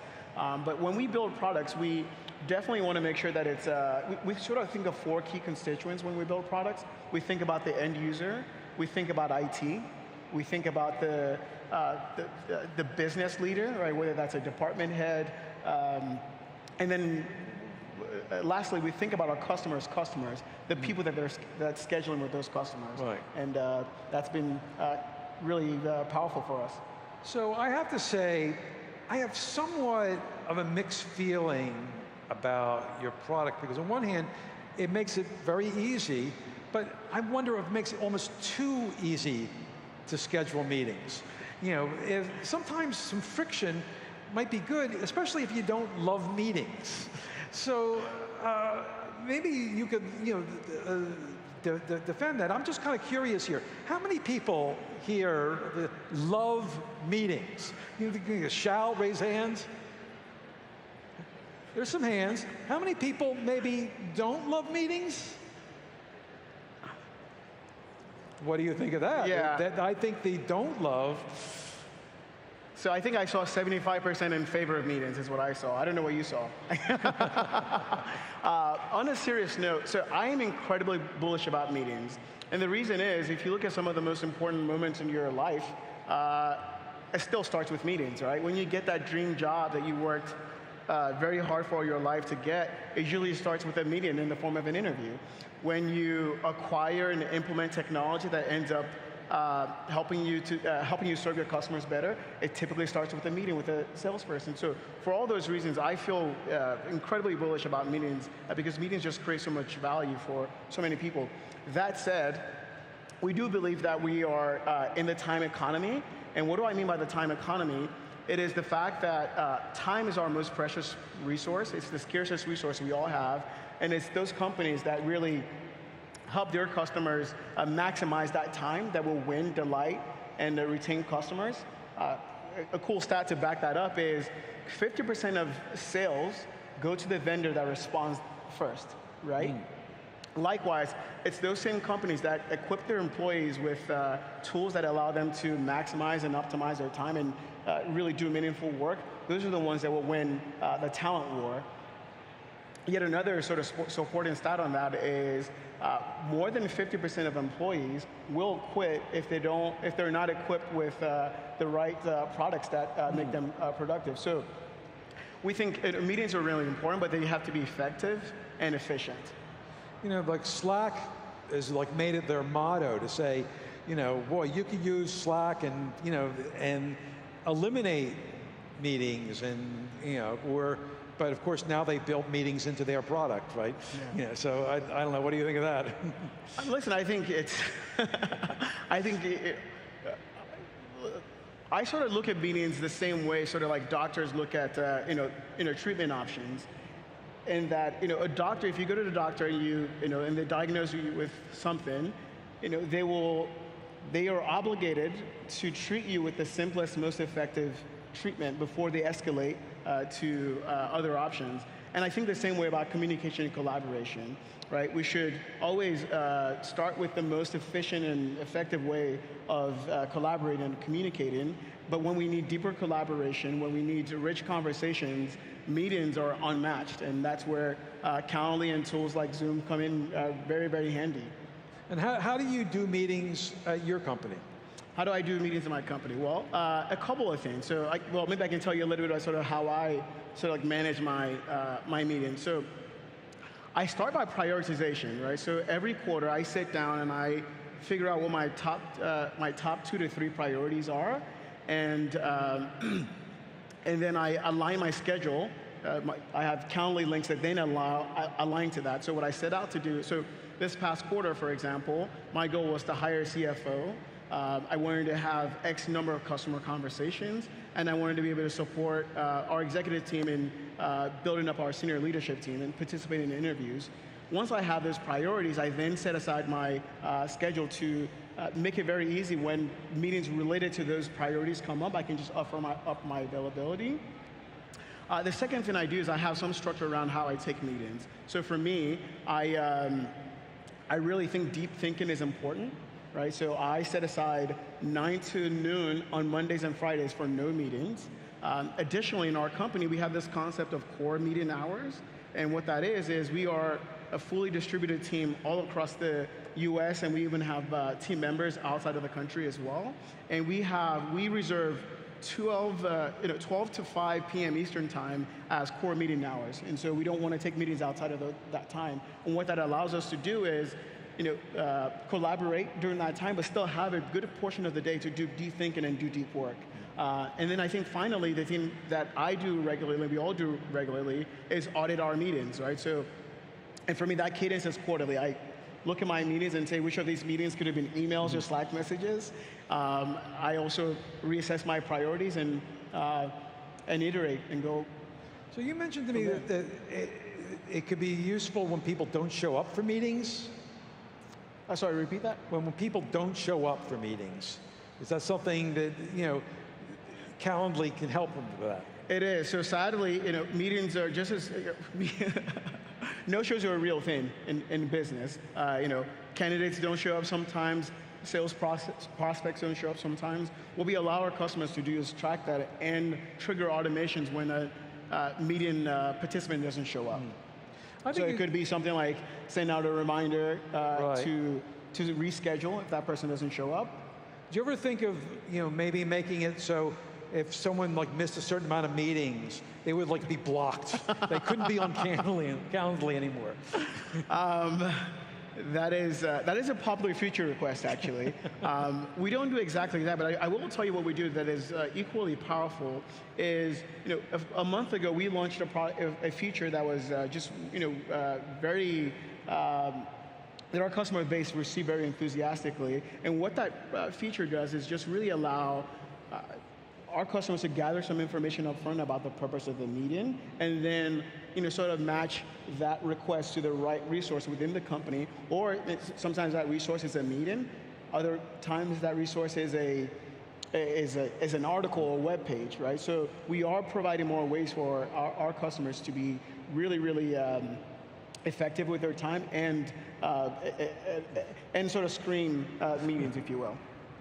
So what was the pandemic behavior about meetings? Did people do more meetings because they weren't in the same place and they couldn't run into each other, or fewer because they weren't in the same place? Yeah, so people, during the pandemic, people absolutely did more meetings for 2 reasons. One, as people commuted less, they had more time to work and take more meetings. And then secondly, if you look at many different businesses, they actually saw acceleration of customer demand during the pandemic, and so which led to more just activity, and we were able to support our customers through that. Along the same lines, we know that the battle for talent was really heated during the pandemic. A lot of hiring, a lot of interviews, and we were also able to help our customers manage that during the pandemic. I guess maybe the final thing to note is that what we also saw in the pandemic, which is no shocker to most of us, is that the percentage of meetings that were virtual versus in person obviously changed during the pandemic. So I want to talk just a little bit about your personal story. You were born and raised in Nigeria, correct? Yeah. And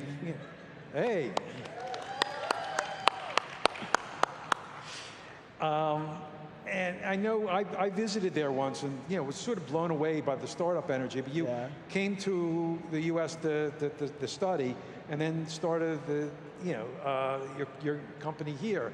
Was that sort of I guess energy and spirit of that the Lego startups scene powering you in those days? Absolutely. Listen, I'm very, very proud and grateful for my Nigerian heritage. Lagos, when I grew up was a place, I mean, some of this is still true till today, it was a place of great political and economic instability.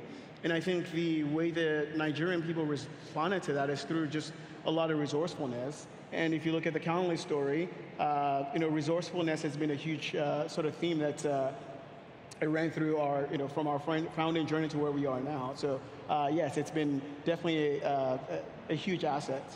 So, and then when you started the company, a lot of the people in your development team were from, and still are, I think, Ukraine, is that correct? Yes. So, tell me a little bit about that. I know you visited there, I guess, during a previous point of turmoil. What was that like?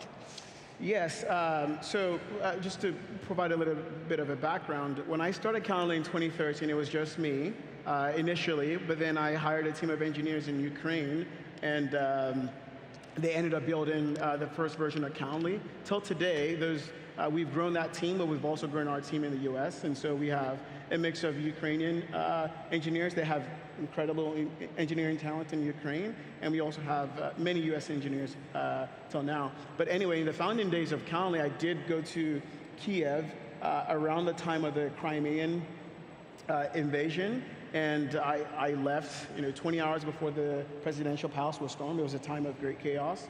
But the Ukrainian people are very, very resilient, and it's sad what's going on today. We pray for peace and security as soon as possible, but the Ukrainian people are really resilient, and they're finding ways to, one, support the war effort and also support humanitarian efforts. So what are you doing to help the people who are still working on your development? I know there's some part of your team still is Ukrainian.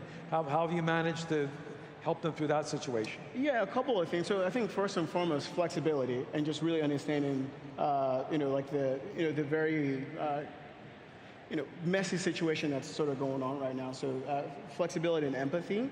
And I think what we've also done is supported various humanitarian efforts. So for example, there's a service that connects Ukrainians to medical assistance, and that's powered by Calendly scheduling, so we're proud to be a part of that. The Ukrainian team that we work with themselves, they've been able to raise $500,000 to support a number of different humanitarian efforts. And I guess maybe, finally, it is really important to the stability of Ukraine for them to keep working, so that to continue to fund the war effort. So those are the different ways in which we've sort of supported them. If there was a way that from your looking into it that people here can help, what would you suggest? Yeah, I think there are a number of different, I apologize, I don't know the exact one off the top of my head now, but there are a number of different firms out there who are aggregating funds and sending it over to Ukraine. I would encourage you to find one and support it. Okay, well, I'm going to take a meeting about that. We can figure that out. Thanks very much. It was great talking to you. Thank you.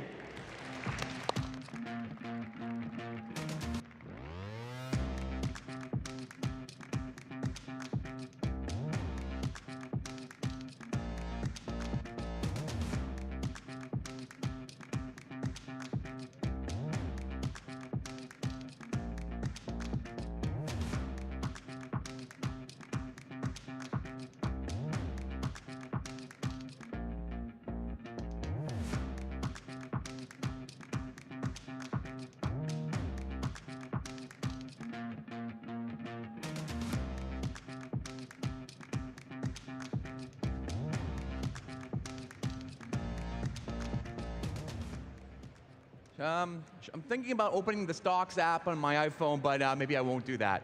Our tech benchmarks of Apple stock, Amazon stock, Google stock have all gone into free fall. I don't want to look at Coinbase right now. Has the tech bubble burst again? Or is this the time where innovation really starts to shine? Our next panel discusses if we are rebounding anytime soon, and I think, let's all hope they say yes. In the conversation with Eric Newcomer, please welcome Matt Turk of First Mark, Dina Shakir of Lux Capital, and Calgary's own, Canada's newest unicorn, Andrew Chow of Neo Financial.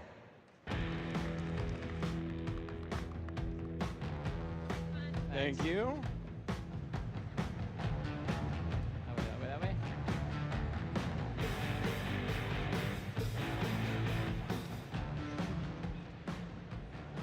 Hello, everybody. I'm Eric Newcomer, and yeah, we're asking nothing less than, is this the end of the financial world as we know it? Are we in a bubble like 2000, 2008?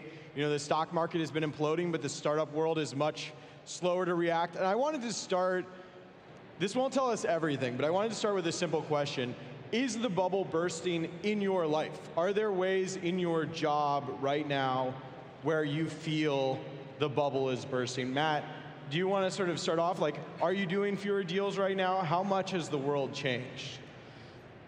So yeah, for sure the world has changed dramatically in the last few months. It's actually kind of funny how brutal that was. I was kind of joking that this is the first Twitter-powered bear market. It took months and months to trickle down from the public markets to the growth stage, to the A/B stage, to the seed stage. But there was like that, you know, a couple of weeks, I guess we all saw sometime around end of April, beginning of May, where like dramatically everybody sort of agreed, like, okay, we're in it now. This is a different world, and it's the end of an era.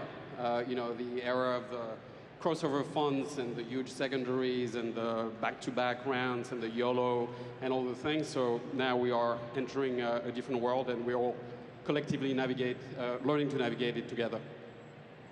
Dina, are you 2021 versus 2022? What's the pace of investment looking like this year?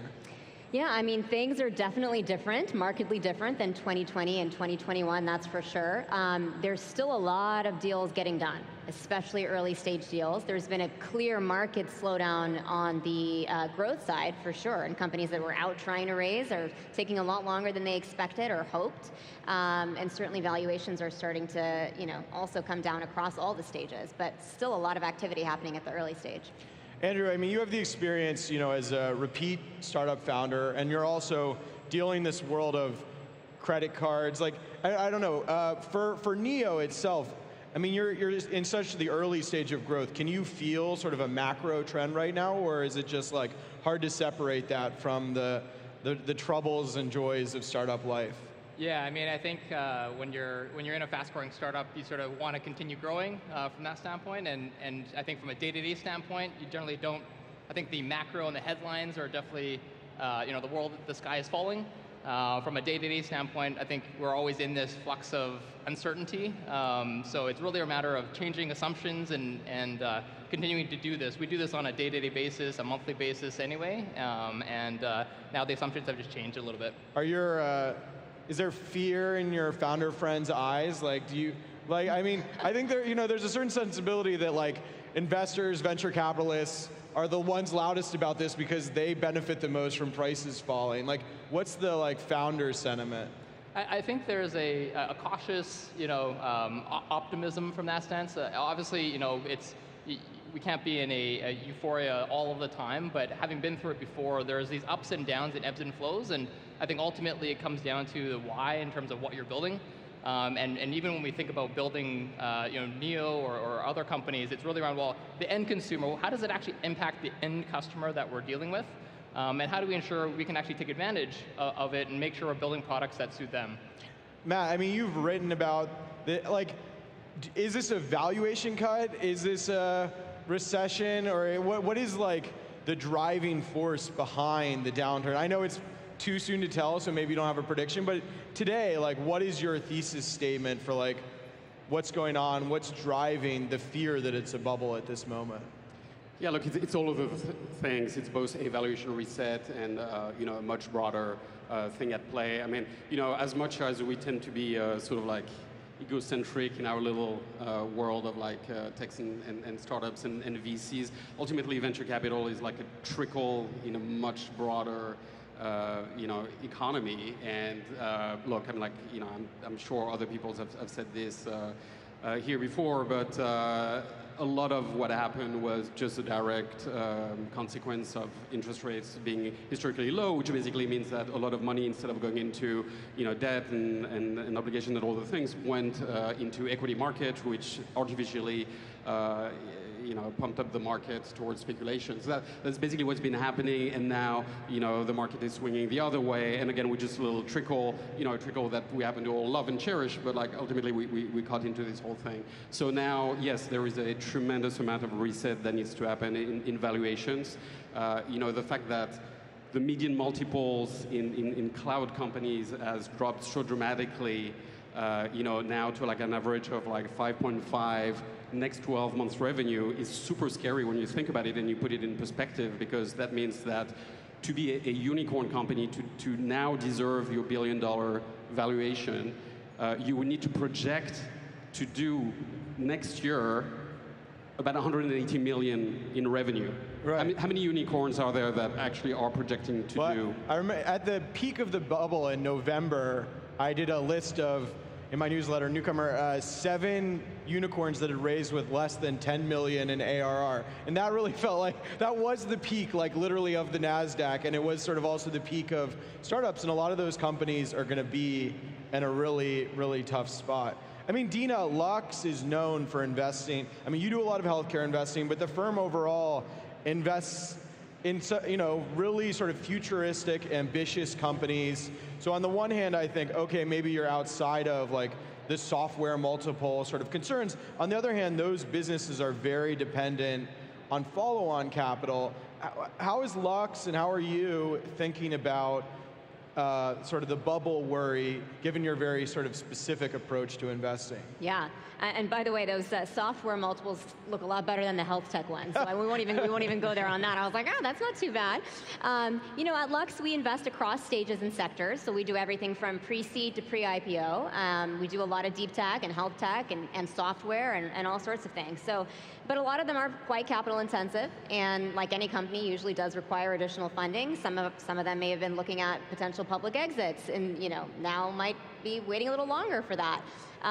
So we've been telling our companies for a while now, several quarters, before it became memeified on Twitter, that this is a time to be surviving and hopefully thriving. But this sort of, every 3 months to 4 months, a 3 to 4x like that we thought was normal or seemed normal for a little while is probably not going to be the case forever. And I think at the end of the day, constraints create creativity. And there's a lot of pain that a lot of people, not just founders, are going to go through in the short term. But at the end of the day, I think it's going to create healthier businesses and healthier portfolios. But it's definitely a jarring shift for a lot of us. So we're feeling it. Andrew, I mean, you were in sort of the on-demand space before this, which has experienced its own, like crypto, on-demand has seen sort of the ebbs and flows more maybe than the rest of us of investor enthusiasm and sort of the market's demands for these companies. Yeah, what lessons can you bring to us from the experience in the much shorter hype cycle of on-demand world? I think it's a great analog. I think when we lived through it back in 2014 to 2016, on-demand was the hottest thing since sliced bread. And then suddenly, 2017 hit, and no one wanted to touch on-demand, and suddenly this new metric called, unit economics and positive gross margin came into play. Fortunately for us, we had seen this, but again, we were out pitching to VCs. I think I actually pitched Matt back in the day, but no one wanted to touch us. That's a quiet call out. Yeah. But you can sort of see, it was a period of time, and on-demand came back, right? And I think we go through these ebbs and flows, and of course, not downplaying this one at all. But things do eventually come back out, and we being in technology and healthcare and health tech, these are all macro trends that over the long run, whether it's a 5, 10, 15-year journey, will continue to grow and impact and create value where no one really has created value before. I mean, you guys, to some degree or another, are professional optimists, and I guess I'm more of a professional pessimist. I mean, you look at all the companies that like went public via SPACs, we see biotech companies trading below cash. It feels like the valuation reset is exposing, companies that inflated like their fundamentals and is an excuse to say, actually, we sort of projected revenue that was unsustainable. And there are categories like, fintech, you talked about health multiples being down. There are just like a lot of areas that are now suddenly getting more scrutiny. Do you worry, that there's just like a bigger thing going on here than just like valuations, maybe a little recession, that we're just seeing the beginning of it, that the public markets are the leading indicator, or you're pretty confident that we're safe right now and this is sort of a blip relative to 2008 and 2000? Either of you. Yeah, the venture capitalists are on the spotlight for this one. I'll go after you. Look, I think in any period of speculative excess, which is clearly what we're coming out of, there's like good things, bad things. My take on this is like it's sort of easy and very tempting to like in hindsight to like poo-poo on the whole thing and say it was crazy, it was irrational, it was just like bad companies and all the things. I don't think that's true. I actually think that yes, there were some excesses, but like in the meantime, with all that money, there's a lot of cool shit that was funded, and you guys at Lux have done a lot. There's a lot of like space tech and like climate tech and some really good software companies. A lot of the stuff that typically people are very careful to invest, who are very worried because it's so hard, as you were saying earlier, to get follow-on capital. So look, on the whole, I think it was a moment of like tremendous energy and creativity in the ecosystem. And right, look, I've heard people say we don't realize yet how sad we're going to be to not live in a low interest rate world anymore, where it's like we could invest in all these like amazing things.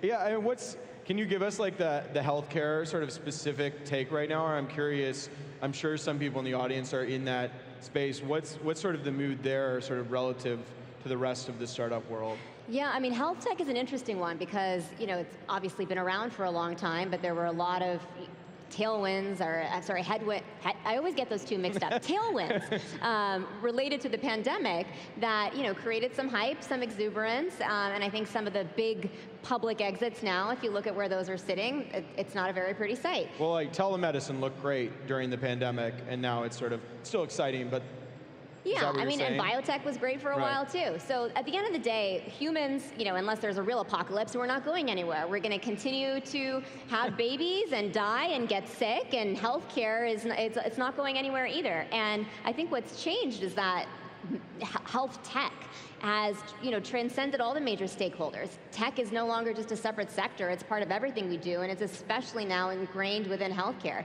So I continue to believe that there are really exciting opportunities, especially those that are actually at the real infrastructure layer of care delivery. I think what we're seeing is some companies that perhaps were catalyzed by lots of growth marketing and just pure D2C, like there's not going to be a lot of discretionary spending, and perhaps those will be consolidated over time. At the end of the day, though, I think the really foundational, fundamentally good businesses will continue to thrive. I thought Silicon Valley was going to solve the dying problem. Right, we're working on that. We're working on that. I feel like there's this advice, get to cash flow positivity. But at the same time, the startup model is predicated on growth, and it feels like often the best startups are the ones exempted from that rule, or they get to go to the faster, and then you see sort of the cash burning startup that says, I also want to be the best, I have this great future, so I'm going to grow. Like, are you really delivering the message to your portfolio companies that they need to be cash flow positive, or you're just like, see how you could get there, but we believe in this one, so keep going? Yeah, for sure. Like 6 months ago, we were like, grow, grow, grow. Now we're like, no, be fiscally responsible. No, but look, ultimately, private market investors like us effectively follow what's happening in public markets. And if you look at how public market companies are valued now, there's already been a shift towards, at a minimum, a path towards profitability. Right. I did an analysis. Yeah, it's like, there's a higher multiple if you're a cash flow business, so it's rewarded more just on that in itself. Yeah. So look, we can be cynical about this, but like what's happening is a reversion to the mean, or like whatever, second law of thermodynamics, like all those things. I'm a VC, so I know about thermodynamics. Right? No, but we all, we went towards one type of excess, we going back. I think, the long-term trend is towards tech conquering the world. All the things remain true.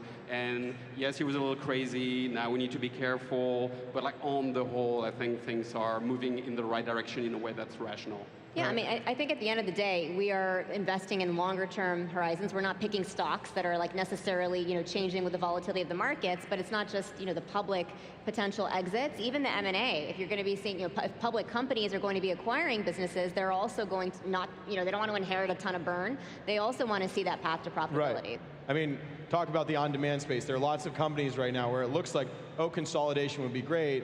But then the acquirer is going to have to take on a lot of cash burn until, so to improve your acquisition potential, you need to improve your cash burn. I mean, how do you take, the advice from your VCs or like growing up in this moment, like, are you listening to them or?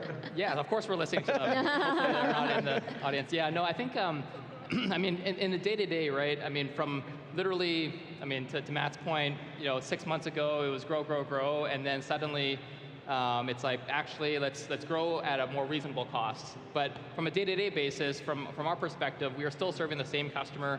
Our business hasn't changed overnight from that perspective. We still sort of do the same things. The only difference is really around, our model and our forecast and sort of how fast we grow. And rather, versus, growing at 4x, are we going to grow at 3x or 5x or whatever that thing is. So it's, again, more just for us, it's more of it's part of what we do every single day. The only difference is that, there's a lot more media around it, and the assumptions have changed, more drastically than not. A lot of people here want to know, like, what job should I get? Where should I work? Like, what advice would you give to, like, potential employees? You assess startups professionally. Like, how would you tell them how to pick a company or a startup in particular to work for right now? Is there a stage or a sector or sort of a rubric that you would give them right now to say this is how you should pick where to go, sort of as your, I guess, probably concluding thought here? Yeah, look, I think the same general advice applies in terms of, like, pick a company you're excited about, a problem you want to work on, like all those things. I mean, startups ultimately are a labor of love, so you want to go towards that. The only nuance is, I would probably stay away from one of those, like, notoriously crazy overvalued company for now. But, the fundamentals remain. You should love it, but not at a decacorn valuation that... Yeah, I mean, it's exactly what we were saying. Like all those companies that raised at like 4 or 5 billion on 20 million of ARR. I think, a lot of those companies are doing great things and they're great entrepreneurs, and I really mean that. Like I know a number of them, but they have so much growing into to happen that, like, I don't know if as an employee you want to necessarily pick that company right now. Dina, what would your advice be? Yeah, I mean, I would double click for sure on that, but also it's a great time to join early stage and new companies that have yet to even be valued. In today's world, there's only upside from there, hopefully. So I'd say it's a great time to do something early. Yeah, no, I think in terms of what companies to work for, just find companies you're passionate about, that you're through the ups and the downs. I think that's the most important, because that's where you see resiliency, and you'll want to stick through it all. All right, thank you, everybody. We will, I guess, time will have to play out before we know how bad things get. But thank you very much for trying to see the future with me. Yeah. Thank you. Right on, thank you.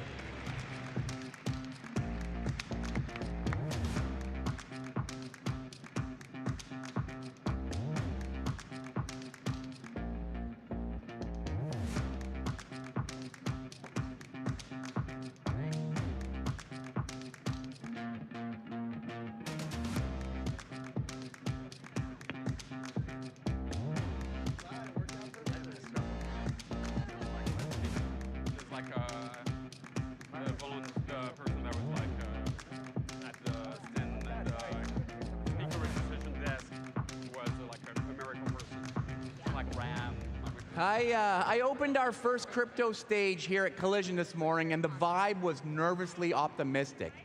Lawmakers in Canada, US, and around the world are trying to figure out how to not let something like Terra's Luna happen again, but at the same time allow crypto to find its footing in our world. Will we continue to live in a Mad Max wasteland, or is there a way to regulate crypto? the founder and CEO of Ripple, is here to tell us what he thinks is the best way forward. Please welcome conversation with Wired's global editor-in-chief, Gideon Lichtfield, Brad Garlinghouse.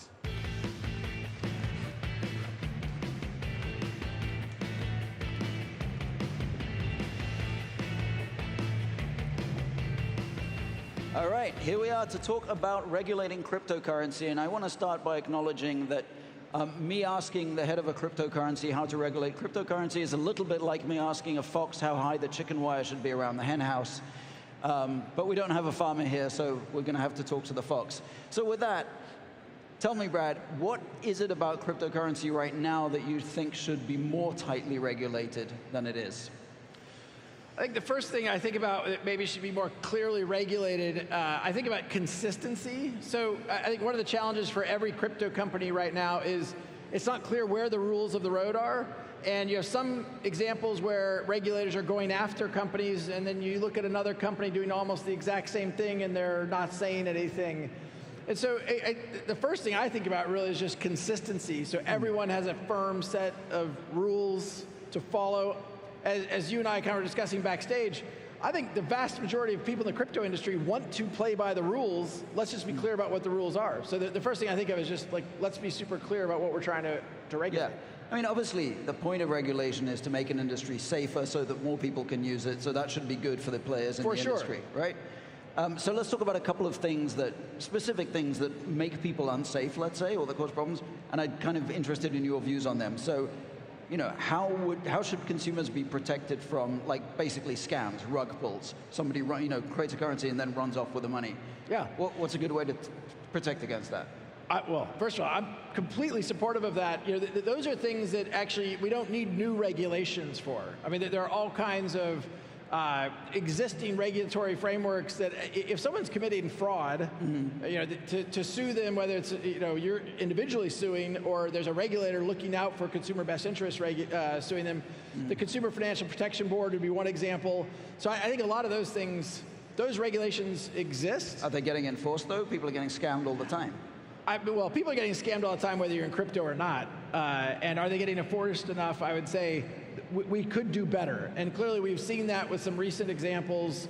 Was there enough understanding of what was happening with some, I'll pick on Luna as an example. Did people fully understand what was happening there? And what was there fraud? I don't know, I haven't followed it closely, but certainly I would expect regulators to have looked more proactively maybe at some of that, as opposed to some of the work I've seen regulators do. They're like, wait a minute, these are good actors trying to do good things. Why would you spend all your energy on that? Right. Well, did you mention Terra Luna just now? Yes. Because I think that's less an example of a scam, and it's more an example of creating something that maybe just shouldn't have existed in the first place.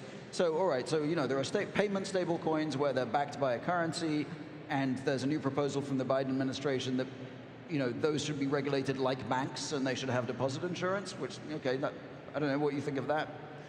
I mean, I'm not sure is the short answer. I think stable coins as a category, I think, have a role to play, particularly in domestic settlement. I haven't yet seen exactly where the U.S. is going to come out here. Other countries around the world clearly are doing more ahead of the U.S. and how they're kind of approaching central bank issued digital assets. What's confusing to me is why do we need 10 different U.S. dollar stable coins or 20? Right. And if the U.S.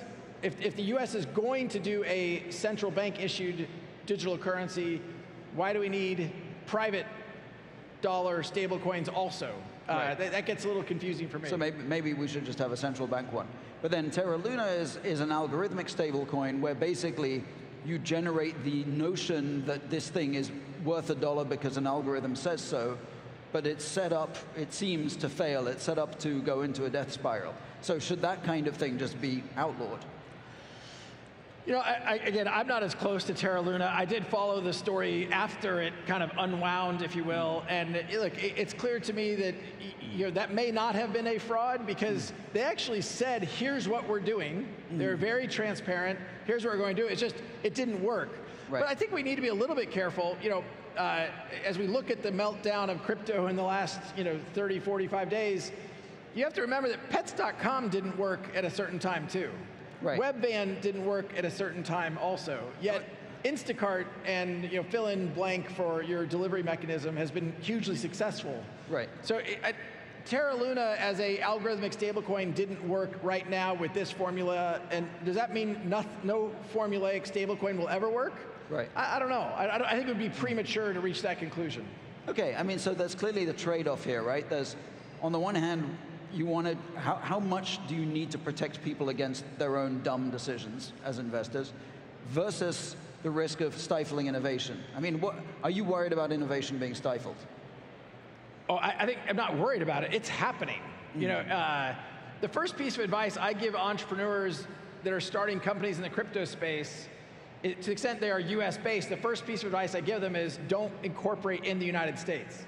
The rules of the road in the United States are not clear as compared to if you're in Japan or the UK or Switzerland or Singapore.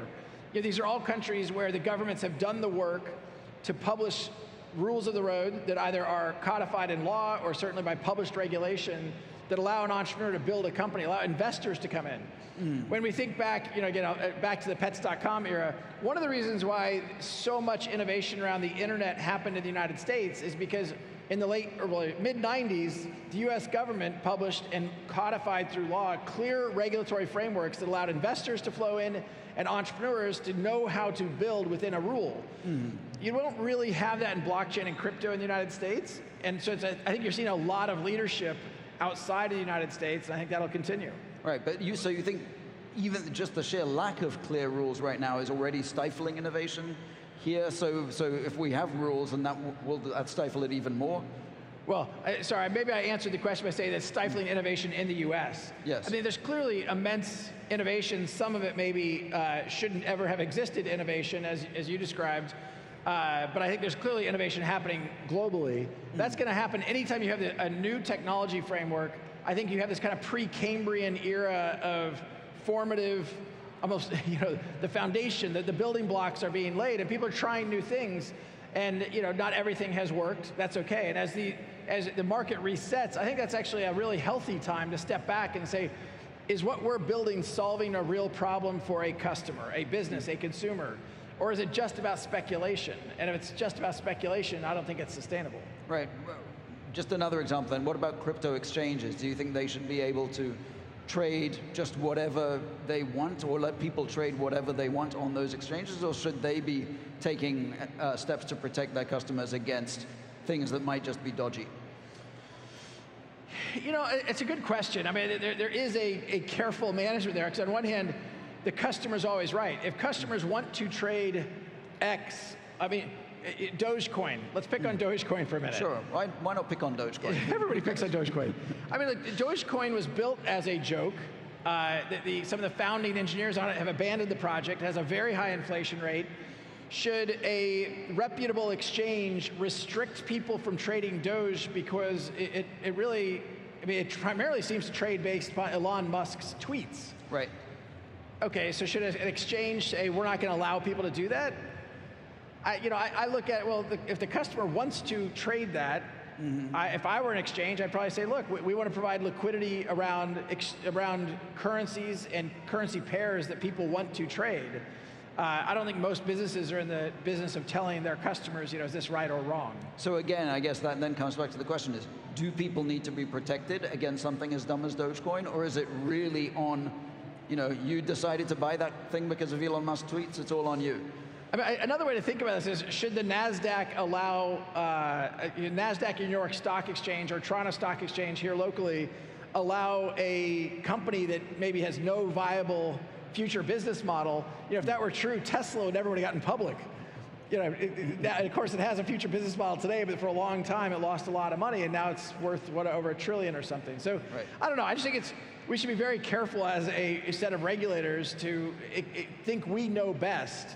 And I think putting the exchange in the role of protecting consumers to regulate, that feels right dangerous. I mean, since you brought up the NASDAQ, we can maybe pivot a bit to talking about this question of cryptocurrencies as securities, because NASDAQ is, that's where securities are traded.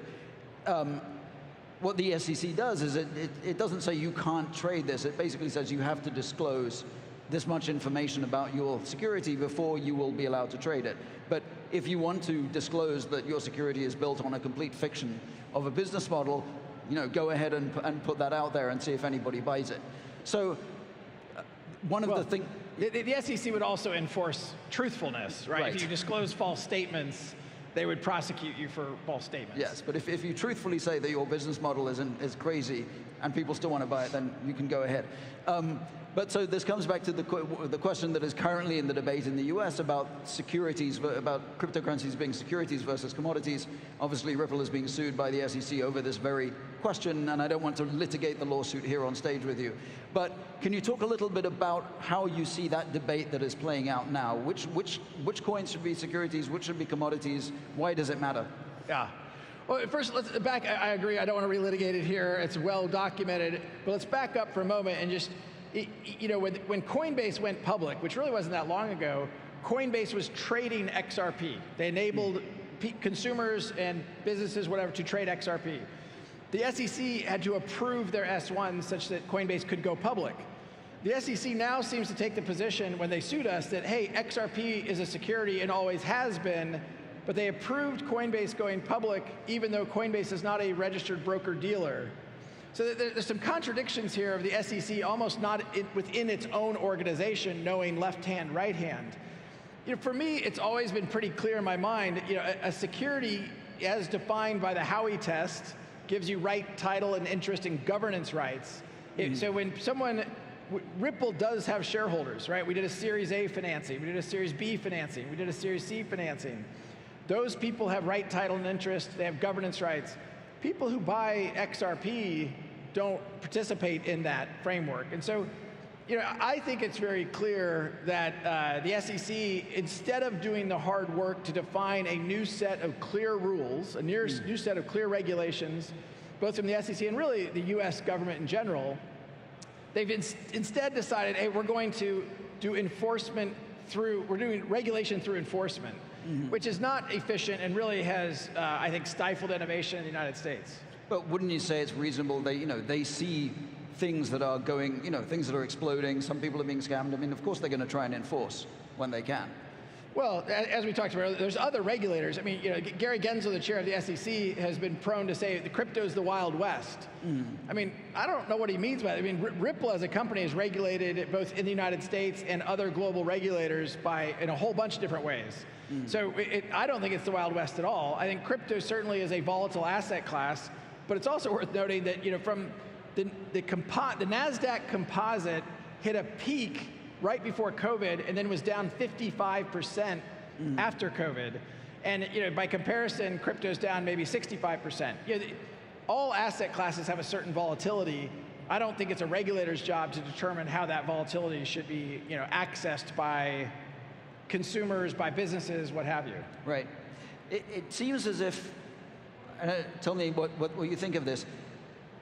Crypto, there was a discussion in our crypto tokens, securities or commodities. Should they maybe just be a third thing? I mean, they perform such different functions from traditional commodities or securities in many ways that are we getting bogged down by talking in these old style categories? I think that is a perfectly plausible solution. I'm not really one to go out and say, hey, we need more regulators and let's create a new entity. It shouldn't be the CFTC or the SEC or Treasury. We should have a new regulator.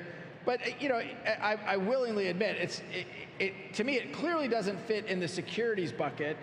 Does it fit perfectly as a currency? Well, some of them, I think, very clearly are first and foremost currencies. Some of them are more commodities. Some of them have other features. So sure, maybe we should have that. I don't know that we want to create more regulatory overhead in the United States than where we are today. Right. And by the way, I'll go back to, the United States is way behind other G20 countries.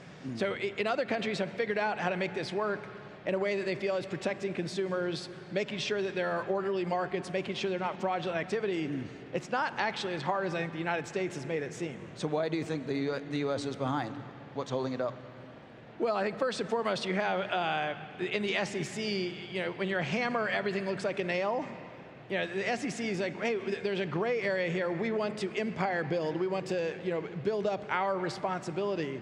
Again, I think, it's hard to know, in at least the case with XRP and Ripple, who is hurt. I mean, you're bringing up, I think, important points around frauds or scams. In this case, you have almost 70,000 people who hold XRP in the United States who are trying to sue the SEC for harming them.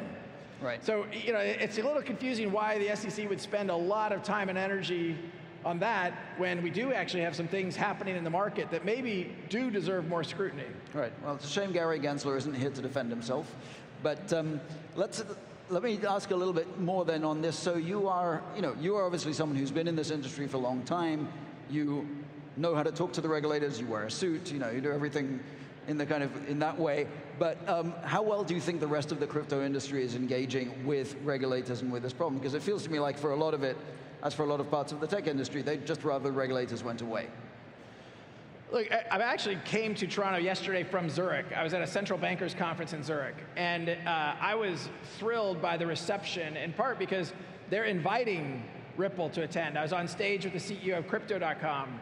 The CEO of Binance was in attendance. And so I think there's a genuine thirst. And again, this was a central banker conference organized by Switzerland and Singapore. There's no real surprise there. They're leading and saying, hey, let's engage private and public conversation to figure out how the rules should work. And let's make sure we have actors who are trying to live by those rules. My experience truly has been, for Ripple anyway, once we meet with regulators, central bankers, and help them understand, here's how our technology works, here's how we are using the open source technology of XRP, they get very comfortable because the regulations I think most regulators care the most about are know your customer, KYC, anti-money laundering, AML, terrorist financing. Those are very important foundational regulatory frameworks that don't change in how Ripple goes to market. And I think all crypto companies probably could do a better job of understanding those are regulatory frameworks that aren't going to go away in any of the G20 markets. All right. Last question, since we're getting close to time. Obviously we're now at a point where currencies are a third, a fourth, a fifth of the value that they had 8 months ago. You have a lot of naysayers saying, look, crypto is collapsing again. Actually, what I'm hearing from talking to people who are in crypto, if anyone who's been in it for a long time, is just very sanguine. They're like, okay, this is another point in the roller coaster and it will go back up again. But what do you think it's going to take essentially for this volatility to stabilize in the long run, for cryptocurrencies to become a more stable form of value and more integrated into the global financial system? Well, I mean, not surprising, the first thing I would say is clear rules of the road, right? One of the things that causes volatility, when the SEC sued Ripple, XRP dropped about 70% in 2 days. So clear rules of the road, clear utility. As liquidity increases, you'll see the actual, the volatility decreases. So I think over time you see more utility, more real use cases, and it becomes less about the speculative ups and downs and more about, okay, we're solving a real problem for a customer. Right. Oh. And we have a voice of God telling us to move off the stage, I think. Well, we have 10 seconds left, so we shall do that. Thank you all very much. Thank you, Brad. Thank you, Gideon. Yeah. But Lorna's going to film that.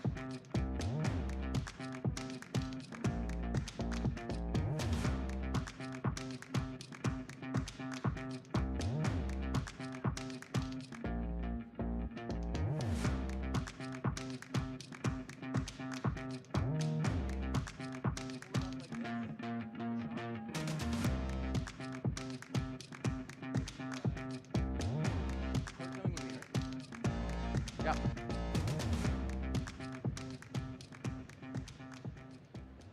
All right, here we go. Welcome to the winner's announcement for Pitch, powered by CAE. Joining me on stage to announce the winner is Carter Copeland, Senior Vice President, Global Strategy at CAE. Carter, what does CAE do anyways? Yeah, look, so at CAE, I like to tell people we're a global company, but we're here in Canada. We're a Canadian company that even a lot of Canadians don't know, even though we have a rich history. We've been around for 75 years, consistently innovating largely simulation technologies. So we train the vast majority of the world's pilots, be they civil, commercial airline pilots, military pilots. We train healthcare professionals, really for what we call the moments that matter. So whether it's a pilot that needs to perform an emergency procedure that, statistically they'd never run into in flight, but they have to be ready for, or bringing a soldier home from a military mission safely, or helping a doctor perform a life-saving procedure. Those are the sorts of simulation technologies that we've been developing for a long time, and increasingly we're leaning into innovation to accelerate those technologies and further that mission. So it's unbelievable for us to partner with you guys and be here at Collision and celebrate with the pace of innovation. We're just delighted to participate. That's great, excellent. All right, this year's competition was obviously particularly tough, right? You've all seen the competition. There are thousands of startups here at Collision, and 61 of them were selected to compete in pitch. And from that 61, only 3 emerged victorious and pitched earlier today in the grand finals. So I'd like to thank all the judges who were involved, and of course all the startups who pitched their hearts out. Now, before we announce our overall winner, let's take a look at who you guys, the audience, voted for. Pull up the slide, let's take a look. All right, look at that. So Dot-Minded Unlocked got 47% of the vote, Modu got 33%, and Faire got 20% of the vote. Interesting. What did you and the judges think of Dot-Mind Unlocked first? Very, very compelling, interesting technology in terms of the mission that we thought you could further in terms of its societal benefit beyond just the initial purpose, but where we think some of those adjacent markets might be. Really just a creative technology, and one that we were very excited about. Okay, great. And how about Modu? Modu definitely had the sizzle appeal, a really well-executed pitch, one that we thought was incredibly exciting, one that we thought had a very sort of broad appeal across the addressable market, and one that I thought was incredibly exciting. And again, one of the pitch was fantastic. Yeah, the pitch was really good. And then the last one was Faire. How did you think of them? Look, Faire, an amazingly commercial, scalable sort of model that I think is already proven and has a lot of promise to continue to grow from here. But one that equally exciting. I mean, I think as judges, one of the things we struggled with was only having a 3-minute pitch to judge. Naturally, we got one question. Yep. You'd like to ask 10 each, yep. And you'd like to have time on your side to continue to continue evaluate these ideas. But you go on what you had. So we committed to having the information that we had in the pitch to make the decision, and we felt good about it. And it was a unanimous decision. Unanimous decision, interesting. Okay, let's bring up the video. They're back. All 3 of the finalists are backstage. Can we bring up some video to see what they're doing? And are they super nervous or super shy? Okay, well anyways, there they are, there they are. Okay, there's our 3 finalists waiting for Carter to announce the winner. So why don't you do that? Okay, and our winner is Dot-Mind Unlocked. Woo! Yushel Khan, congratulations.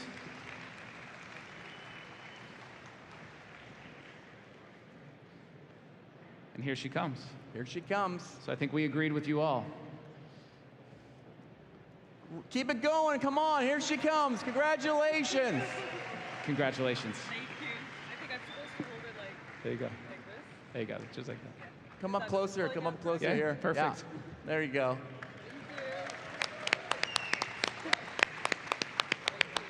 All right, so how does it feel to win Pitch 2022? Oh my God, I think I'm like a little nervous, shaking, and I decided to put my heels on, and now I'm regretting it because I feel like I might fall. But no, thank you so much. This has been a great experience. Thank you. Great. And Wonderful. I hope we can get the technology out sooner than later, because I had a lot of parents actually come up to me and ask me when it's going to be available, and that's something we're really looking forward to. So it gives me the motivation to go faster and then launch the product in the market so it can actually make a difference. Thank you so much. All right, round of applause. Dot-Mind Unlocked, the winner of Pitch 2022. All right, we've seen startups from all over the world compete this week. Speaking of startups from all over the world, you may have noticed that we had 35 startups from the most vibrant startup ecosystem around the world right now, Latin America. And for the first time ever, Collision will be running a sister event in South America, and more precisely, Brazil. To tell us a little bit more, we're joined by a very special guest. Hello, Collision. Hello, Toronto. This is Mayor Eduardo Paes. I'm speaking directly from the marvelous city of Rio. I hope you all are having a great time at the event. For the third time, I have been elected to the best job in the world, which is being the mayor of Rio. As a city that has hosted several big events, I can tell you that such an experience is a privilege and a responsibility. At Collision, you are among the brightest and most inspiring people in the world. You have the privilege to discuss the technologies that will help people live better lives, but also the responsibility to execute on those ideas and make the world more inclusive, sustainable, and fair for all of us. These events give you the opportunity to understand the culture, history, and the country's economy. It is the best way for you to understand how the things really work in those places. But the most important thing is the power these encounters have in transforming entire regions. Latin America is a very interesting cycle. It is in a very interesting cycle of opportunities. In 21, we had a record $20 billion in venture capital investment in the region.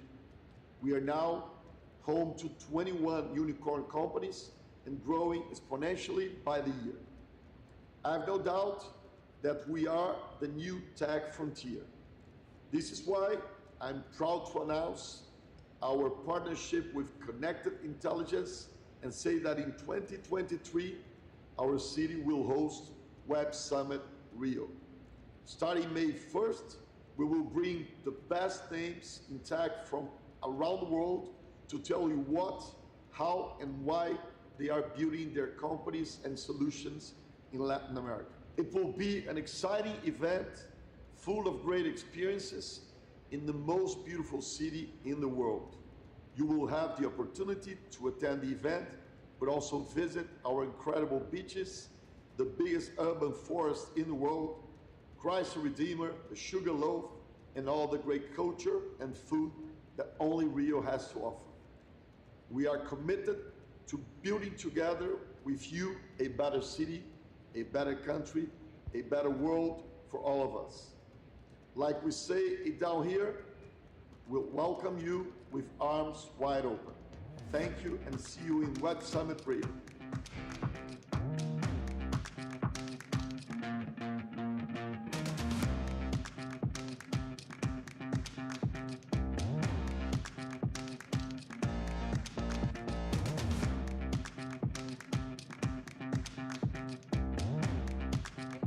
How's it going? Hey, Amy, how's it going? Good to see you. Yeah, of course, yeah. And Dave, oh, all right, sorry. Talk to you guys later. Go now?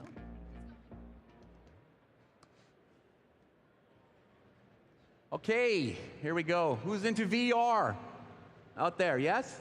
You must be for this one. So our next panel, join our experts as they discuss what's next for virtual reality, chatting about interactive and immersive digital experiences, the opportunities and the challenges of life in the metaverse, and how the metaverse could enable more storytellers to reach their creative potential. Please welcome in conversation with author and journalist David Ewald, the CMO of Unity, Carol Carpenter, and the founder and CEO of Endeavor VR, Amy Peck.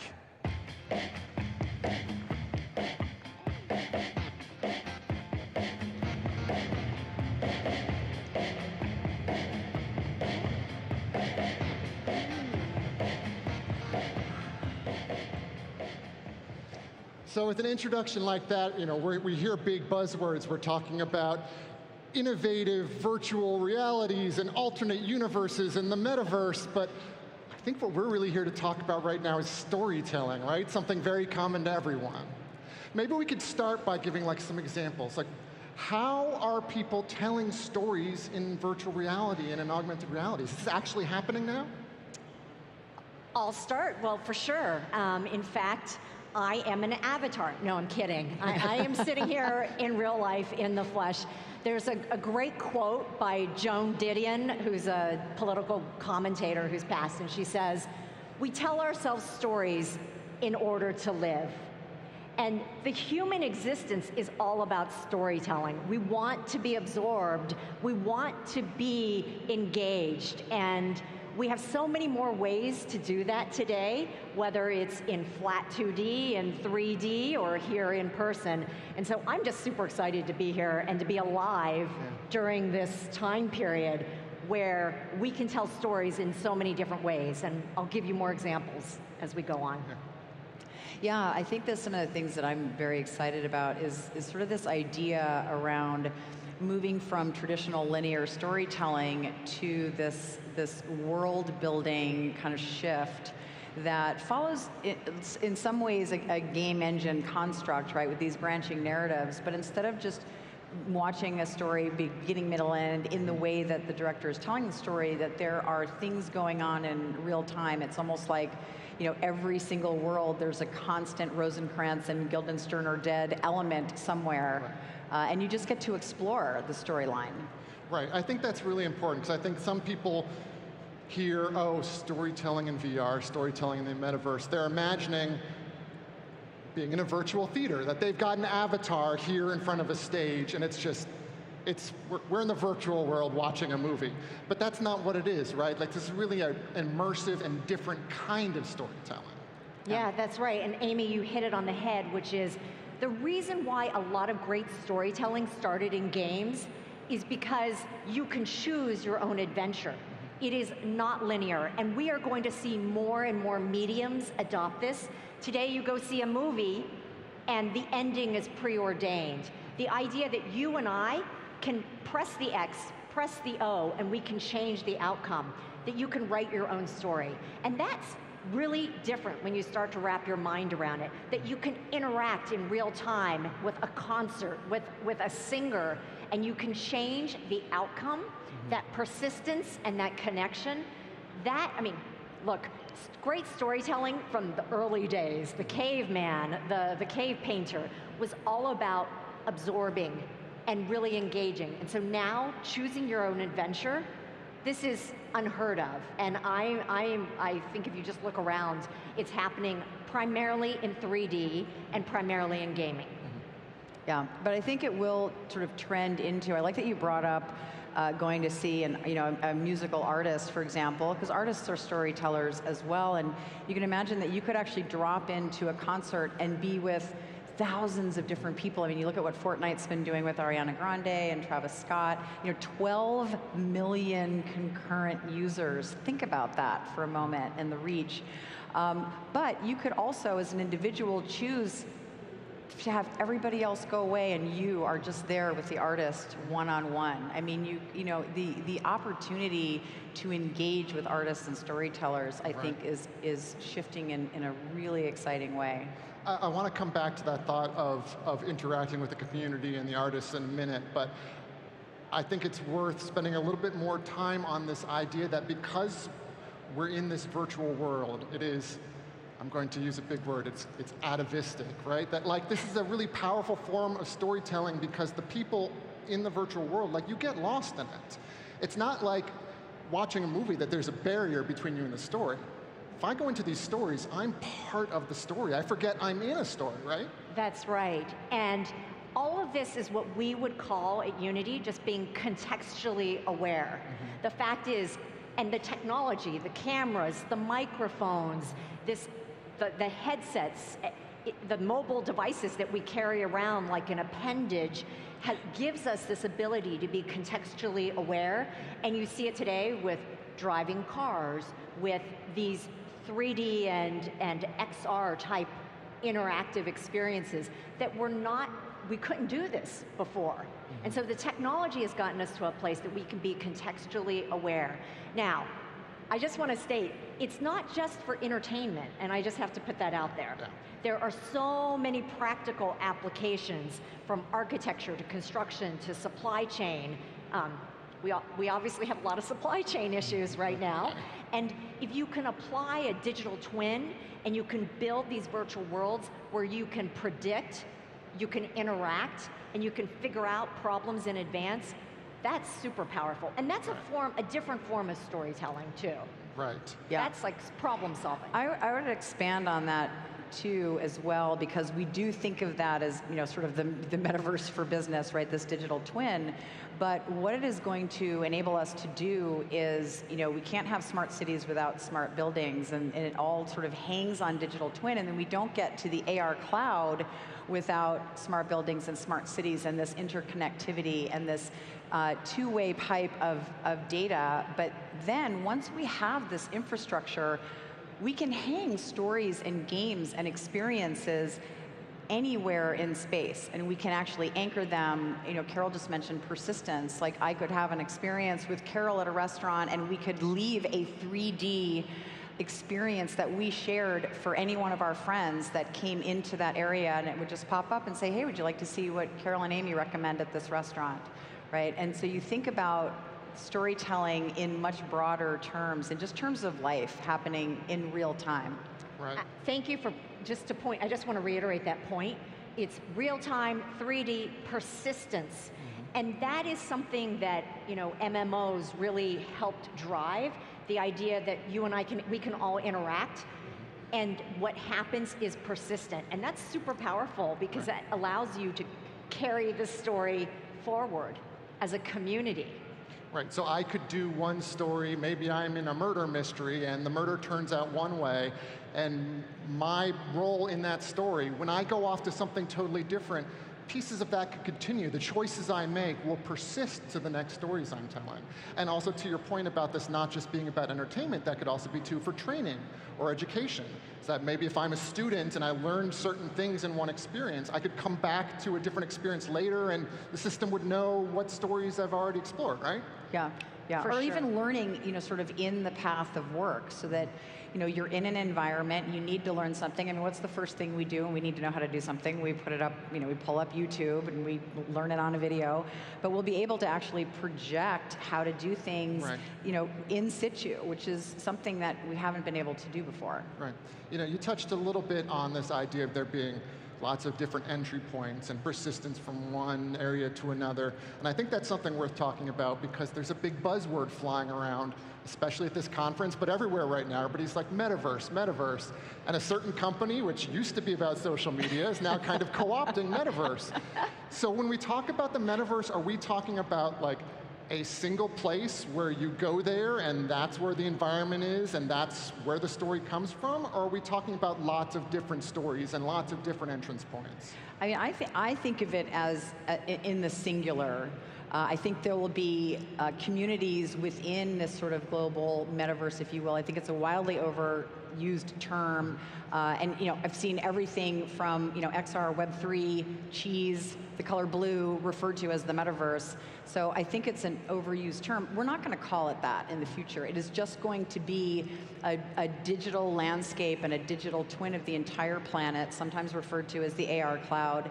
And we will be interacting with it for data, for entertainment, for sharing, for social media, for all the things we do on our phones today, except it'll just be lifted out of a 2D context and live in the real world around us.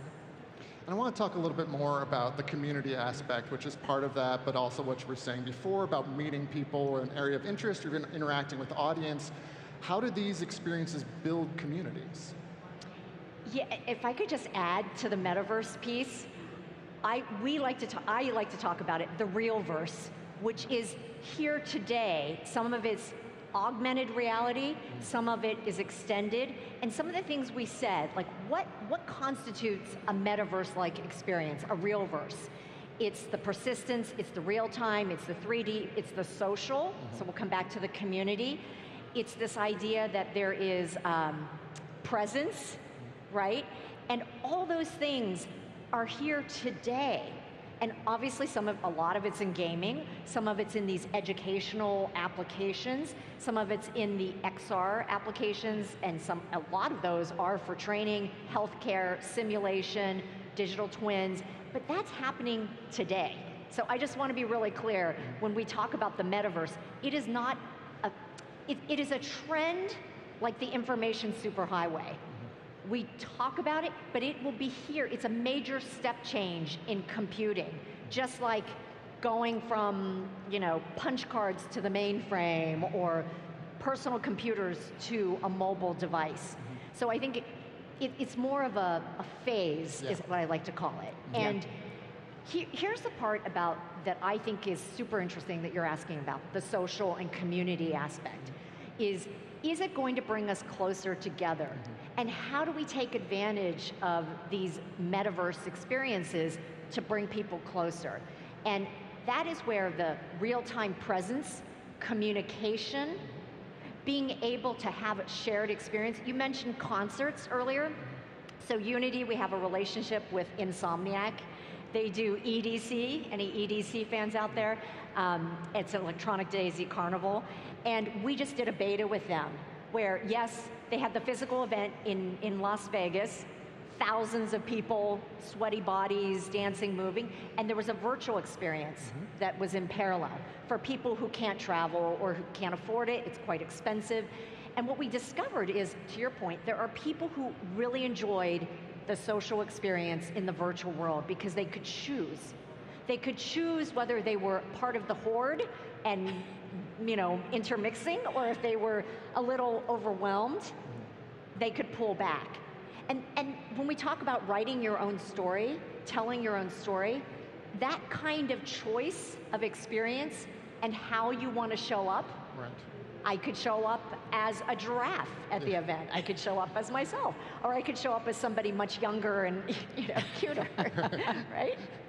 Yeah, and the only thing I would add to that is that there's a sense of agency as well. Like, as we are able to have more choice in how we have an experience. I mean, there may be a time where we can walk, you know, Carol and I might walk into a store, and I like muted tones. So for me, the store is sort of beige and natural tones.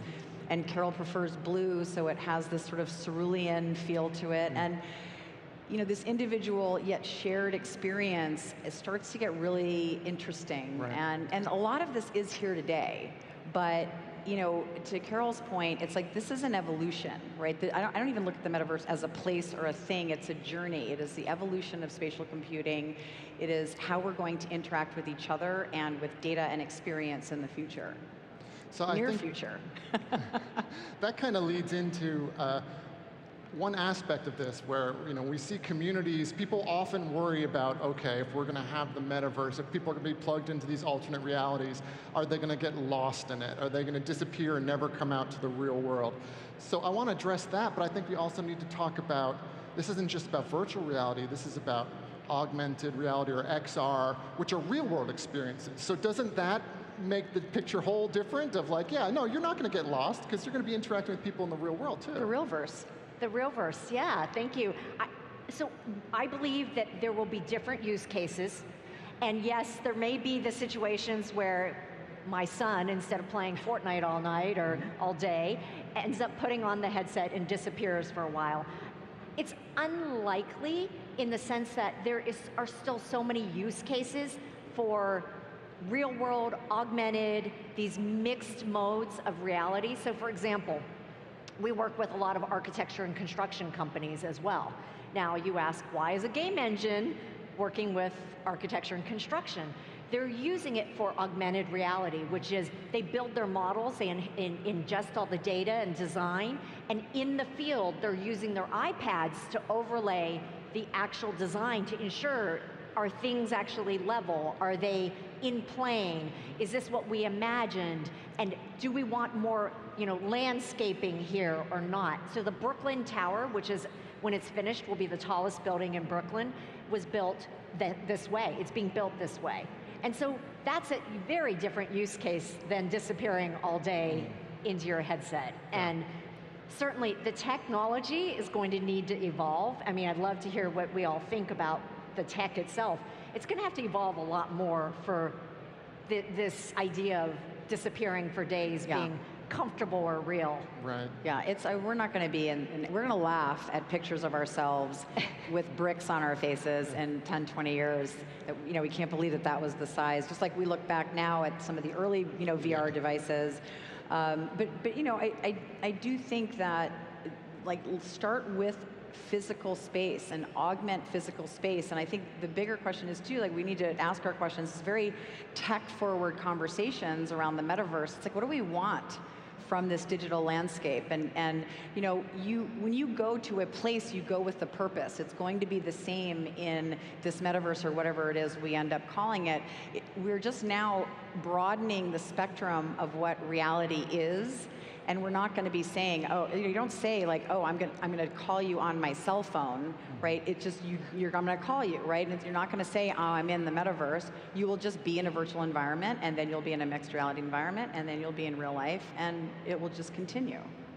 So to your point, we've all seen the giant headsets. What do we need to happen in the next couple of years, both technologically and maybe socially, in order to make these visions actually come into place? We know they are starting to already, but like, what do we need to see? What do we need to push for? We need better devices. The infrastructure is being built. We're flying the plane a little bit while we're building it, but you know, real-time rendering, cloud services, edge, compute, dynamic compute between device, edge, cloud, 5G becoming ubiquitous, which it already is, because it is a two-way data pipe. We're going to be sharing very large experiences and anchoring them, as well as drawing down experiences. But it's all, you know, it's all happening. But in increments, right? So it's not equal. The devices are holding us up now from real adoption because they are cumbersome, they're costly for some people, but we're getting there, you know. Yeah.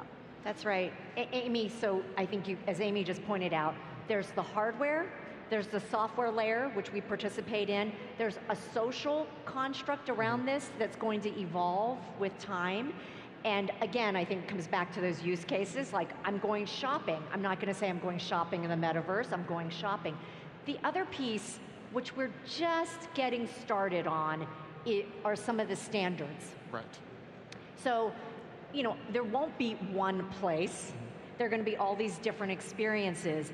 But if I do want to move between them, or I do want to bring an item perhaps from one place to another, how can I do that? And so there is a standards body that's been developed, and we just recently joined, and others have joined. We have some real work to do. Just like, you know, you can imagine, I think one of you were saying, like, if we each had, for every app, we had to open our own browser. Okay, hi, I'm opening my airline app, and I'm opening a new browser for this. We need to have some of those standards come into bear, and we're working on it, but it's not there yet. No. Because we want interoperability between Activision's thing and the Canadian government's thing and the startups thing. We want to be able to move our avatars and our people between them. Yeah. That's right. Yeah. I mean, if it makes sense. Yeah, when it makes sense. Yeah, because it won't always. You might be in one very noir environment and want to move into a very playful environment, and so you need some kind of a construct so that if you bring an object or your avatar, how will it appear then? Do you just sort of automatically, does your skin change? And you know, we need to take a lot of lessons that were mistakes that we made in the interoperability from mobile devices, and kind of hopefully correct some of those and bring them to bear into this digital landscape.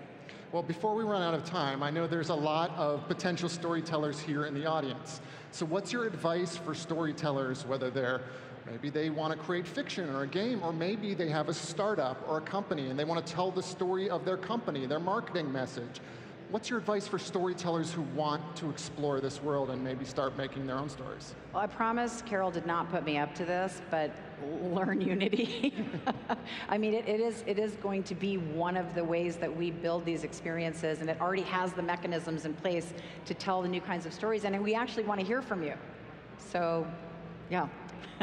So you brought up community, and I just want to reiterate, this will only happen. You all need to be the storytellers. You need to be the ones writing the future of the metaverse and what that story is. And it's really up to you. I was fortunate, I just met with some students, and a gentleman pulled out, he built it on Unity, yay, and he built an educational literacy app and was showing me how they're getting grade school kids to get more engaged, more immersed. That's what we need. We need the community to engage, all of you, and help us write this story about engagement and absorb us and stimulate us. That is what I'm looking forward to doing and seeing. Well, I want to thank you both for joining us here in our real reality. Thank you. Thank you all. Thank you.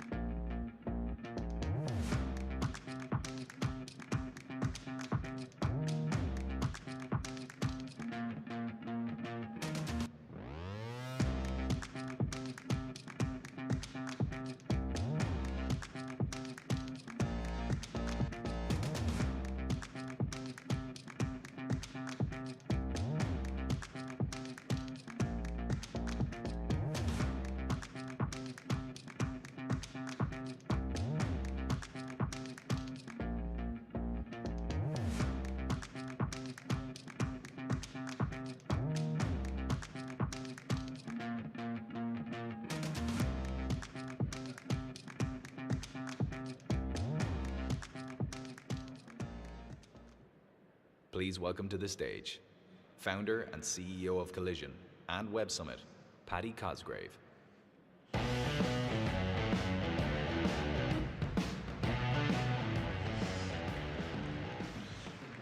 Hey guys, this entire event would not happen without my next guests. They're the unsung heroes of any event we run, and this one is no different.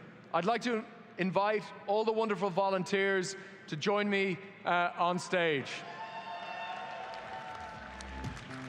We've had nearly 500 volunteers working with us this week. We're enormously grateful for your time and efforts. Please give them a huge round of applause.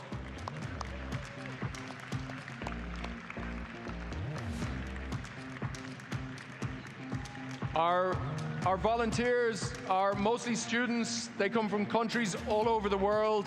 They work 2 shifts and then they get a ticket to Collision. Many of them are aspiring entrepreneurs or eager to work in startups, and we're very fortunate to have all of them.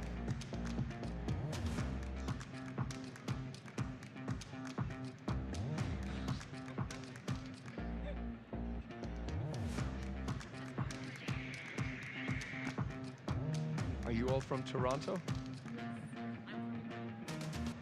Where are you from? I'm from Ukraine. Oh, you're very welcome. I'm from Russia. You're from Russia? Oh man, this is amazing. We've a Ukrainian and a Russian on stage. Would like to see more of this in the world soon. Anybody from South America on stage? Any South Americans? No South America. Oh, over here. My mics are not on. You're They're from not Brazil? on. Okay. We've nearly got everybody on stage, and at this point, I'll kind of hand it over to Casey and Sunil. Hand it over to Sunil. Paddy, you know, one thing about this group, there's one thing that this group of beautiful people looks like to me, and that is Canada. I mean, just look at these faces. These are people from around the world. Many of them have come here relatively recently, many to study, many to work. There's visitors, there's immigrants, PRs, but this is just a great crowd. I'll just ask anybody, well, where are you from? People in the front. I'm from Ukraine. Medium people in the middle, tall people in the Ukraine. back. Amazing. When did you come? I arrived like 3 weeks ago, so yeah. Well, we're very happy to have you here. We are very happy to have you here. Yeah. Oh, I have the only mic. Okay. Where are you from? I'm from Pakistan. Pakistan. When did you come here? Just 6 months ago. To study? Yeah. Well, thank you for volunteering. We really appreciate that. Woo! Where are you from, Gary? Toronto. Toronto. That's good. We love to have you, Gary. Thank you. Call Rajit. Yep. What's going on? Where do you live? Brampton. Brampton, of course, man. Of course. I can say that. I can say that. What do you do? I'm studying journalism. At Ryerson? Yep. Oh, right on. All right, well, we're happy to have you. Anyone else want to say anything? Okay, yeah. Albania. Albania. Istanbul. Shout it out. Where are you guys from? Brazil. Romania. Botswana. Paris. Chile. Hong Kong.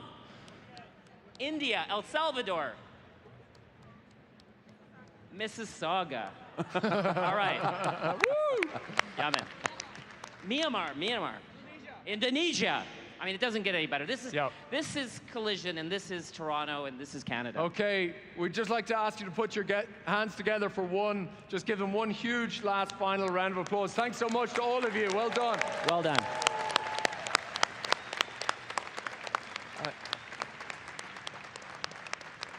Okay, back we go, guys.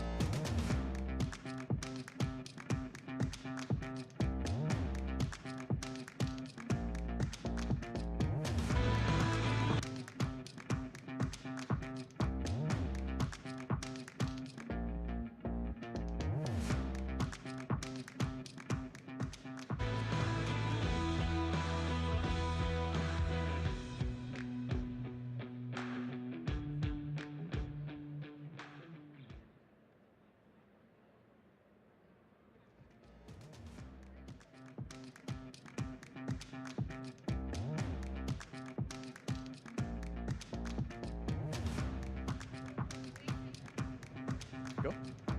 Ow.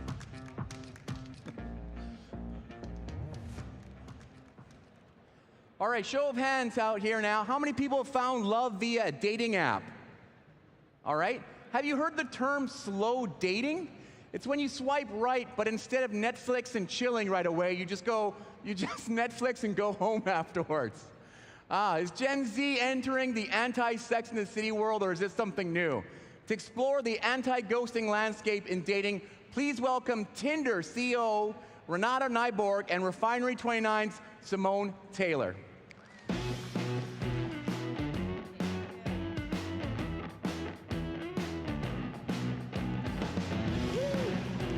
Hey guys. Hello, hello, hello.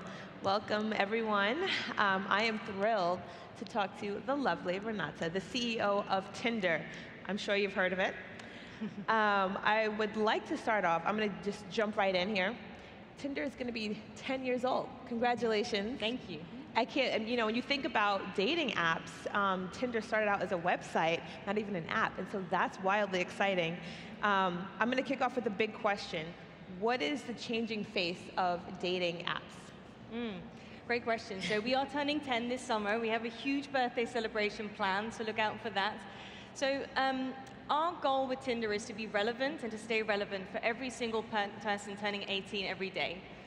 Just this year alone, there's going to be 130 million people turning 18. It's like 3,000 a day. And so every single day we're figuring out what is going to make it feel relevant to them. And if you think about the year when Tinder was born, so 2012, I'm a millennial myself. In 2012, Tinder was created for the generation that for the first time had the world at its fingertips through apps. It's the smartphone generation. It's the first time that you could get an Uber directly to your car. You could get onto Spotify and get access to any song that you wanted in the world. You could get onto Instagram and share your photos with people on the other side of the planet. And so Tinder was born during this time, and we made it possible to meet new people outside of your direct university or friendship group. And now we're solving a very different thing. Generation Z, they've grown up with all of this. To them, it's like, all the music in the world, all the people in the world, everything, this is really normal to them. And they are the fluid generation. They are a generation that is born natively digital, and they are looking for authenticity and ways to express themselves online. And for them, we're solving a different challenge, which is if I can talk to anyone in the world at any point in time, who do I talk to? And what do I talk to them about? So this is what we're thinking about now for the next generation. And it's interesting that you talk about, what's relevant, any 18-year-old in the world, you yourself being a millennial. At Refinery 29, we have reported extensively on Gen Z, millennials. We've done qualitative and quantitative research.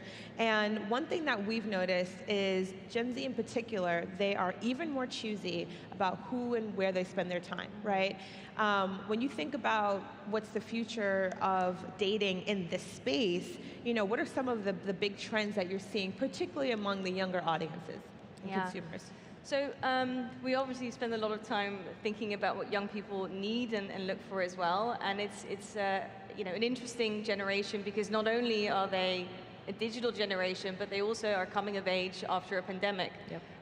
And so we see a few different things. One, we see a big quality and an emphasis on deep, meaningful connections. So for example, in the last couple of years, we've seen that conversations on Tinder are on average 30% longer. So instead of having lots of conversations and trying to get to a coffee date or a drink or anything like that very quickly, people will spend more time getting to know each other. The other thing that we see is that, especially coming out of the pandemic, but I think this would have been true either way, there is a desire to feel a sense of community. We see that the reasons people come to Tinder have changed. So 60% of our members throughout the pandemic told us that they came to Tinder not necessarily looking for romance instantly, but out of loneliness. And so we're evolving Tinder in a few different ways to support that desire for connection, for a feeling of belonging. For example, we've now introduced a space on the app where you can just look for friends. We see that tons of people are engaging with that. Obviously, the main reason people still come to Tinder is to find a romantic connection with someone. But we're really supportive of these new ways in which Gen Z in particular wants to engage with the Tinder community. But I mean, that's an important stat. You know, I think a lot of us have experienced so much isolation during these last couple of years. So I think the intention that reflects is really, really interesting. Let's talk a little bit about, you know, what does inclusivity mean? A lot of people are saying inclusive, diversity, you know, it's a word that a lot of us in media and tech throw around very loosely. But what does it mean at Tinder? I think about this a lot. I think the most important thing is it's got to be real. Yep. I'm not even going to talk about, you know, our marketing and things like that. Like for us, that's just a given that our marketing campaigns and how we represent ourselves is real. I think it comes down to doing real things in terms of the people that we hire, how we build the product, and also the partnerships that we have. So to give an example, so Tinder is inherently inclusive and diverse because we're available in 190 countries around the world. We're available in 40 languages. We have 50 different gender identities. There's a lot that's built into the core. And I firmly believe that in order to serve the world, you have to represent the world. And so we're very selective in the way that we hire and to ensure that we actually have the right voices in the room. More than 50% of our members are Gen Z. They're between 18 and 25. So a third of our employee base is Gen Z. You know, it's Gen Z building for Gen Z. Dating apps, and this is no secret, they have more men on them around the world. This is something that, you know, we're really at the forefront of trying to improve and looking to improve. And so 7 out of 9 people on the executive team are women, but we're also super international. So a lot of people on the executive team, myself included, are not American. A number of our executive team members are not even based in the US. I myself split my time between LA and Europe with occasional travel to Japan, which is our number 2 market in the world. So it really starts with the people that you have in your company to represent that work.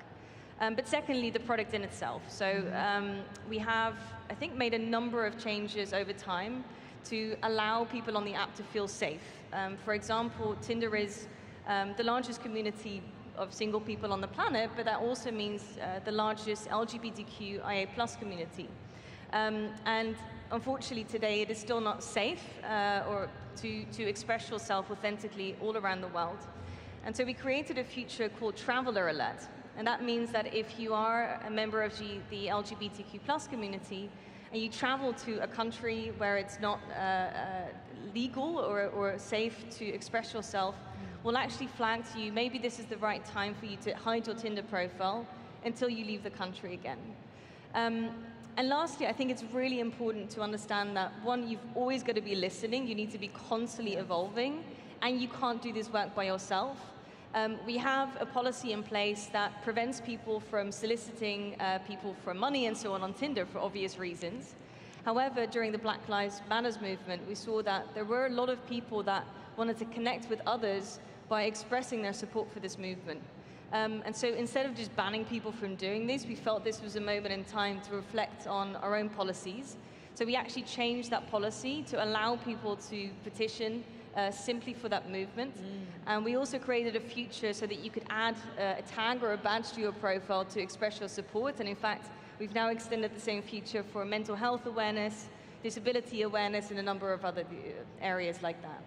I think a couple of things. You covered a lot, right? And I think, you know, your broad definition of diversity is really important to acknowledge.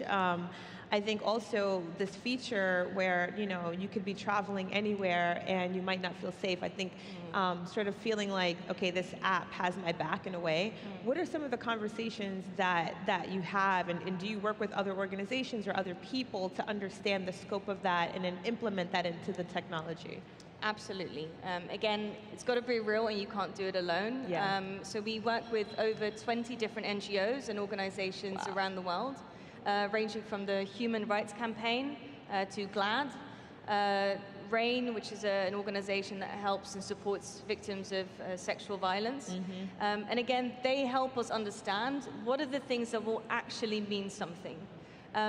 For example, 2 weeks ago, I was very proud, we worked with the Red Cross and with the Human Rights Campaign to petition the FDA. So today there is a discriminatory policy that's still in place in the US and has been since 1984, which prevents gay men from donating blood. Okay. There is a blood crisis in this country, and at the moment, people who want to give blood and support people in need are not able to do this because of this policy. And so this is an example of where we've been able to use our platform with tens of millions of people who really care about this to support the policy, to help support the petition. But we've also used our brand to actually go to Washington. We've been speaking to people over there. The FDA has responded to us, and so I'm really hopeful that we'll actually change this policy that's been in place. So you've got to work with these organizations. You need to be humble and listen, and focus on actually doing things that really drive change. Yeah, and that listening, that two-way street is very, very important. We talk a lot about Gen Z and their expectation for privacy, for safety, and it sounds like you're doing a lot on the safety front, particularly for people of color, people from marginalized communities. I think it's really interesting that Tinder was one of very few apps a couple of years ago to introduce, more orientations, more gender, choices, and that's a big deal. It's a really, really big deal. But what can people from all these different communities expect from, just day-to-day usage, staying safe? What kind of features are you guys talking about or implementing? Yeah. So first of all, thank you for recognizing that. So we, made it possible for millions of people around the world to make it easy to express themselves. And it literally, like the first seconds that you are on Tinder, this is one of the questions you're asked: how do you want to express yourself? And we've seen that with every one of those small changes that we make, we truly drive a sea change. So the LGBTQ plus community on Tinder has grown at twice the rate since 2018 when we introduced these changes. The BLM example I just gave you as well. By making it possible to express yourself on your profile itself, we know that many people of color have felt more comfortable and felt more included. And I love the fact that so many of the letters I get, I get letters every day of people that are like, I'm getting married, I've got my first Tinder baby, all these things. But one of the most frequent stories I hear is from young people who feel comfortable expressing themselves as non-binary or queer on Tinder before they even want to tell their friends or family. Yeah. Tinder has really become a place where young people in particular, but honestly people of any age, are able to explore their sexual identity, their true nature. They find allies, they find other people that are able to help them understand what it really means to be non-binary. And that's something we're very proud of. Now, you have to balance privacy, safety, but let's talk about fun, right? We've all been pent up. We're still, still in a very, hard place in the world. You and the product team and everyone at Tinder, how are you balancing the fun with the safety? So, one way in which I talk about this is like, no one goes to buy a Tesla or a Ferrari or whatever you're into. I can't actually drive, by the way, so. For people that buy Teslas and Ferraris, no one goes to buy one of those cars and says like, okay, show me the safety belt, show me the airbag. Like, you buy a great car because you want to go fast, you want to go places, you want to have adventures, and that's the reason people come to Tinder. And at the same time, you probably wouldn't get in a Tesla if you thought that you were going to spin out of control after 5 minutes and risk your life. So for us, these things go hand in hand. And I think something that we've learned over time, like I've always worked on technology that ultimately makes societal impact, and behavior change is really hard. Getting young people to do things that keep them safe is really hard. I'm sure we have parents in the room. And so we're always thinking about how we design fun into our safety features. So as an example, one of the most important features we have on the app today is verification. So as some of you know, it's like impossible to get verified on Twitter and all these types of things. Our philosophy on Tinder is we want every single person to be verified. And we've made it really fun and really Gen Z. So you can verify, Sorry, and for those of us who are not on Tinder, some people in the room are not, and probably everyone in the room is. What does that mean? What does verification mean in the app space? Got it. So for us, it means that we verify that you are who you really say you are, meaning you're not a fake profile, you're not a bot, but also you haven't used pictures of yourself from 20 years ago. It means you haven't used the photographs of your, better looking younger brother, anything like that. And so what we do there is like we verify who you are in the moment, and at the moment we do that by triggering a verification request. where we asked you to copy a few different poses. So it's like, doing sort of YMCA dance, but because it has to happen in the moment, if you've stolen the photographs of like a celebrity, of you, then you couldn't do that. And we've now we're starting to introduce a video version of that as well. That's cool. And it works because it takes a few seconds. It's just taking selfies. Gen Z are expert at taking selfies, but it's incredibly important for people to know that the people that they're talking to virtually initially are the people that they really say they are. So no catfishing. Exactly. I think about the balance between humans moderating, and AI, right? What is the expectation, or what are some of the conversations that you're having at Tinder around that? Safety at scale is hard, and we couldn't do it without technology. Yeah. There are 3 billion matches a day on Tinder, and if we had human beings looking at every single one of those, one, it would completely blow privacy out of the water, and secondly, it would simply be impossible. We don't want Tinder to be an app where you could only have one match a day because of technology limitations. So we use a variety of ML models to ensure that our community is safe, to precisely keep bots and things like that off the platform, but also to encourage good behavior. Yeah. So we have a couple of features. One of them is called Are You Sure? And so if you are typing a message to someone and we kind of get the sense that it may not be very respectful, we'll actually nudge that person and say, are you sure that you want to send this? But obviously technology isn't perfect, so we also have human moderation teams around the world. So they're looking at any reports that are flagged that may be questionable, that are contentious. But last but not least, big believer in the power of actually driving our community and empowering them. I'm sure some of you will have seen Tinder Swindler. We would not have been able to catch Tinder Swindler because nothing he was doing on the app itself was actually fraudulent. It was happening in the real world. It was happening, later on.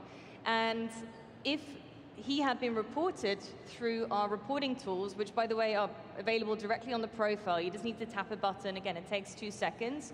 We would have been able to do something about that. So, big believer in ML. We're very excited about the way it can keep safety smart. Yeah. But we also need all of your help if you are on Tinder. So, just to make sure, the are you sure? When you get that prompt, basically, it's like a pause, because some people are moving so fast, right? Our minds are in a million different places, but there's a prompt that says, are you sure? And that kind of gives everyone that moment to just check and make sure, are you being safe? Are you being respectful, right? Yeah.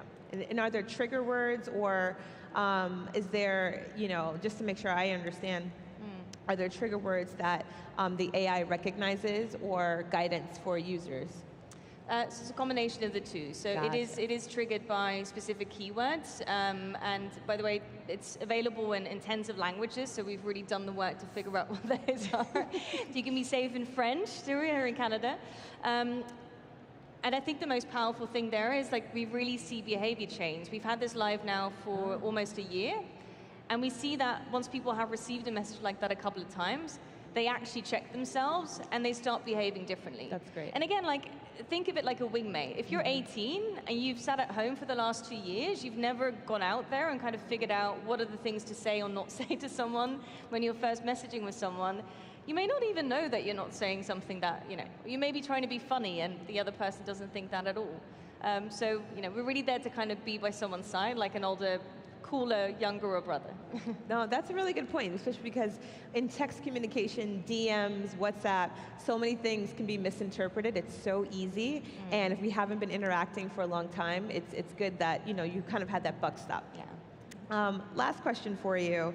You have a philosophy background, and I think that is wildly interesting. You don't find many CEOs, if at all, that have a philosophy background, and you run one of the most popular dating apps in the world. How do you apply your background to your leadership and to the product itself? So philosophy is an art form that tries to answer questions that have no right or wrong answer. Every single person that works at Tinder is driven by the impact that we have on the planet. We all are very lucky to work in a job where we get told by people regularly, you've changed my life.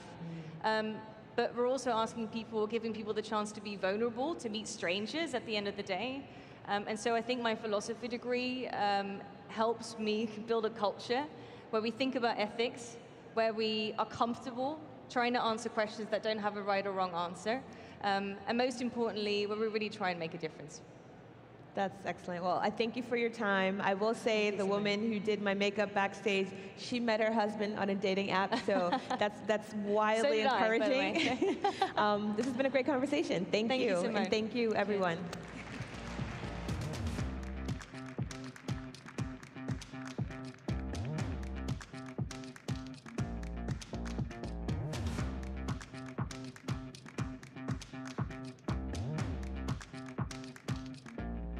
Thank you, thank you.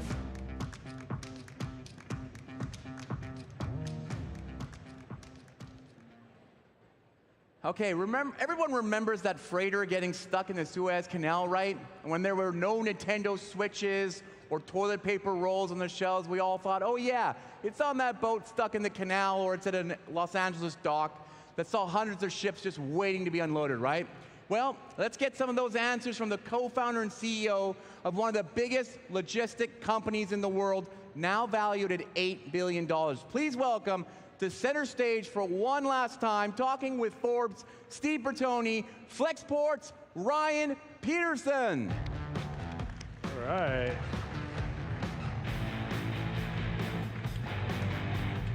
Wow. Look at this. Thank you. Hey, everybody. Ryan, we're in. We're closing down the summit. Let's do it. Let's bring this thing home. So this is called Can This Guy Solve Logistics? No pressure, man. Yeah, if you have to ask, the answer is probably no. Probably not. Let's go from I want to talk about the formation. You chose to disrupt a super old school, archaic, complicated, and giant industry.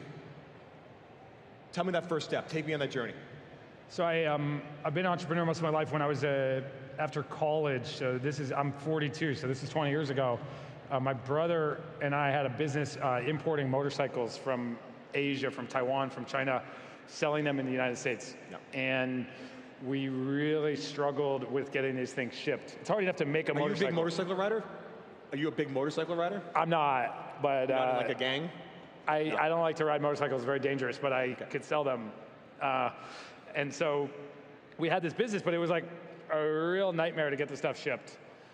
And that was our first exposure to the opportunity. And like we were blind to it because it just seemed like way too hard of a problem for us to solve. Yeah. But eventually we, many years later decided like actually the big problem was a lack of technology and a kind of a customer ethos. Can we help companies instead of taking advantage? George Bernard Shaw has this quote. He says, every profession is a conspiracy against the laity. Okay, there you go. And freight forwarding is just a poster child for that, and trying to ship stuff internationally. So I wanted to make it easy for everybody. And how do you, when you're going to jump into something, like how did you educate yourself? Like take a bath on logistics and shipping. It sounds very complex. You're an outsider. How did you get smart on that?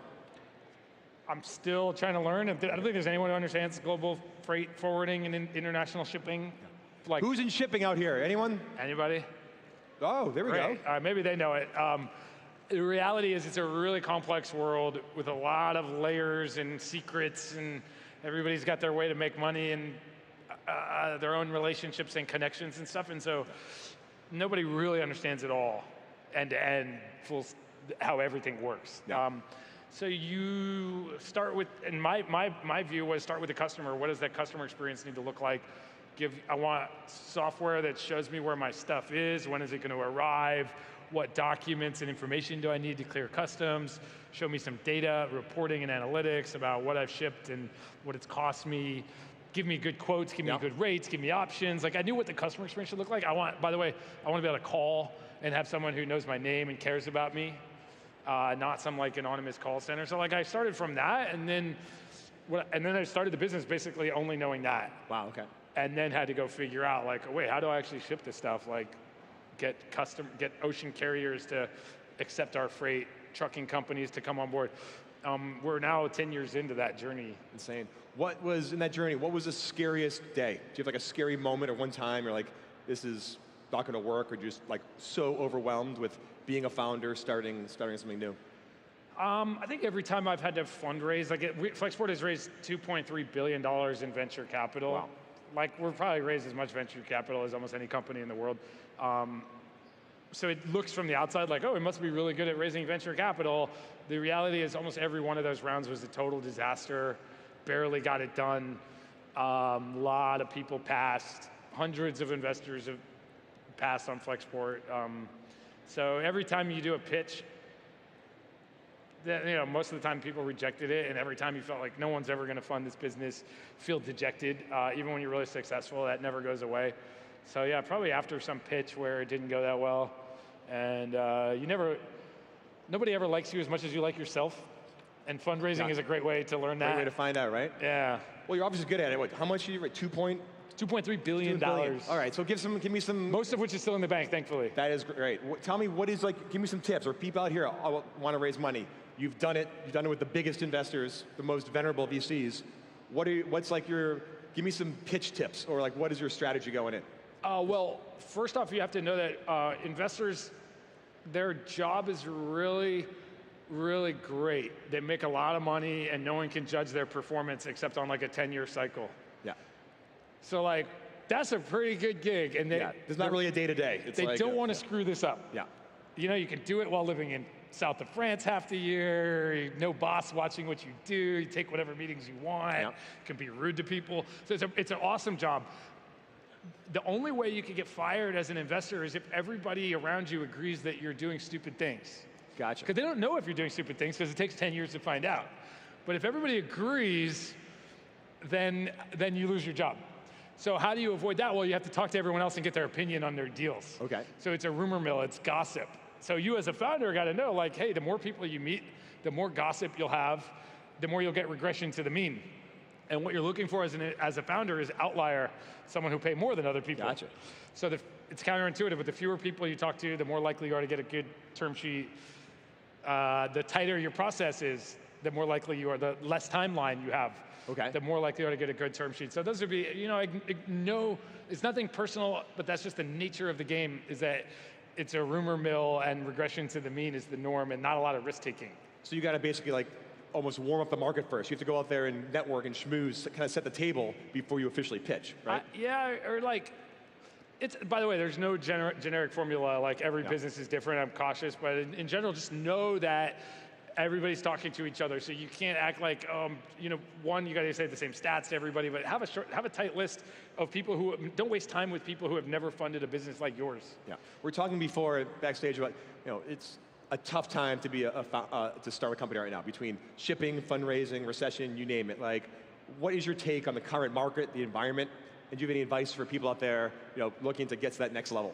Well, I would say it's probably the ugliest time in capital markets and technology industry since the dot-com era. That's not like a particular insight for me, but I think most companies last year, most companies, 60, 70% of companies won't see the valuations that they got last year ever again. Ever.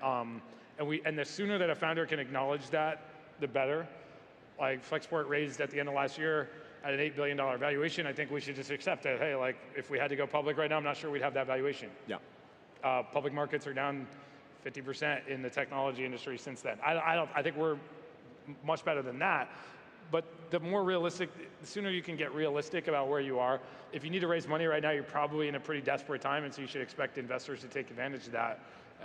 And so it's an ugly moment. I don't have like really positive news for everybody, other than it's now also the moment to win, because you can be more aggressive in cutting costs and focusing on really running a good business. You're going to find out who your really loyal and committed employees are. It's going to be a hiring market. Employers can go get talent. A lot of businesses were hoarding talent that weren't good companies. A lot of people are going to work on stuff that's not very useful. Yeah. So it's actually a good thing for like good companies now are going to attract the best talent. Investors are going to be able to find the best companies, invest in them. So it's a great moment to start a company. But if you're just dependent on venture capital, it's going to be ugly. So trying to do things without venture capital is the key. At Flexport, how are you changing how you run the company now and strategy-wise in this market versus a year ago? No change. I think trying to be. Are you singing? Is that you? I'm a ventriloquist. No real changes. I mean, Flexport has been a very aggressive growth company for a long time. Oh, I think they found the culprit. Live mic. We can hear you.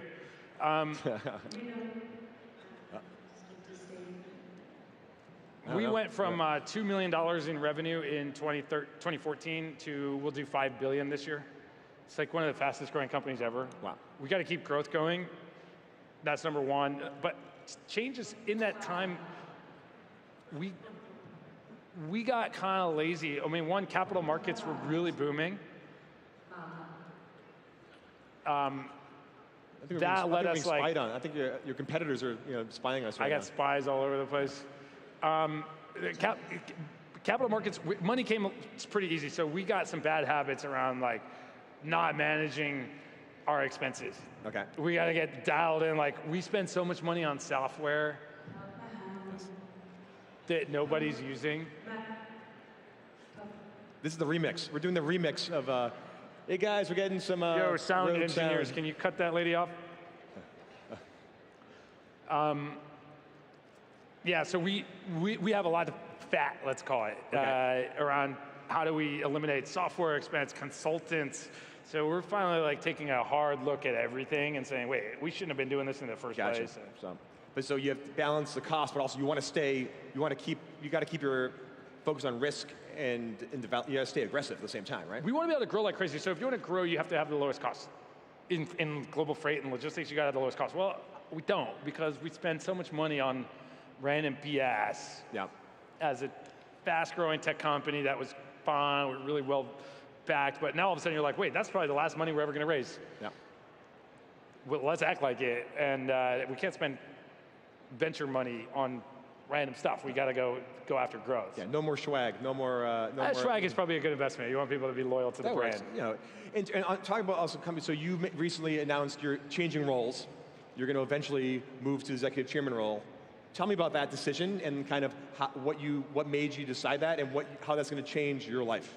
Yeah, so last week, or maybe now it's been 2 weeks already, we announced that we've hired Dave Clark, who's been Amazon's global CEO for consumer, as Flexport's new CEO. We're going to be co-CEOs for 6 months, and then I'm going to step up and be the executive chairman of the company, and Dave will be CEO. Dave ran global logistics, all logistics, and for Amazon for like the last decade, been at Amazon for 23 years. Nobody's better at logistics than Dave. Achieving that low-cost position is the key for us being number one. Yeah. I think he'll be better than I am at like almost every aspect of being the CEO.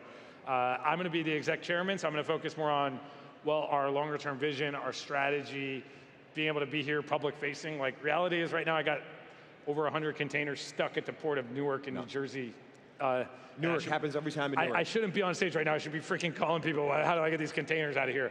Having Dave in play, I'll be able to be in a place where I can be more public-facing, and Dave can go attack more of these problems. He'll also be public-facing. He's going to be the CEO, but I also have some incubations I want to do, some new businesses within Flexport that I'd like to start, and then Flexport.org is our humanitarian relief logistics arm. So I'm going to get really, really active in doing humanitarian logistics. You think we're going to see more of that, like more CEOs who, scrappy, they built the company, grew it like crazy, and it's a different job, and then moving on to a same company, a different role, and let someone else manage it day to day? I can't speak to other companies. I think that's kind of common. I actually really love being the CEO of Flexport. I love my job. I think I'm pretty good at it, but it's really rare and lucky. I wasn't searching for a CEO. I just happened to meet Dave and realized he was interested in working at the company. But then I started looking at all right, which department should I run, and which departments should he run? I was like, wait, he's better than me at all the departments. So we settled on an org structure that was like, Dave, you be the CEO, and I'll be the executive chairman, because I didn't have something that I was better than him at, sadly, for me. Well, yeah, you got the guy running Amazon, so you're all set. That's all you need. I don't know. What's happening? Yes, go ahead. I was gonna say, maybe I'm better at Twitter. Yeah.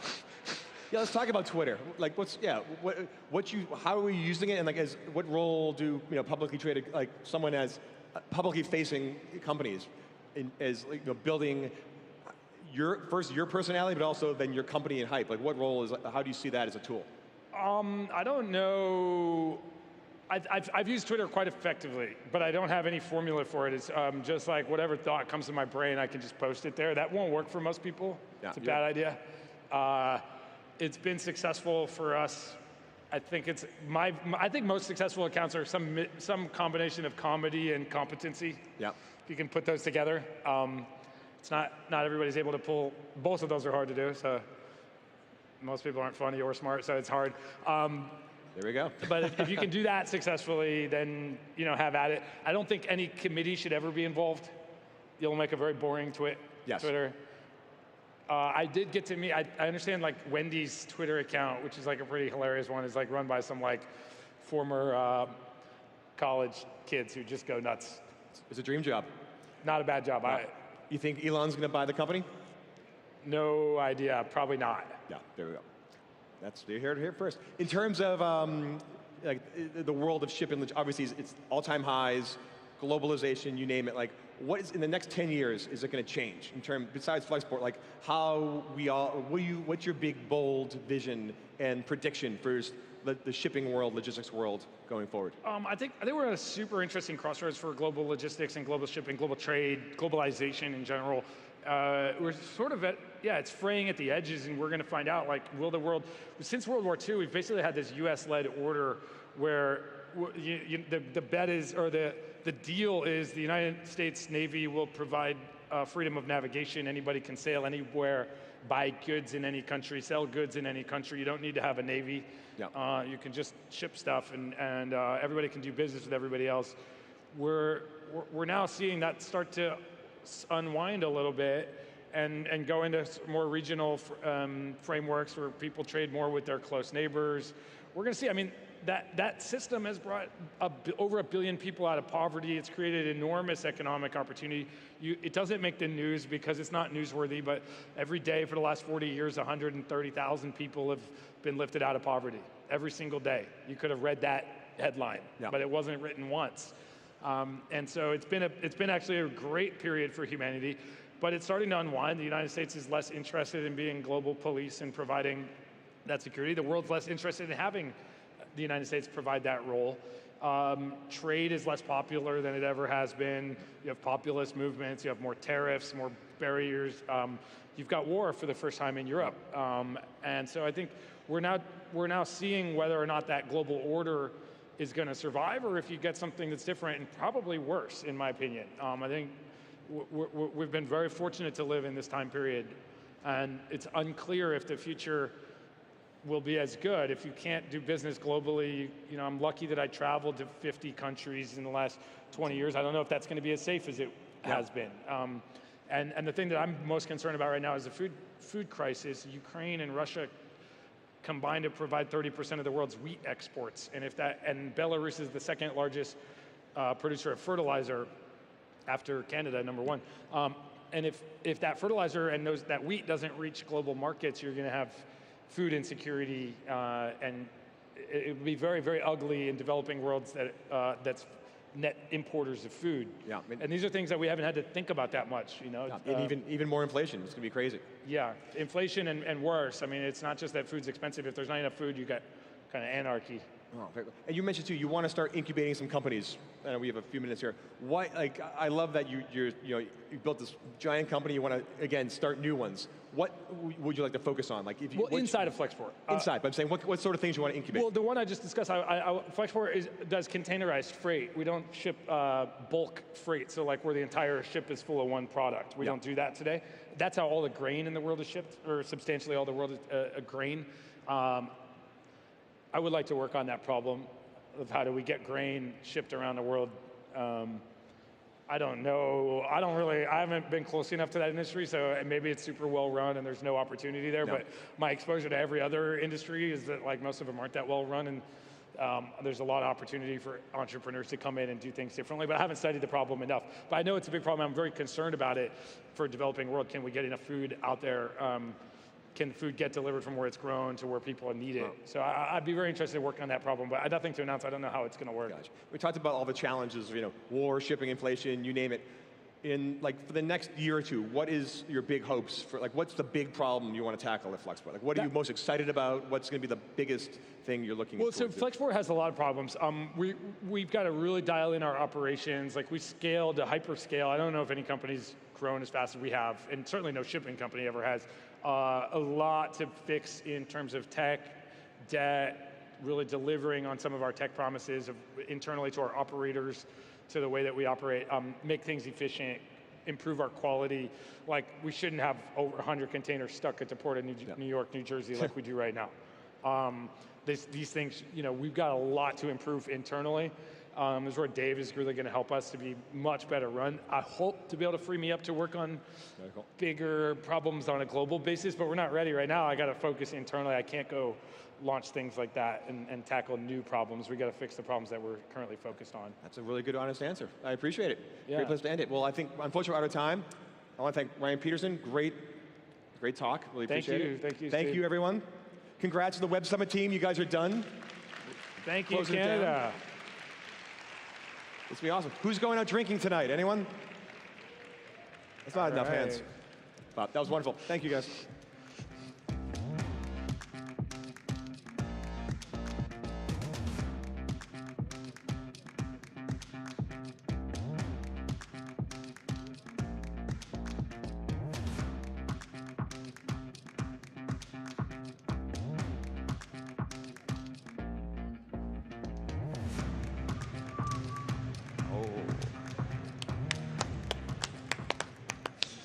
So that's it for this year. We hope you had an absolutely incredible time. I just want to thank my co-hosts, Casey and Sunil, if you'd like to say a few final words, guys.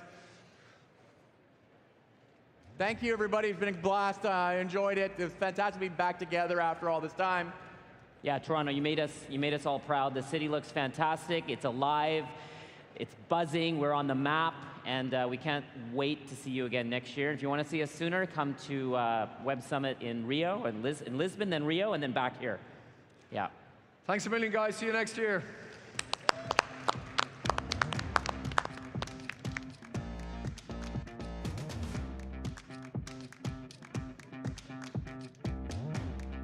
First of all, how you guys doing out there? Executive problems always end up being people problems. Scariest resources today is the people. We have to go from scaring the kids to actually scaring the politicians. You come because you think it matters, and we have to make it matter. We have to make it make a difference.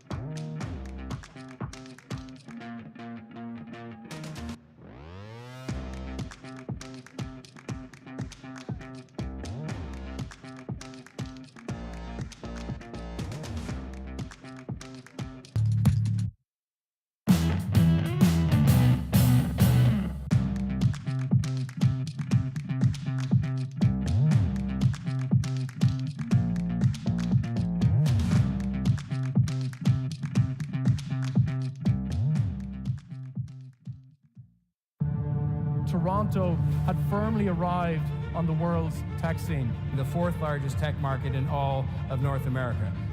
What we're doing in Canada is making sure that there is room for everyone to succeed. Toronto is having a moment. We are building an ecosystem. The Silicon Valley's been around for 50 plus years. This isn't going to happen overnight. I believe the culture of Silicon Valley drove others to a business model that is incredibly destructive. Let's not just sleepwalk into a world where technology authoritarianism governs our choices. Technology